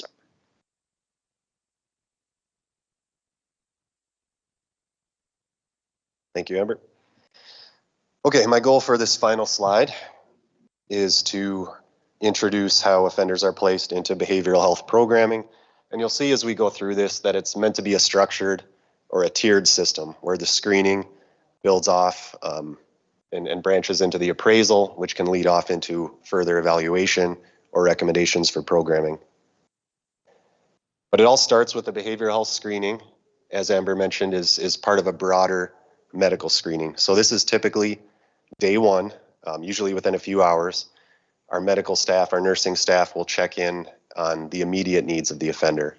And from a behavioral health perspective, that includes checking in with them on recent substance abuse, checking for things like possible intoxication or withdrawal symptoms, and also checking in on some other factors related to mental illness, such as a history of counseling, checking in to see what kind of medications they might be taking, some screening for suicidal or homicidal thoughts or ideation, perhaps issues at county jail that they may have experienced that could follow them into prison, any different sources of possible current distress. And during that assessment, they're looking also at how they present, how do they communicate, how do they appear in front of the nurse. And when it comes to next steps for the screening, it can often lead to just the next regular step in the process, which is an appraisal, but it could also lead to something more immediate. Our mental health staff are available 24/7. So if there's something that needs to be addressed right then and there, there's definitely a possibility. All they'd have to do is reach out to our team and they're able to assist. But as I said, in most cases, it just leads to the regular mental health and substance use appraisal. Those are two different processes in our system. All offenders that come through our walls end up getting some time to spend in each one of these appraisal or intake processes. We are currently getting these done in about 3 to 4 days. We shoot to have them done within 2 weeks, just to have the entire intake system complete so that offenders can move forward with wherever they might be housed. But the first half, I'll just start by talking about the behavioral health appraisal first. These are done by master's level mental health professionals. They're basically going through a standardized process of observation, orientation. They're looking for offender adjustment to prison. For some, that can be a really big issue. Just moving straight from either county jail or in some cases, the community at large into prison can be a short-term impact on someone's mental health for sure. They're looking at a bunch of different history for the offender, social and family history, educational history, legal history, violence potential. Again, they're looking deeper into possible medication or counseling, other behavioral health issues that they may have dealt with in the past. Trauma and abuse comes into play here. They're really digging into some of the things maybe that our staff have already seen within a pre-sentence investigation report, an intake screen, a parole violation report, outside records, some of our internal records. So they're looking at all of that in totality to see what this individual might need here and now while they're with us. And then that process from a mental health perspective leads into a coding system that we use. We have to prioritize our care behind the walls because there's a lot of people that need a lot of different types of help. And having a coding system helps us determine on basically a scale of 1 to 5, 1 being a history of no need or very minimal need, and 5 being acute psychiatric care is necessary. On the SUD side for our appraisal, we kind of follow basically what's referred to as an ASAM framework, American Society of Addiction Medicine. We explore 6 different dimensions, ranging from recent intoxication or withdrawal, biomedical, emotional, readiness to change, relapse, all the way into recovery and living environment. So we take a look at how substances may have negatively impacted somebody's life through all of those different holistic dimensions. And then we also dig deep into their actual substance use history. And it's not uncommon that some of the people that we work with are not the greatest of historians when it comes to this. But if you think about it, not many people who have an intensive history of utilizing substances keep a detailed journal of their use and quantities they've used and things like that. But we do the best we can. They do the best they can to get us information that can help them while they're with us. After we get their history, we put together a diagnostic summary and then recommendations. And from there, we can determine what level of treatment is needed and kind of take the next steps to get them on the list so that when their time is up, they're ready to engage with us in programming. And it's one last thing. I guess it's important to note that what they get as far as referrals and recommendations in the first few days or weeks of their incarceration is not final. There are things that can happen, obviously, in prison, whether it's mental health related or substance related, that can change the person and what they need. And we adapt to that when we have information and guidance on how to do so. So I believe that is the final one. Any questions or concerns? Any questions for them? It's a good overview of how this works. Anyone? All right, thank you. Oh, Mayor, go ahead. Son, okay. So, I have to be an advocate a little bit. So Stacy's here, and she comes to all the meetings. So I was talking with her, and so she submitted a kite for Father's Day a couple weeks ago to take a picture, and her son pays $20 or whatever it was, $2 to have a picture taken on Father's Day. They show up, kite's never received, money was never received, picture's not taken. So I guess what I'm saying is some of the stuff that we say is happening is not always happening. And I know there's two sides to everything, but we just have to remember that we have to be advocates for some of these families too. And some of these processes, some of these things that we say are happening, I think are not always happening the way they're outlined. And that comes directly from some stories that I hear directly from inmates. And so I know there's two sides to every story, and I know inmates embellish a lot. And so I just, from firsthand, every time I'm up there, there's challenges with some of the access to mental health resources and so forth that I don't believe they're getting as timely or as timely, I guess, as they could. So just my 2 cents, I think we have to make sure that these processes are tight because there's some things that I feel are getting missed. So I just want to advocate for some of the families who sit here, go through this, and they don't have a voice at the table, but there's some challenges. So I'll just leave it at that. Thank you. Any other comments? Senator Grove? Question, since we're talking about behavioral health issues, in regards to reentry and connecting to that, you had stated, hang on, I want to read it. Being moved from the community at large can have a short-term impact on mental health. And I'm just, thinking along those lines, and we're talking about rape and things like that, and very violent things that can happen to people who go into prison.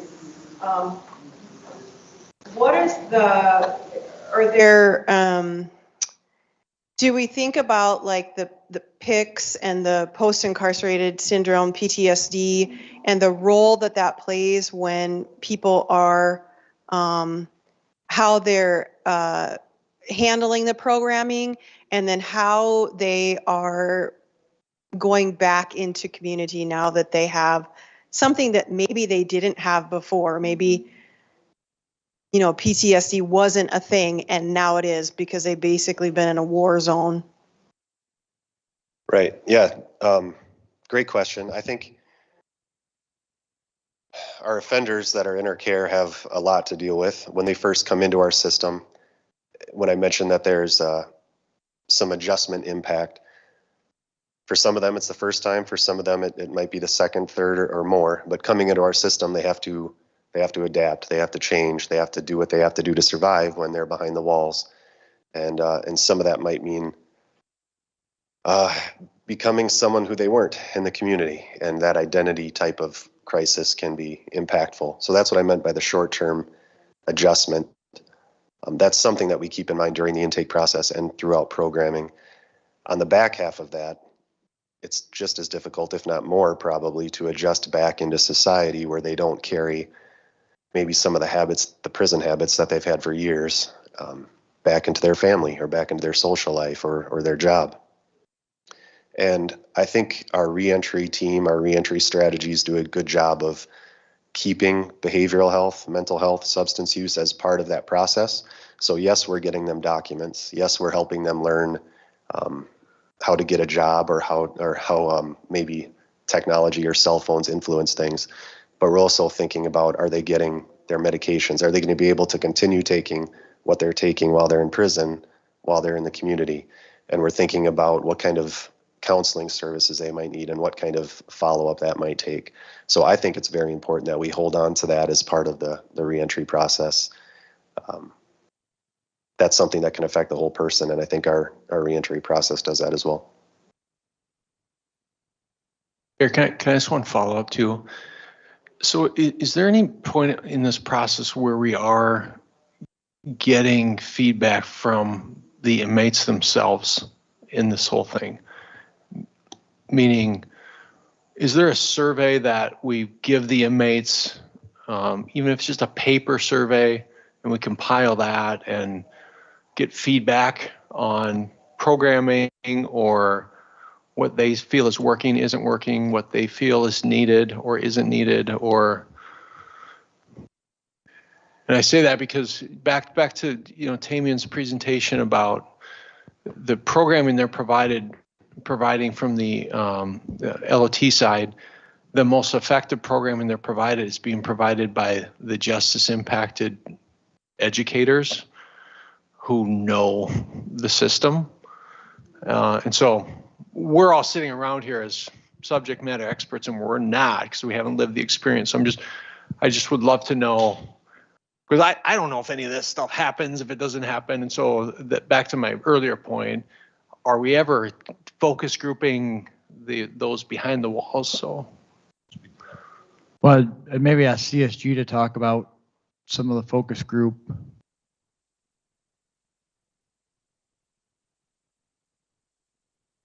Okay, sorry, this mic looks different. It's wired. Yeah, so we conducted 3 official focus groups with people in prison, and also were able to, because we spent several days sitting in like the back of classrooms at the Hill, at Jameson, and at Mike Durfee. Oftentimes, you know, we would talk to people in that class. So we conducted 3 like official focus groups, and then had a lot of opportunities to speak to inmates when we were observing their programming. I'm like off the top of my head. I mean, I would say that we spoke to like at least 50 inmates within our assessment activities. But that was at 3 facilities, right? We did not do like a survey that hit everyone or anything like that, but certainly conversations with inmates informed our findings and recommendations. And I would say, I think I said this to someone recently, like when we were talking about like the programming pathways, some of that in particular, like was part of what came out of a focus group. A lot of inmates, for example, brought to me this feeling of the parole violators jumping the line on wait lists, and how kind of frustrating that was to try to get access to these programs that they knew were important if they had longer sentences. And so that's an example of something that was directly kind of incorporated into our findings and recommendations. Yeah. Thanks. Okay, Dumry. Just for your awareness, I did share with the entire group. I think Ryan sent it out. We did a roundtable with our UPLC group, the newsletter that you all received, and asked the simple question: if the governor were to show up tomorrow, what would you ask for that's low cost, low impact to staff?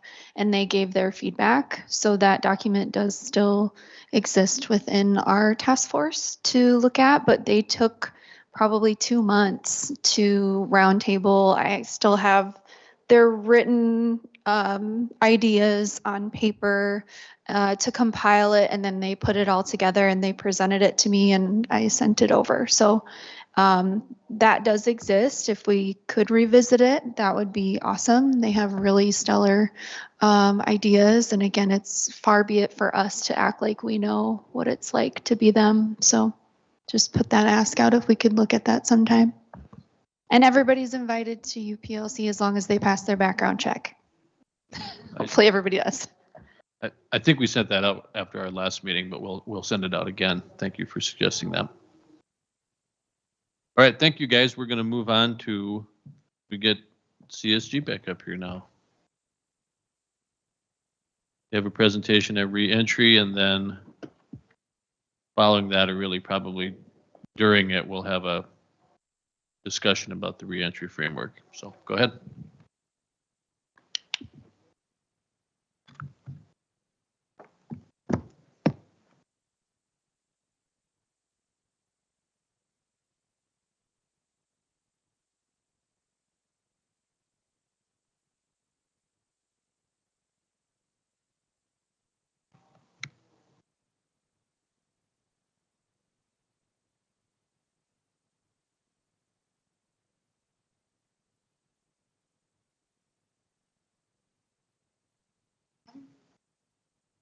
My glasses on, so I can't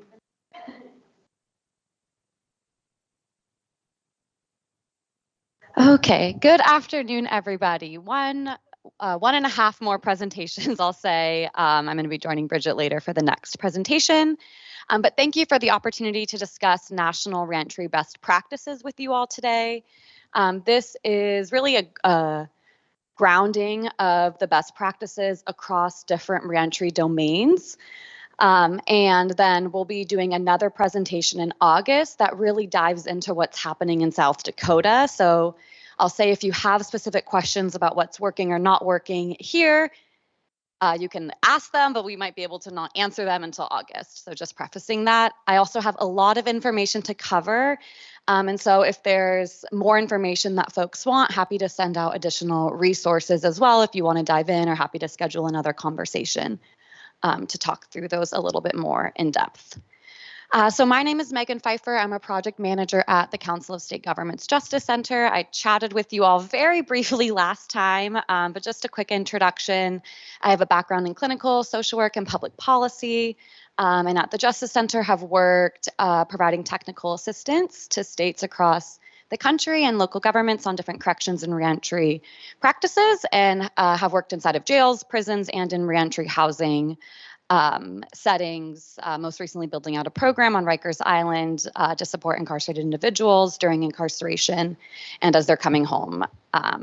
So we'll start by just saying reentry is not just a corrections issue, but it affects public safety, workforce participation, housing stability, and the health and wellness of the community. Nearly everybody, about 95% of people, will eventually return home. And so the question is not just if people are going to come home, but how well are we preparing people to succeed as they are coming home?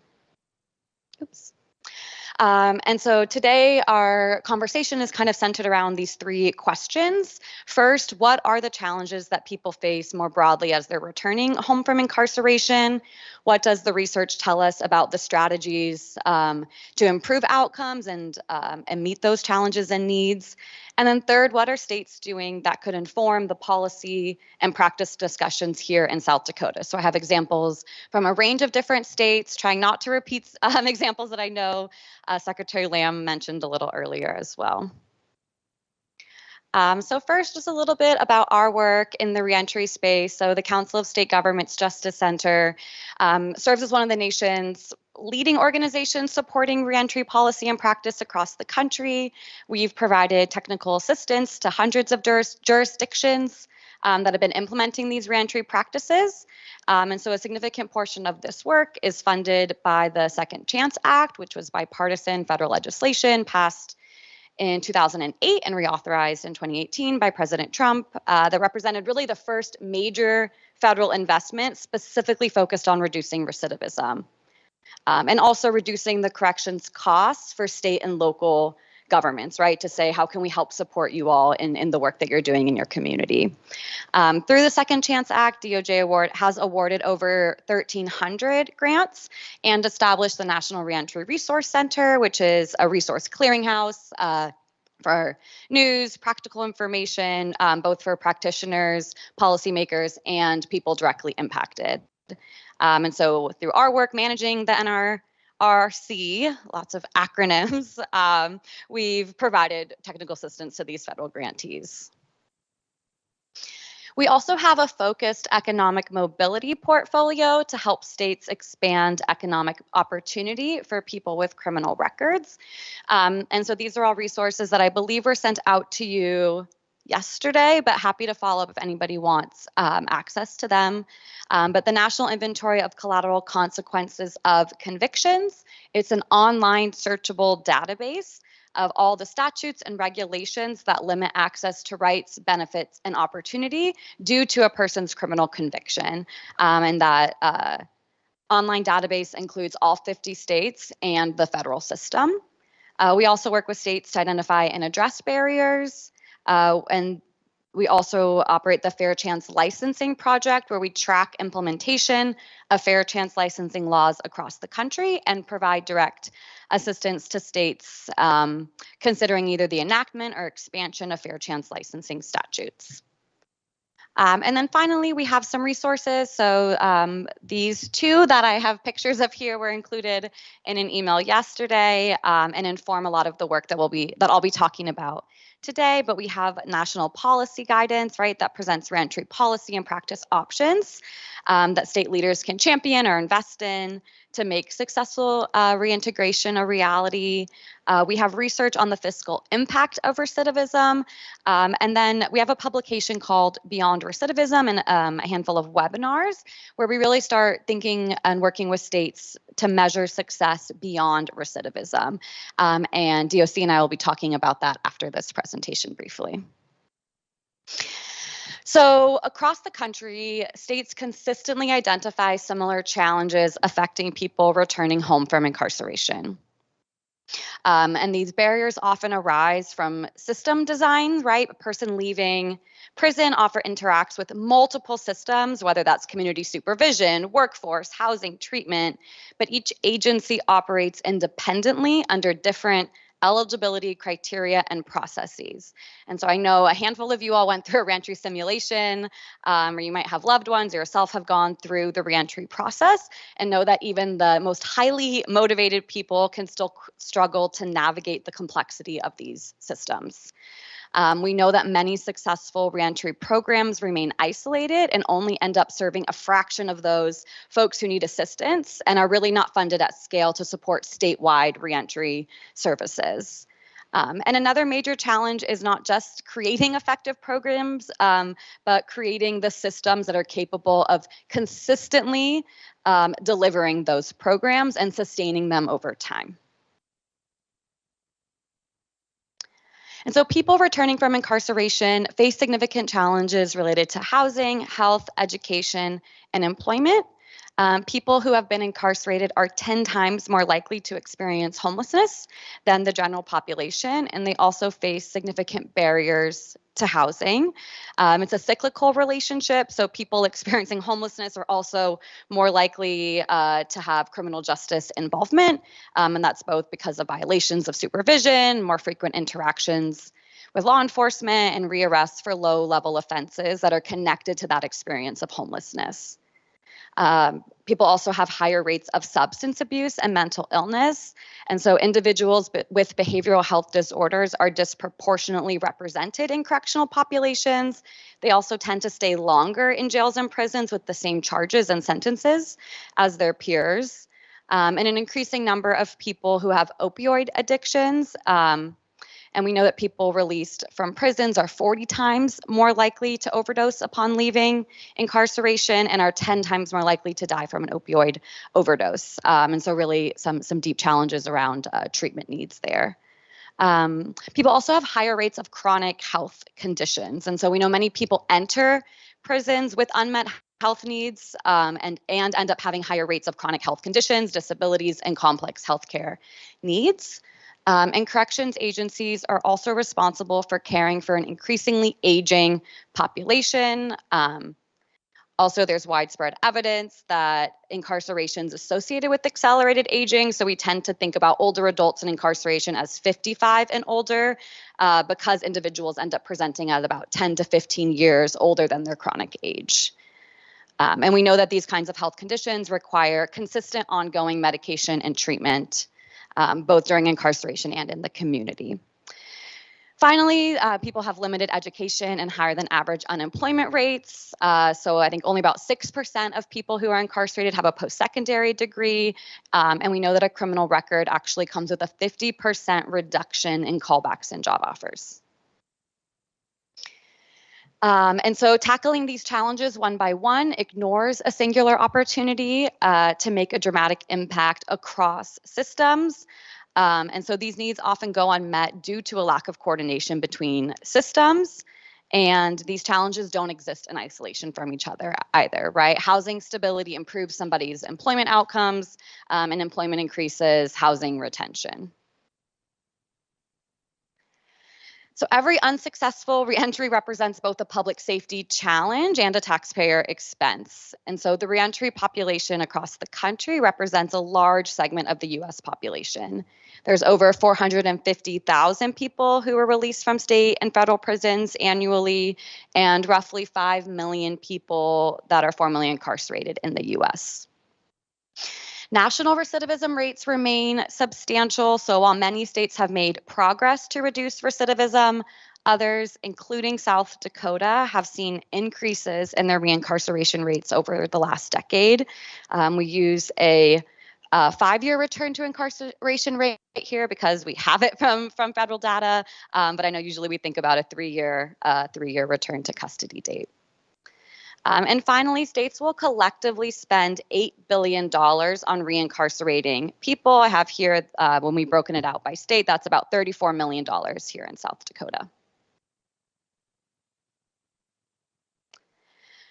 There are over 40,000 collateral consequences that continue to affect people long after they have completed their sentence. And so collateral consequences are legal restrictions that limit or prohibit people convicted of certain crimes from accessing various rights, benefits, and opportunities. They are not part of a criminal sentence, but are embedded throughout state and federal laws. They affect a range of things that include employment, licensing, education, housing, public benefits, family rights, and civic participation. But employment-related consequences are the highest. So nationally, over 70% of all collateral consequences impact employment opportunities. And it impacts a range of fields and industries, but the healthcare industry is the most affected. Employment-related consequences also exist in 3 ways. So they, number one, limit the ability of employers to decide if they want to hire workers with convictions. They restrict access to occupational and professional licensing, and they restrict access to licenses that are needed to start your own business. I'll just note too that legal barriers are only a part of the challenge, but there's also informal barriers like employer and landlord stigma that often create additional challenges for folks returning home. So what to do about all these challenges? So over the past 2 decades, states have invested significant resources and effort into understanding what works to reduce recidivism, what works to improve reintegration.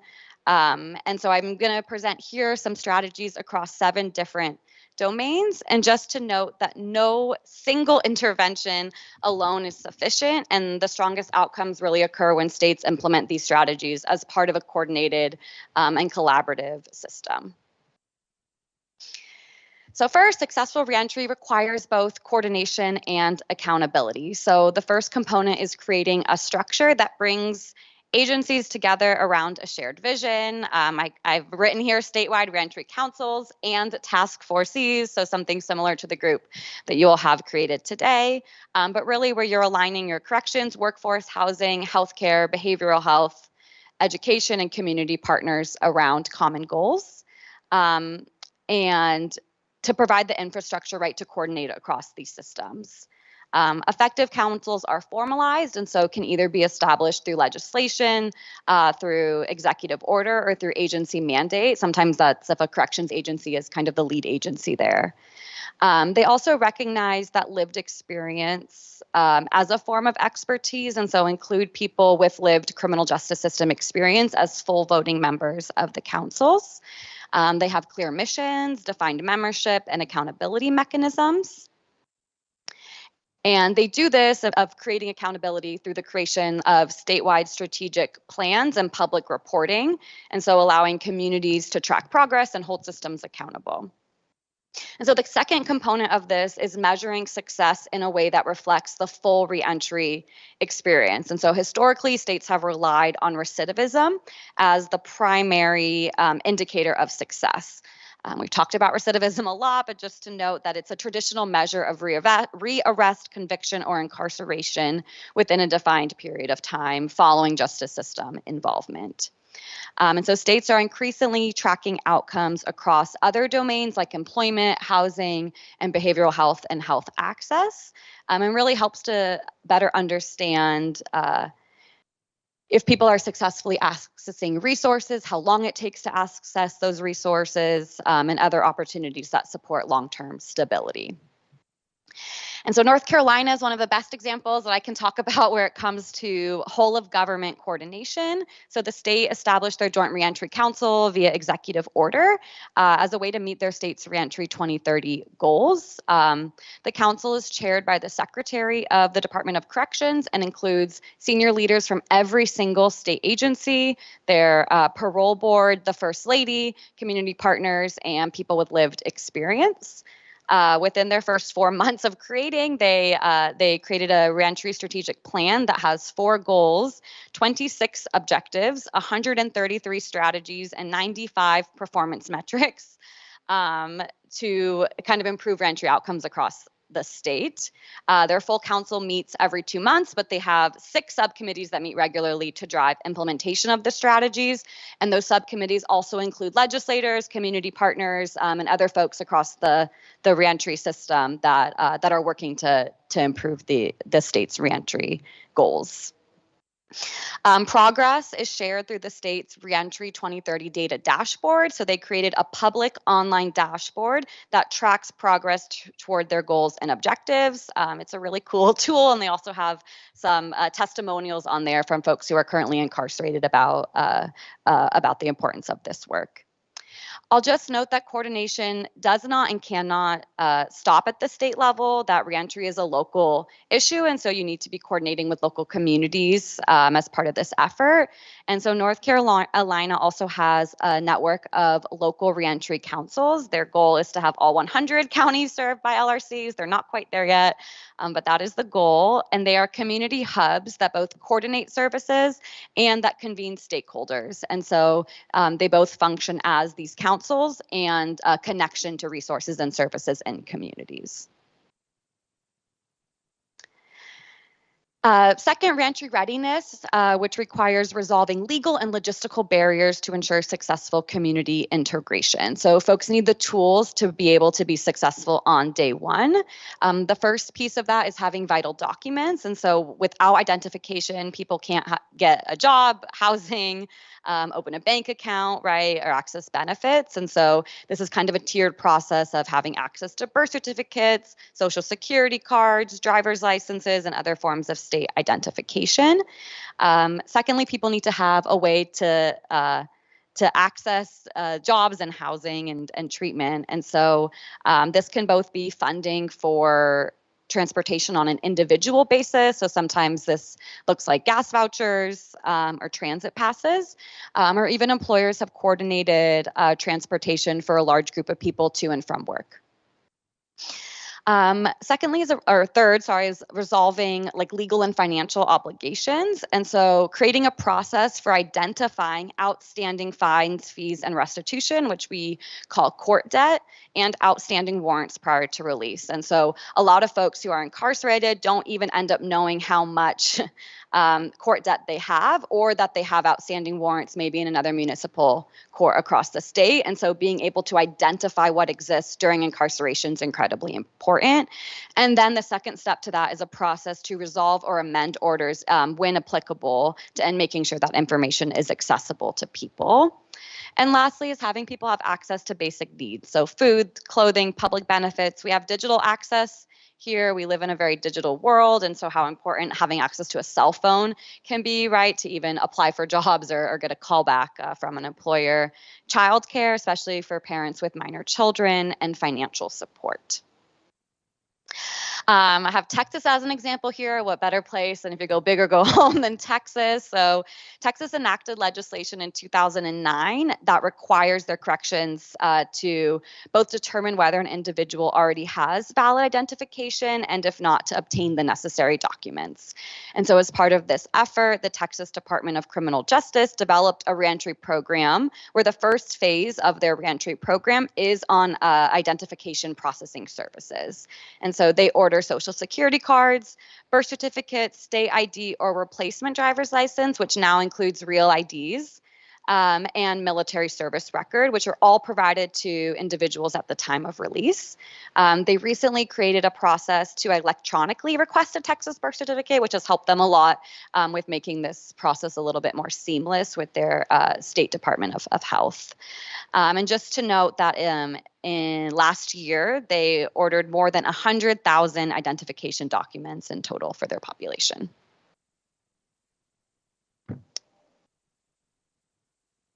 Access to safe and stable housing is foundational to successful reentry. I could probably talk for an hour just about this one slide, but really think about it from these 4 categories. And so the first is support connecting to housing. And so housing-focused case management that meets people's different housing needs and helps coordinate with other supports. And so we think about this both from a navigation perspective, where you're helping people locate and secure housing, and also from a stabilization perspective, where you're helping people retain housing. Second is around mitigating barriers to renting and incentivizing landlords. And so housing provider risk reduction strategies are designed to mitigate the financial and legal exposure for landlords while also expanding low barrier housing options. And so these are responses to the barriers to leasing to this population. The first one of these, which I'll talk about as I have an example for in the next slide, is master leasing, where you have a Department of Correction or another partner that actually assumes the financial risk for those units and then subleases those units to individuals in reentry. There's also risk mitigation funds, and so these are flexible pools of funding where you would reimburse landlords for tenant-related expenses like physical property damage or unpaid rent or legal fees that are associated with eviction. I will note that historically claims against these funds have been pretty minimal, and so end up being a really good investment and end up bringing a lot of landlords to the table. And then in that same vein, there's landlord incentive payments. And so these are either sign-on or retention bonuses that are paid to landlord for renting or after a period of time continuing to rent to a justice-involved population. Next up are financial assistance programs. And so just to note, this is not necessarily DOC providing financial assistance, but often our partnerships with other homeless prevention and response systems, both at the local, state, and federal. So at all 3 levels of different types of financial assistance that's available to the population. And can be both short and medium term. And so we think from about 3 to 24 months, and can both be like in the private market funding or in dedicated units. And can also include moving cost expenses. And so people are usually coming out with not a lot of money. And so being able to have just that additional support to be able to help folks move into their own housing. And then we talk about pathways to permanent housing. And so these are a range and continuum of housing options, from transitional housing to affordable housing where rent is capped at 30% of a person's income, to permanent supportive housing, which is affordable housing with supportive on-site services that's specifically for people with serious mental illness. And finally, access to market rate housing, right, where there aren't any subsidies or support, but that there's support with finding those housing units. So Kansas has 3 different strategies that they use. The first is they employ dedicated reentry housing specialists who work with people prior to release to find, locate, and fill out applications for housing. They also have access to vouchers for rent subsidies, and so they're able to connect folks to vouchers in their communities. They're based in 4 different cities across the state, which gives them kind of good reach to the places that are the places where most people are returning home to. And they serve about 500 people a year in that program. Then, as I mentioned earlier, they also operate a master leased units. And so they assume responsibility for leasing units and then they sublease them to participants.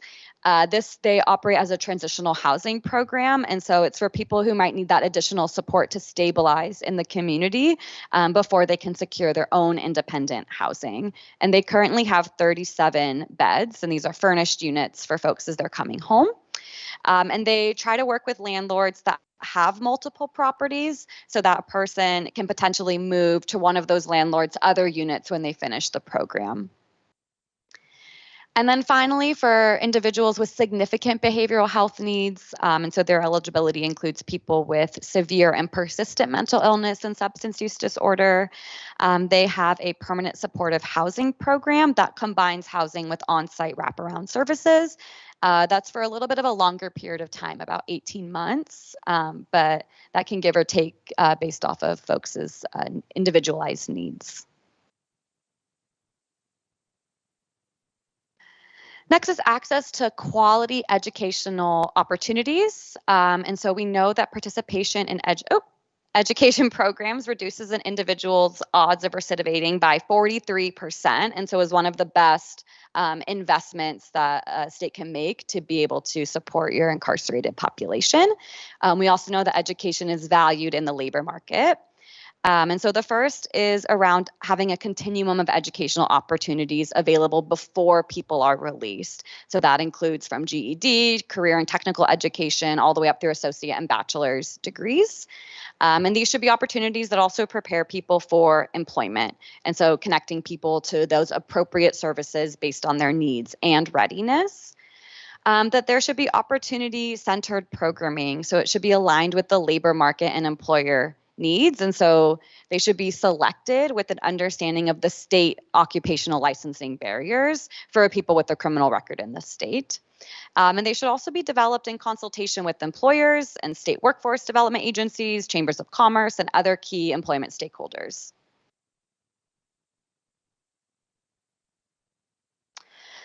There should be options to continue education in the community. And so being able to have opportunities for folks to start maybe a part of a bachelor's degree inside and then continue in the community with that same college. And then technology and digital literacy. We talked a little bit earlier about digital access, but so many people who are incarcerated, especially with longer periods of incarceration, don't know how to use cell phones or technology. And now with the increasing use of AI, especially to help build resumes, there's been a lot of really great pilot programs happening inside of different jails and prisons across the country to help people build some of that technology and digital literacy.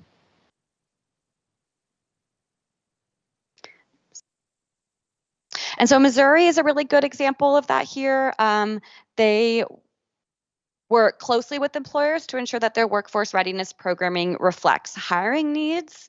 They also talk about a secret sauce that they have is that they have technology that's necessary to not only deliver the educational programming the same or as close as possible to the higher education students in the community, but also that's accessible to their offender student population 24/7.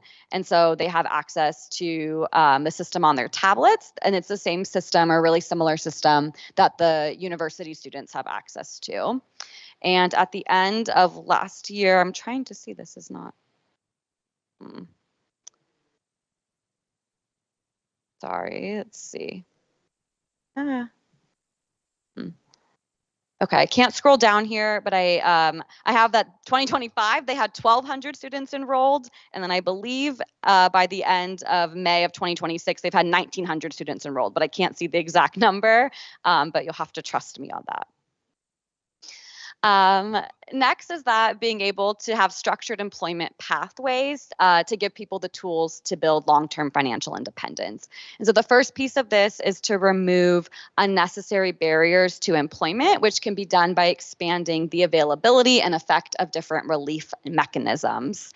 And so this includes aligning offenses that trigger collateral consequences with valid public safety concerns. So this both gives employers greater flexibility in deciding whether to hire workers, and it also allows people to know before they participate or try to get a certain certificate, whether or not they'll be barred from getting that certificate or working in that field based off of their criminal convictions. And so this includes a whole range of different relief mechanisms, some which you all have recently passed in your state, but things like fair chance licensing, record clearance, ban the box, and other forms of relief. The second is around pathways to employment. And so this can start from apprenticeships. Iowa DOC is always a great example to talk about apprenticeship programs, but having opportunities to earn while you learn. And so being able to get on-the-job training and certification programs, both during incarceration, on work release, and then, upon release. And then also transitional job placements where folks are paid while having supported employment opportunities in the community. Employer engagement is incredibly important. So this includes things like building out your second chance employer network, whether that's through networking breakfasts or building relationships and pathways to employment with those employers, hosting second chance job fairs inside of your correctional facilities, as well as in your parole offices, and also just providing education to employers. And finally, the need for holistic support. And so we talked about some of these things earlier on, but there's really some great examples of employers addressing the broader needs of people in reentry. So not just providing them with the job, but also saying, okay, how can we provide people with transportation to and from work if that's a barrier, or housing, which we're seeing happening more so, I think, like in the agriculture industry right now, where they'll provide on-site housing for people, especially if they're in more rural areas and might not have access for housing nearby. So Kentucky, I have actually two slides of examples for this one because it's so big. And so Kentucky has a good example for mitigating the impact of those collateral consequences. And so they do two things. The first is that their Department of Corrections issues a certificate of employability for people who have completed educational or vocational training and avoided serious disciplinary infractions during incarceration. And this certificate can be introduced as evidence of due care or serve as an affirmative defense for employers, landlords, and schools that might face some negligence hiring claims. And they also issue a certificate of rehabilitation to people with nonviolent or non-sexual crimes who complete supervision, which licensing boards have to give effect to. And the second is that they actually enacted fair chance hiring through ban the box policies that apply exclusively to public employment. So delaying when a hiring agency can ask about an applicant's criminal record. And they did this through executive order for public employment. Second example is Michigan. So the Michigan Department of Corrections Vocational Villages is probably one of the most recognized correctional workforce development models in the country. And participants live and learn in dedicated housing units that are designed to mirror real-world work environments. And so they have training offered across a wide range of occupations, including carpentry, electrical, welding, CDL, cosmetology, horticulture, robotics, and I think the newest one is computer coding. And participants earn nationally recognized credentials, and they engage in full-day programming that resembles a traditional work schedule. They've also partnered with colleges to provide post-secondary educational opportunities for people that live on those units.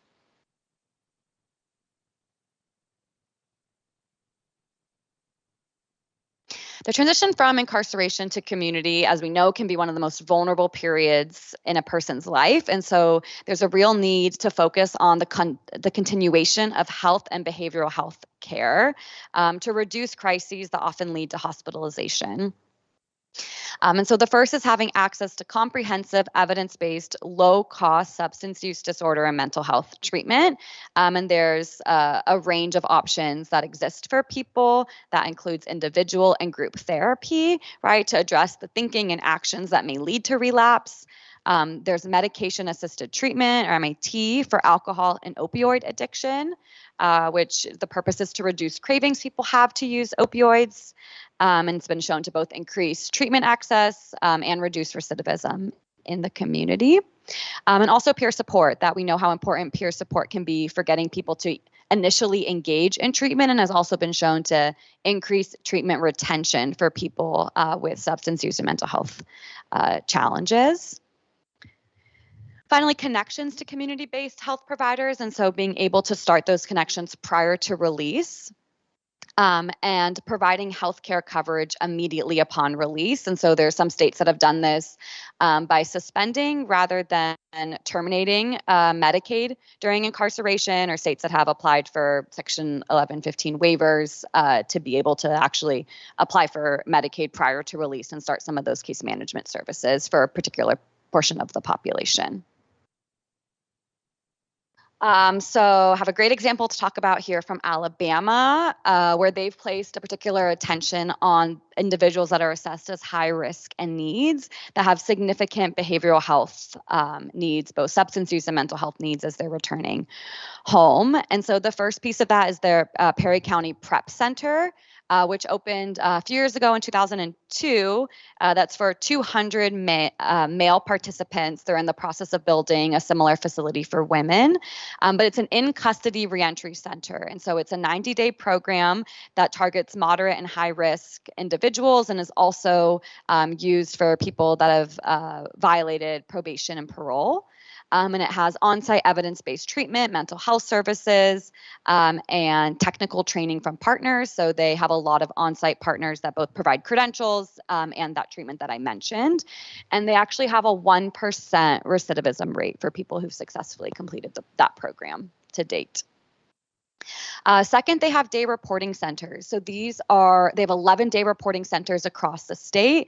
5 of those are in larger counties and 6 of those are rural day reporting centers, and so have a little bit of a scaled back version of the on-site services. But those are for people that are on parole and probation that are moderate to high risk and need on-site treatment services. They have a lot of rural communities across their state and have very limited access to substance use and mental health treatment. And it was one of the major barriers they were seeing with their supervision population. And so created these that are in connection with their field offices, but provide all the services on site in addition to peer support, and have found a lot of success. I think they have a 15% recidivism rate of people participating in those day reporting centers, which is really good for a state that has about a 30% recidivism rate. And also these are your highest risk folks in the community. Lastly, but certainly not least, is family connections and support. And so family members and loved ones provide the greatest source of reentry support, from housing, transportation, childcare, financial assistance, and emotional support for people who are incarcerated. And we know that sustained contact with family is one of the most effective at reducing future offending and also helps to mitigate the trauma of family separation due to incarceration. We know that parental incarceration is actually an adverse childhood experience for kids. And so I think about this in kind of 4 buckets. The first is opportunities for regular family time. So this is for time for parents to spend with their children, right? Which includes in-person visits, opportunities to communicate, whether that's through the phone or video calls. And then I have here family days, which are some nice opportunities that different departments of corrections have created to kind of mirror more what family time looks like on the outside. These opportunities also need to be low cost and accessible. And so oftentimes there's really high costs associated with phone calls and with video visiting, and that can be really prohibitive for families that are already often bearing the cost of their loved one's incarceration. And especially for video visits, if they can be in flexible locations, oftentimes so you can do it from your own device, it's really best practice for kids. And we have some resources on that if it's helpful for folks. The next is around supporting children, and we say children with instead of children of incarcerated parents, knowing that kids have their own needs separate from their relationship with their incarcerated parent. And for a lot of kids, it might be in their best interest to maintain a relationship with their incarcerated parent, but for some kids it might not be, or there might be so much trauma that there really is a need to work through that before that kind of relationship building is necessary. And so there needs to be specific and separate support for children. And this can include individual and group counseling or therapy, but can also be things like youth mentoring or different kind of recreational activities for kids. A call out here supporting pregnant women and mothers with infants. We know that incarcerated women have vastly different needs than incarcerated men do. And so this includes prison nursery programs, so where pregnant women are also actually able to live in a separate unit and give birth to their infants in prison and maintain that contact with their child prior to release. Women on average have about 8 to 18 months sentence. And so if you include kind of that period of pregnancy and time with the newborn, that this actually stops any separation between mom and baby happening, which we know is so important in that first year of a baby's life to maintain that relationship with their parent. And then also includes things like community-based residential programs. And so some states, instead of having prison nurseries, actually have opportunities, whether it's pre-adjudication or as part of a sentence, where moms can live on the outside in a program with their baby, whether they're recently born or while they're still pregnant as well. And then finally, there's some family reunification support programs. And so housing is always the most important piece here, but being able to have places where families can reunify is incredibly important and rare. In most transitional housing programs are for single adults, and so don't really allow an opportunity for parents to reunify. And this is particularly impactful for incarcerated women who are more likely to be the primary caregiver for their children prior to their incarceration and are also more likely to have had child welfare involvement. And so also just calling out here, I need to have some support for families that do have child welfare involvement. I think the only picture I have, but it's such a beautiful picture, so I couldn't not include it, from Montana DOC. So they created this program called Camp Montana, which is so beautiful. And the picture you see here is at one of their family camp days. And so these are 3-day family camp experiences where the families come to the facility during the day and then they stay off-site overnight. And so DOC includes lodging, per diem, and travel for families. They also have evidence-based parenting programs for the parents and video calls to support that relationship between these camps. But this picture I love. They actually have a farm at one of their prisons. And so here they had some babies that they were able to bring out and the families got to help feed them, which was really, really great. And they've also, as they've had different lockdowns, whether through staffing or even in the beginning of this program due to COVID, they created curriculum boxes that they'd send out to families and have a box for the dads inside too, so that they would kind of do these activities together at the same time.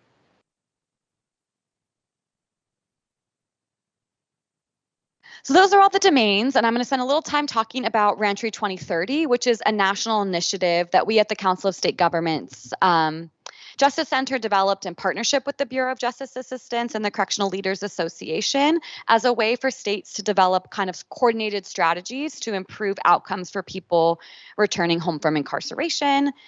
States sign up and they set their own statewide goals where they're aligning their agencies around shared priorities and strategies. And so it has a bold national goal to reduce recidivism by 30%. And so which requires us to really rethink how systems are designed and delivered to ensure that every person who returns home from incarceration has a meaningful opportunity to succeed. And so that means kind of globally that's 60,000 fewer people being admitted to prison from supervision each year across the country. There are 4 principles that guide this work. The first is that reentry is human-centered, and so state leaders incorporate the perspectives of people with lived experience to design their reentry systems. The efforts are coordinated across service sectors and include all relevant stakeholders. That there's transparency, so there's some clear public goals that are shared with the community. And finally, that data is used to identify and address gaps. So to achieve this, there are 3 key strategies. First, to scale up what works. So states have increased investments in reentry, right? But that these services are only reaching the small fraction of the population. And so success depends on scaling these services statewide. Second, to clear away barriers. So to tackle those 40,000 legal and regulatory barriers I mentioned earlier that limit access to jobs or education or public benefits and other opportunities. And finally, to use data, right? True success means looking beyond recidivism to measure outcomes like housing stability and employment and other measures that define true meaningful progress. How does it work? So states kind of lead this effort by launching and setting their own public goals. And they're population-based goals that focus on improving access to employment, housing, treatment, and other outcomes. So I have a couple pulled out here from different states. And so, you know, some do have recidivism reduction goals, like Alabama has a goal to reduce their recidivism by 50%. Others have goals related to employment. And so, you know, Missouri, 85% of people that are employed or find employment within 30 days of release, which is a pretty ambitious goal. To Nebraska wants to have 100% of people that are enrolled in Medicaid upon release. Many states have created councils to be able to help them meet regularly and track progress goals. And just to end, you know, Ranch 2030, it's a unifying vehicle that brings folks together around shared goals to develop practical solutions. We know that improving reentry requires collaboration across systems and partners, both at the state level and at the local level. And we've already been in conversations with DOC around the potential for what it would look like for South Dakota to launch Reentry 2030. And hopefully in our next presentation, we'll be able to start talking about what some of those goals could look like based off of some of the challenges in the state. So thank you. I'm done. If anyone has any questions, happy to answer them now. Very good. A lot to absorb there. We'll have to a lot of information. I'll go back and read over that again, I think. But any questions for her? Representative Jameson. Maybe a question, but the overwhelming amount of information, I was kind of thinking, how does all this continue after we get done with our job here? Yeah. And on slide 13, I think you laid out what I saw as potentially a path forward was that statewide reentry council. Yeah. And somebody somewhere to kind of take all these things that we're going to probably determine and kind of keep the train on the track, so to speak. And I'm sure it's overwhelming for the secretary, but just as a thought, more so for the leadership here on maybe where this could go next, as that council really seems, well, obviously a best practice is going around the country, that maybe a method going forward. That's all. Yeah, I had kind of the same thought, you know, as we get, I think we'll probably have 2 more meetings after this one in August and October and try to finalize our recommendation. So we should be mentally shifting from the information gathering mode into the recommendation mode. And that one caught my eye too. Representative Hughes. Comments, incredibly large amount of information. I look forward to digesting it further. South Dakota is substantially more reliant on federal dollars for its budget than even our surrounding states. We're way over 40%. And so my concern is that we will put all these elaborate proposals together, and then when we get to appropriations, we're going to hit the wall. And so I hope that whatever it is we come up with in the next few months, that we keep in mind the fact that we are a debtor state.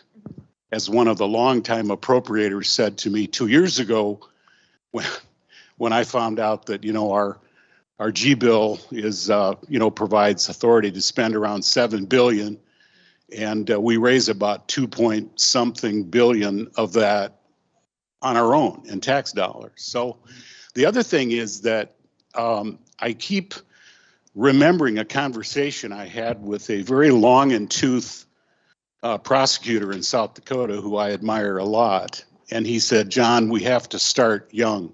I said, what do you mean by that? We have to start intervening in these lives of these people young. And I said, what does that mean? He said, probably kindergarten, certainly by age 6 or 7. And so I keep asking myself, where is the elephant in the room, which is our public education system? Because it seems like we're basically raising our kids over again. And my wife and I have raised 3 boys. They're all in their mid-30s. And raising children is probably one of the hardest jobs on the face of the planet. And we've had pretty good outcomes, I think, by and large, with a few bumps here and there, like everybody else. But it just seems to me that without bringing our public educators into this process, I just don't know how long-term we cure things. And the other thing I want to remind people is that I'm old enough now that when President Nixon declared his war on drugs in 1969, I was almost 13 years old. And Congress appropriated $371 million to bring an end to the use of drugs. That's $3.365 billion that was appropriated in 1969. And then I remember the 1980s and Nancy Reagan's just say no. And then you know what we've struggled with meth and then fentanyl.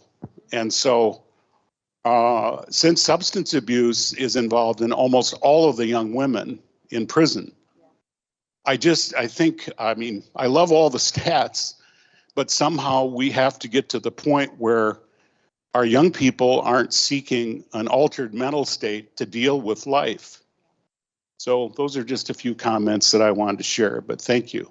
Thank you. And I can actually respond to all three of those. So the first I'll say about the reentry councils is that we do have good examples from other states that have both passed legislation or executive order, depending on what makes the most sense for South Dakota, that we're happy to share with you. I'll also say, you know, this is really individualized. So I won't sit here and say, do exactly what North Carolina did, right? Because maybe what Alabama did might make more sense for South Dakota, right? In terms of who should be part of that council and what that council looks like. And so we're happy to kind of talk through that with you and share resources more broadly. Funding is a big challenge. I'll say two things, though, that are not related to funding. But number one of the really important things for this population is prioritization. And so oftentimes, as I talked about earlier, you know, when we're talking about people in reentry, it's also people who are experiencing homelessness, who are using your shelter system, who are have serious mental illness, and so might be able to access services that already exist, but are not being prioritized or supported to access those services prior to their release. And so sometimes there's a piece there around recognizing that population within some of these other systems and services that already exist. And then with that, I think is mitigating those barriers, which is why I talk about the barriers so often, is that we want people to be self-sufficient. And so if you can mitigate barriers to employment, to housing, then people will be able to be more successful on their own too, but not to lose funding from the conversation. And then the only other thing I'll add about kids, I didn't mention this, but we do know that children with incarcerated parents end up having higher academic challenges. And so there's some really good programs or models that also connect with schools specifically to support children with incarcerated parents while they're in school. And so whether that's with counseling groups for them, like I think Philadelphia School District is now building out a model specific for supporting their kids across their system because they have a really high rate of children that both have parental incarceration in jail or prisons across the state. So just thinking about some models to that point around how do you partner with your education programs. There's also like an added layer to that, which is what Bridget and I will talk about around data sharing. And so we don't even know sometimes who the incarcerated parents are or who their kids are in communities because we rely on self-report information, and people sometimes don't want to self-report because they're worried about their family somehow getting involved in the system. And so there's other ways that states are trying to think about how can we share information with schools or with like departments of social services to be able to identify these families that are impacted. Anyone else? Yes. Just a couple of additional comments. To emphasize what Megan was saying, states choose their own adventure, meaning you decide what the goals are under these domains. We don't expect somebody to always be able to do all of these things. And even the examples may be ones that are different than you find to be the 1, 2, or 3 most important things to do, or that you prioritize to do first and then do others later. And as I was listening, I was thinking, I don't know if anybody was thinking this, okay, so North Dakota has about just under 1 million folks, right, in terms of population. And, you know, Texas has like 11 million and other states. But when I look at these numbers, I was writing them down as she was talking. 18 of these things you could do. It's not an issue if you need more money from the feds to do it. About 6 of them, there's some big dollars attached to it. And you really are going to have to look at that. But there's a lot of things here that don't let your small population size get in the way of your thinking you can do it, because you can. It's a matter of changing the thinking, not worrying about, oh my God, I have to have different dollars in order to do this. There are some things you will need different dollars to do, but many of these you could do over time without expanding your budget dramatically. Very good, thank you. Other questions or comments? All right, thank you. Thank you. And thanks, David. And that's definitely something that we'll talk about in August. So that's a little preview for what's to come. Very good. I'll pass it to Bridget. So we're going to move now into the CSG DOC reentry framework discussion, which is just 15 minutes or so. Then we have a little time for hearing from our committee reports. Then we'll take public testimony and we'll be done. So we'll be a little past our 3:15 time here probably, but not too bad. Go ahead. I don't think we need a whole 15 minutes. All right, you're going to make up some time for us. All right, go ahead. We got it. Okay, good afternoon. Again, Bridget Coppersmith. I'm the Associate Director of Planning and Analysis for the DOC. I'm here to talk about an adventure we've had with CSG over the past year. We completed work with the CSG Justice Center's Resident Analyst Program. Our resident analyst was Chelsea Wright, and unfortunately she is held up in Dallas and unable to make it here today. And so Megan gets to help me out. So the Resident Analyst Program embeds a data analyst within a correctional agency for approximately 1 year, providing agencies with dedicated analytical support, technical expertise, and access to national best standards. The program is funded through the Bureau of Justice Assistance and provided at no cost to participating states. The goal is to strengthen data-driven decision-making, build sustainable measurement systems, and help agencies improve outcomes through effective use of data. South Dakota was selected through a highly competitive process in 2025, with only 7 states chosen from 27 applicants. Through the Bureau of Justice Assistance funded initiative, we were able to access national experts like Megan and Sarah, and look at get some analytical support and technical assistance at no cost to the state. And our project officially ends later this month. You're supposed to close it out tomorrow, but thanks to Chelsea being in Dallas, it's to be determined. Okay, so the scope of our work. The scope of the project was intentionally designed to move beyond identifying best practices and toward creating something practical, actionable, and sustainable for us. The first phase involved a comprehensive review of national research and correctional best practices to better understand what contributes to successful reentry and how agencies across the country are measuring outcomes. The second phase was focused on a gap analysis of our current systems, processes, and available data. We examined what information we currently collect, where that information resides, and whether it provides meaningful insight into reentry success. The final deliverable was the development of a reentry metrics framework tailored specifically to us. This framework establishes a shared definition of success, identifies key domains and influences that look to successful reintegration, and outline measurable indicators. So it provides us a roadmap. It's a living document for how we should move forward with our data tracking. So developing the framework required us to start with defining what reentry success looks like for South Dakota. A shared definition of success is a foundation that all measurement conversations need to be built upon. We started with the individual level of what would success look like for individual offenders. And we came up with a stable career track of employment, sustainable pro-social housing, meaningful family and community connections, continued programming and education post-release, and then the confidence in having the inmate help with their self-defined goals. At the agency level, we looked at increasing the success rate. We'll get into more of what a success rate could mean. Reduction in policy-driven responses, shorter average stay in community housing placements, shorter gap between release date and parole plan placements, and increased verified employment for parolees. So I talked a little bit earlier about how measuring recidivism alone kind of overlooks some of these critical aspects of reintegration. And so what I'm talking about here is tracking and reporting on a broader set of measures right across these 6 domains. And so I'm going to talk a little bit about each one briefly and what some of those metrics could look like. And so the first is employment and financial stability. And so both whether someone is working and the quality of that work.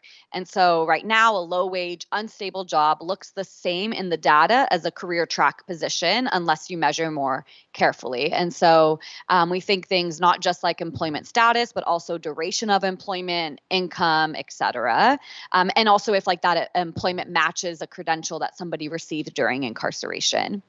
Second is housing security. And so both thinking about duration of episodes of homelessness or of housing. Think about housing type here or rent burden. So the percentage of someone's income that they're spending on housing and the amount of time it takes to get to stable housing, right? All of these kinds of metrics can help inform decision-making and policy. The next is on health and well-being. And so this includes behavioral health, substance use treatment, continuity of care. Just to note, though, the biggest challenge here is that clinical health data lives in a separate system that has a lot of HIPAA constraints. Everybody's favorite word is HIPAA. So just needing to have some really good and clear data sharing agreements between agencies. Social reintegration is probably among the hardest things to measure, but includes things like pro-social networks, family connection, civic engagement, and can be like a self-report whether people have registered to vote, depending on whether that's allowed in a certain jurisdiction. Next up is desistance, which is the gradual process of stopping criminal behavior, which we'll talk more about on the next slide. And then finally, the last domain that we talked about here was release planning, which is a little different from the others. It's not a reentry outcome per se, but it measures the quality of preparation before release. And so whether the right conditions were in place before somebody walked out the door. Without it, the process fails. And so this can be things like engagement with services, whether someone got their documents, how often they were meeting with their case manager, et cetera. Any questions on any of these? Okay. I have the deep pleasure to do this in lieu of Chelsea, so wish me luck. So how we measure the pattern of a person's repeated involvement in the criminal justice system. And so typically we've used the term recidivism to think about the primary lens through which correctional agencies measure their own performance, right? And so it's a return to prison within 3 years of release, either due to a new offense or a technical violation that results in a revocation of parole where somebody is back in state custody. And the problem is that recidivism measures failure, right? It only says, did someone come back? And it misses everything in between. And so someone who used to commit 3 offenses a year and now only commits 1 offense, right? We could say, well, that's some progress, but that's missing in how we think about this recidivism progression. And so a recidivism metric alone won't show that until the person stops entirely. And so the desistance framework, it measures an individual's decline in engaging in law-breaking activity. And so it means less frequent offending. And so that includes deceleration, which is fewer offenses over time, right? That can be progress. It includes de-escalation, so less serious offenses over time. Maybe somebody's moving from a felony to a misdemeanor, from violent to nonviolent. And then cessation, which means stopping entirely, which is, of course, the end goal here. And so South Dakota DOC already uses the phrase success rate in its annual statistical reports, and it reports the percentage of people who did not return rather than the percentage who did. And this framework kind of builds on that already existing shift. And it means that recidivism will stay in the data, but it belongs as one measure under this recidivism progression and desistance umbrella, not as the only measure of reentry success. Yep. Sorry, first, any questions about desistance? I'll also just note, like, this is a very new area of exploration across the country. And so it's really exciting for South Dakota to be on the forefront of this right now across the nation. Okay, so with Chelsea and her work, she worked with our teams to review over 230 different data components that is in our offender management system and in other tracked measures Excel sheets, different access databases. And so she grouped all the gaps that we had across the 6 different domains. So this just shows that we need to look at employment status as more of a factor that influences financial stability, but also following the offender through their entire employment range of not just what you start at, where you're trying to go, and when you get there. Housing, again, I'm lack of time. I'm going to just say you can please review these. We have a lot of measures that we've received and 13 pages of domains to look at. And so we will be looking at those gaps internally. So moving forward, in the near term, in the near future, several important things can be done immediately. These include the standardized institutional to parole information transfer checklist, sending release planning worksheets to individuals in advance of contacts, and defining successful supervision completion. We are in a very unique position with this project in that our offender management system, we call it COMS, is being upgraded. It'll go live after this winter. And so as part of that, we are able to look at the different measures that we have gaps in and really make sure that our future system can help us track and account for these metrics that we're missing and to help build a better framework so that we can look at reentry through this different lens. And so we'll be having improved data continuity between all of our divisions, structured data tracking across the different domains, and then a centralized source of truth. Right now, some of our data lives in different Excel sheets, different people's desktops. So having everything in our offender management system as a source of truth will help us to know what we're truly tracking. And lastly, in the future, looking to staff accountability tracking, cross-agency and jurisdictional data sharing agreements, and establishing a department-wide reentry data collection and dissemination process. So many of these recommendations will require careful planning, policy discussion, system development, staff engagement, and collaboration with external partners. Some improvements can be done in the near term, like I said, while others will be implemented incrementally as we continue modernizing our data infrastructure and reentry processes. Our goal is not to build everything out tomorrow. It's to establish a thoughtful foundation that allows us to make steady, sustainable progress towards a more comprehensive study of what makes reentry successful over time. Thank you. Thank you. Any questions for them? Very good. Thank you. We saved 3 minutes. Yeah. We're up to committee reports. I know the Tribal Communities Subcommittee has a short PowerPoint they want to present. I don't know who you two are doing. All right. Okay.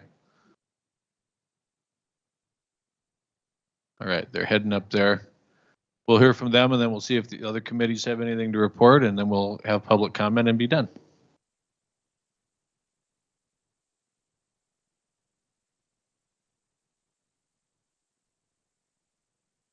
Have the PowerPoint? Do you guys have the PowerPoint? I think Brian has it. Well, it's not on my computer. Not on my computer. I think Brent has it. Oh, I can pull it up. Okay, yeah, can you? Pull it off. Yeah, we're the C League. Yeah, I'm just like, C League. we're the C team. Yeah.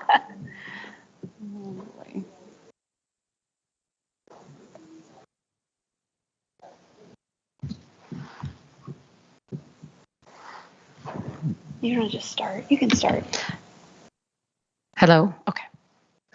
All right. I guess we're just waiting to get the PowerPoint pulled up. So Don Marie and I are the C team presenting this. So just bear with us a little bit here.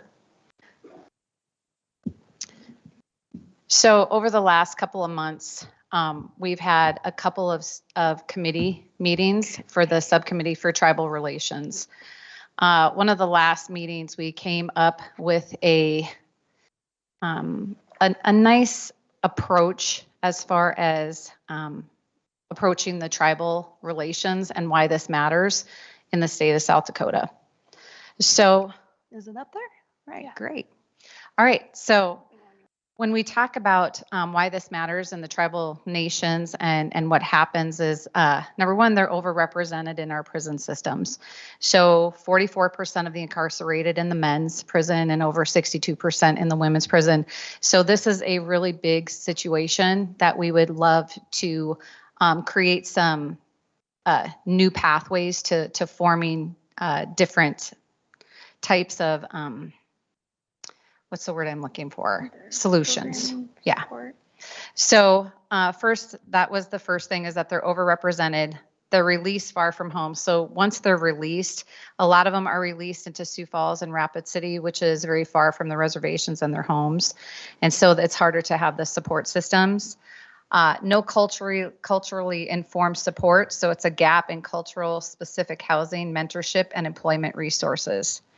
So the high Native population released into Sioux Falls for services, they're far from home, without culturally informed support, can enhance struggles with substance abuse and potential recidivism rates. So over the last couple of meetings that we had, we decided to break our framework down into the 3 Ps. And one of the first ones was the prevention measure. The second one is the present, like where they're at right now in the incarceration process. And number 3, the post-release. So prevention to us is really big as far as these Native communities, because prevention and breaking down the trajectory for the Native communities into incarceration models. And so what does that look like? It looks like cultural membership, community partnerships, family connections, pro-social identity formation before release becomes imminent. The present, which is creating programs that are actually inside of the wall, which is what we're talking about today. Programming access, cultural curriculum, peer-led education, spiritual support within the DOC facilities. And I think, Dawn Marie, if you want to touch on that a little bit, like what you've been working on. Well, it was already mentioned earlier through the Leaders of Tomorrow. They have that cultural component in it through Red Road. We also support the ACEs, which is heavily embedded in a lot of our substance use programming, understanding that. So I just have to highlight that growing that, as been mentioned a few times, is going to be really important to the success, and what's going to work for the Native population will work for all populations. So just highlighting that again. And the last one is the post, which is post-release with mentorships, parole coordination, and culturally informed support for the returning citizens. So going on to the next one with prevention, the tribal partnership and dialogue established formal dialogue with all 9 tribal nations to identify together how to remove barriers to successful reentry for returning citizens.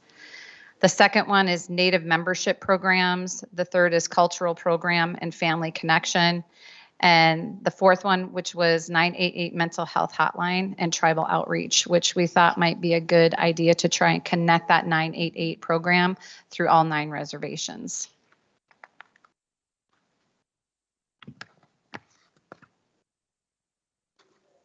The present, which is inside the walls, we brought up the Lakota language and spiritual programming, peer-led programming, and volunteer and mentor access. So the Lakota language and spiritual program is working with tribal leaders to bring mentors inside the facility to work on the language classes, spirituality programs, and one-on-one mentoring connections prior to the release.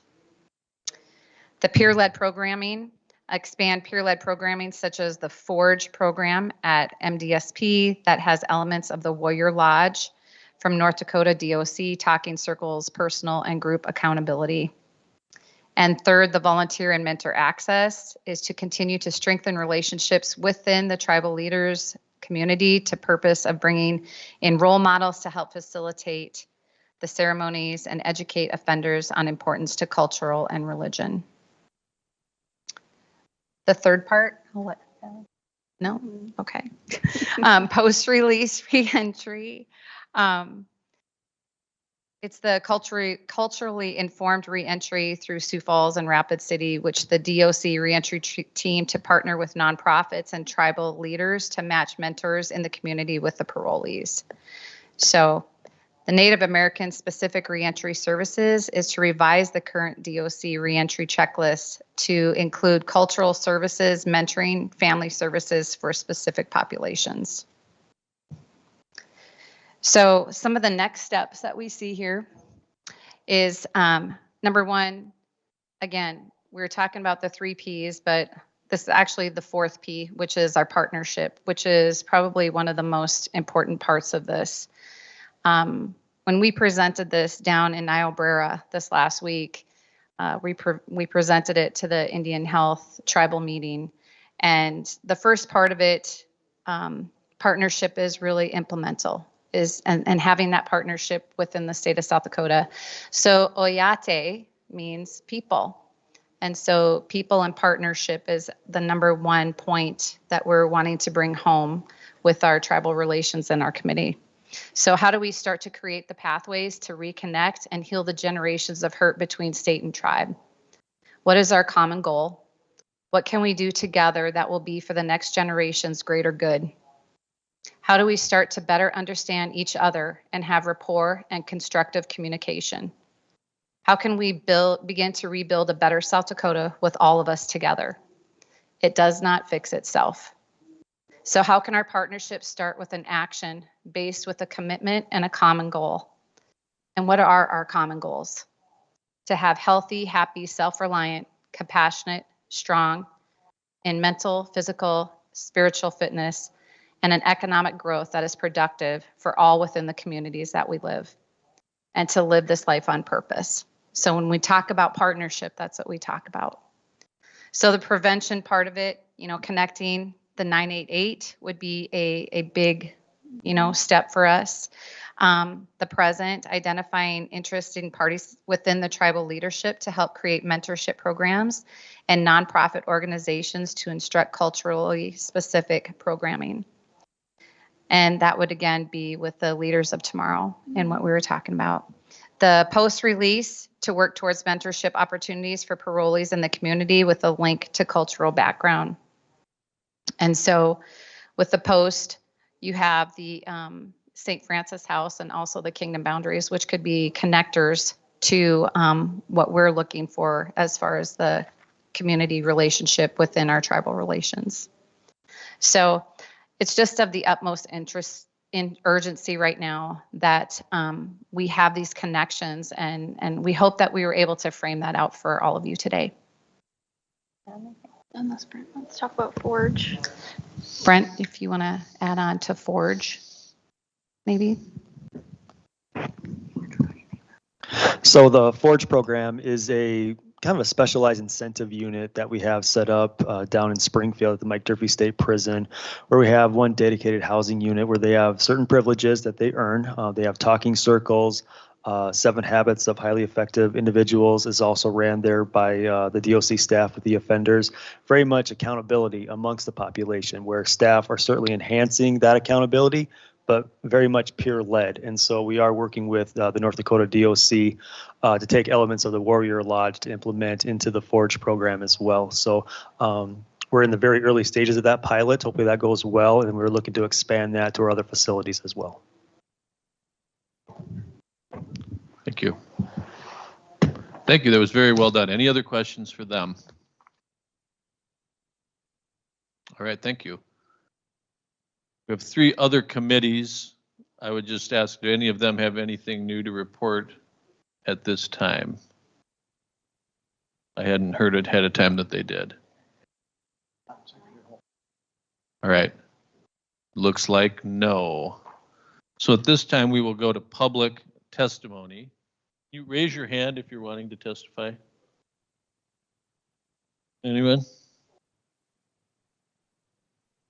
Doesn't look like there's any takers. All right, so if there's no public comment, we are at the end of the agenda. Any other words for the good of the order? Secretary Lamb.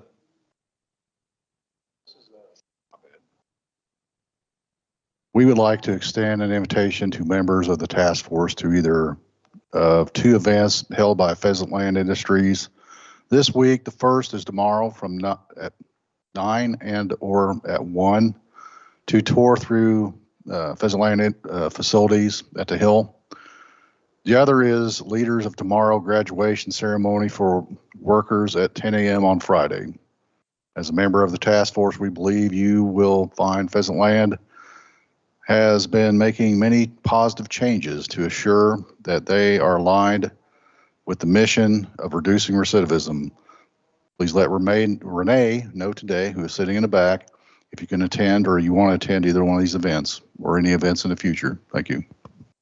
Thank you. Anything else? As I mentioned before, we'll have, I think, 2 more meetings. The next one is in August. Brian will be sending out a survey about when that'll be, but sometime in the middle of August. We are hoping to try to have one of the next 2 meetings in Rapid. We haven't been out there yet, and I know there's some interest in visiting the new women's prison, which should be open by then. So any other words? All right. The meeting is adjourned, only 3 minutes late. Thank you, everyone.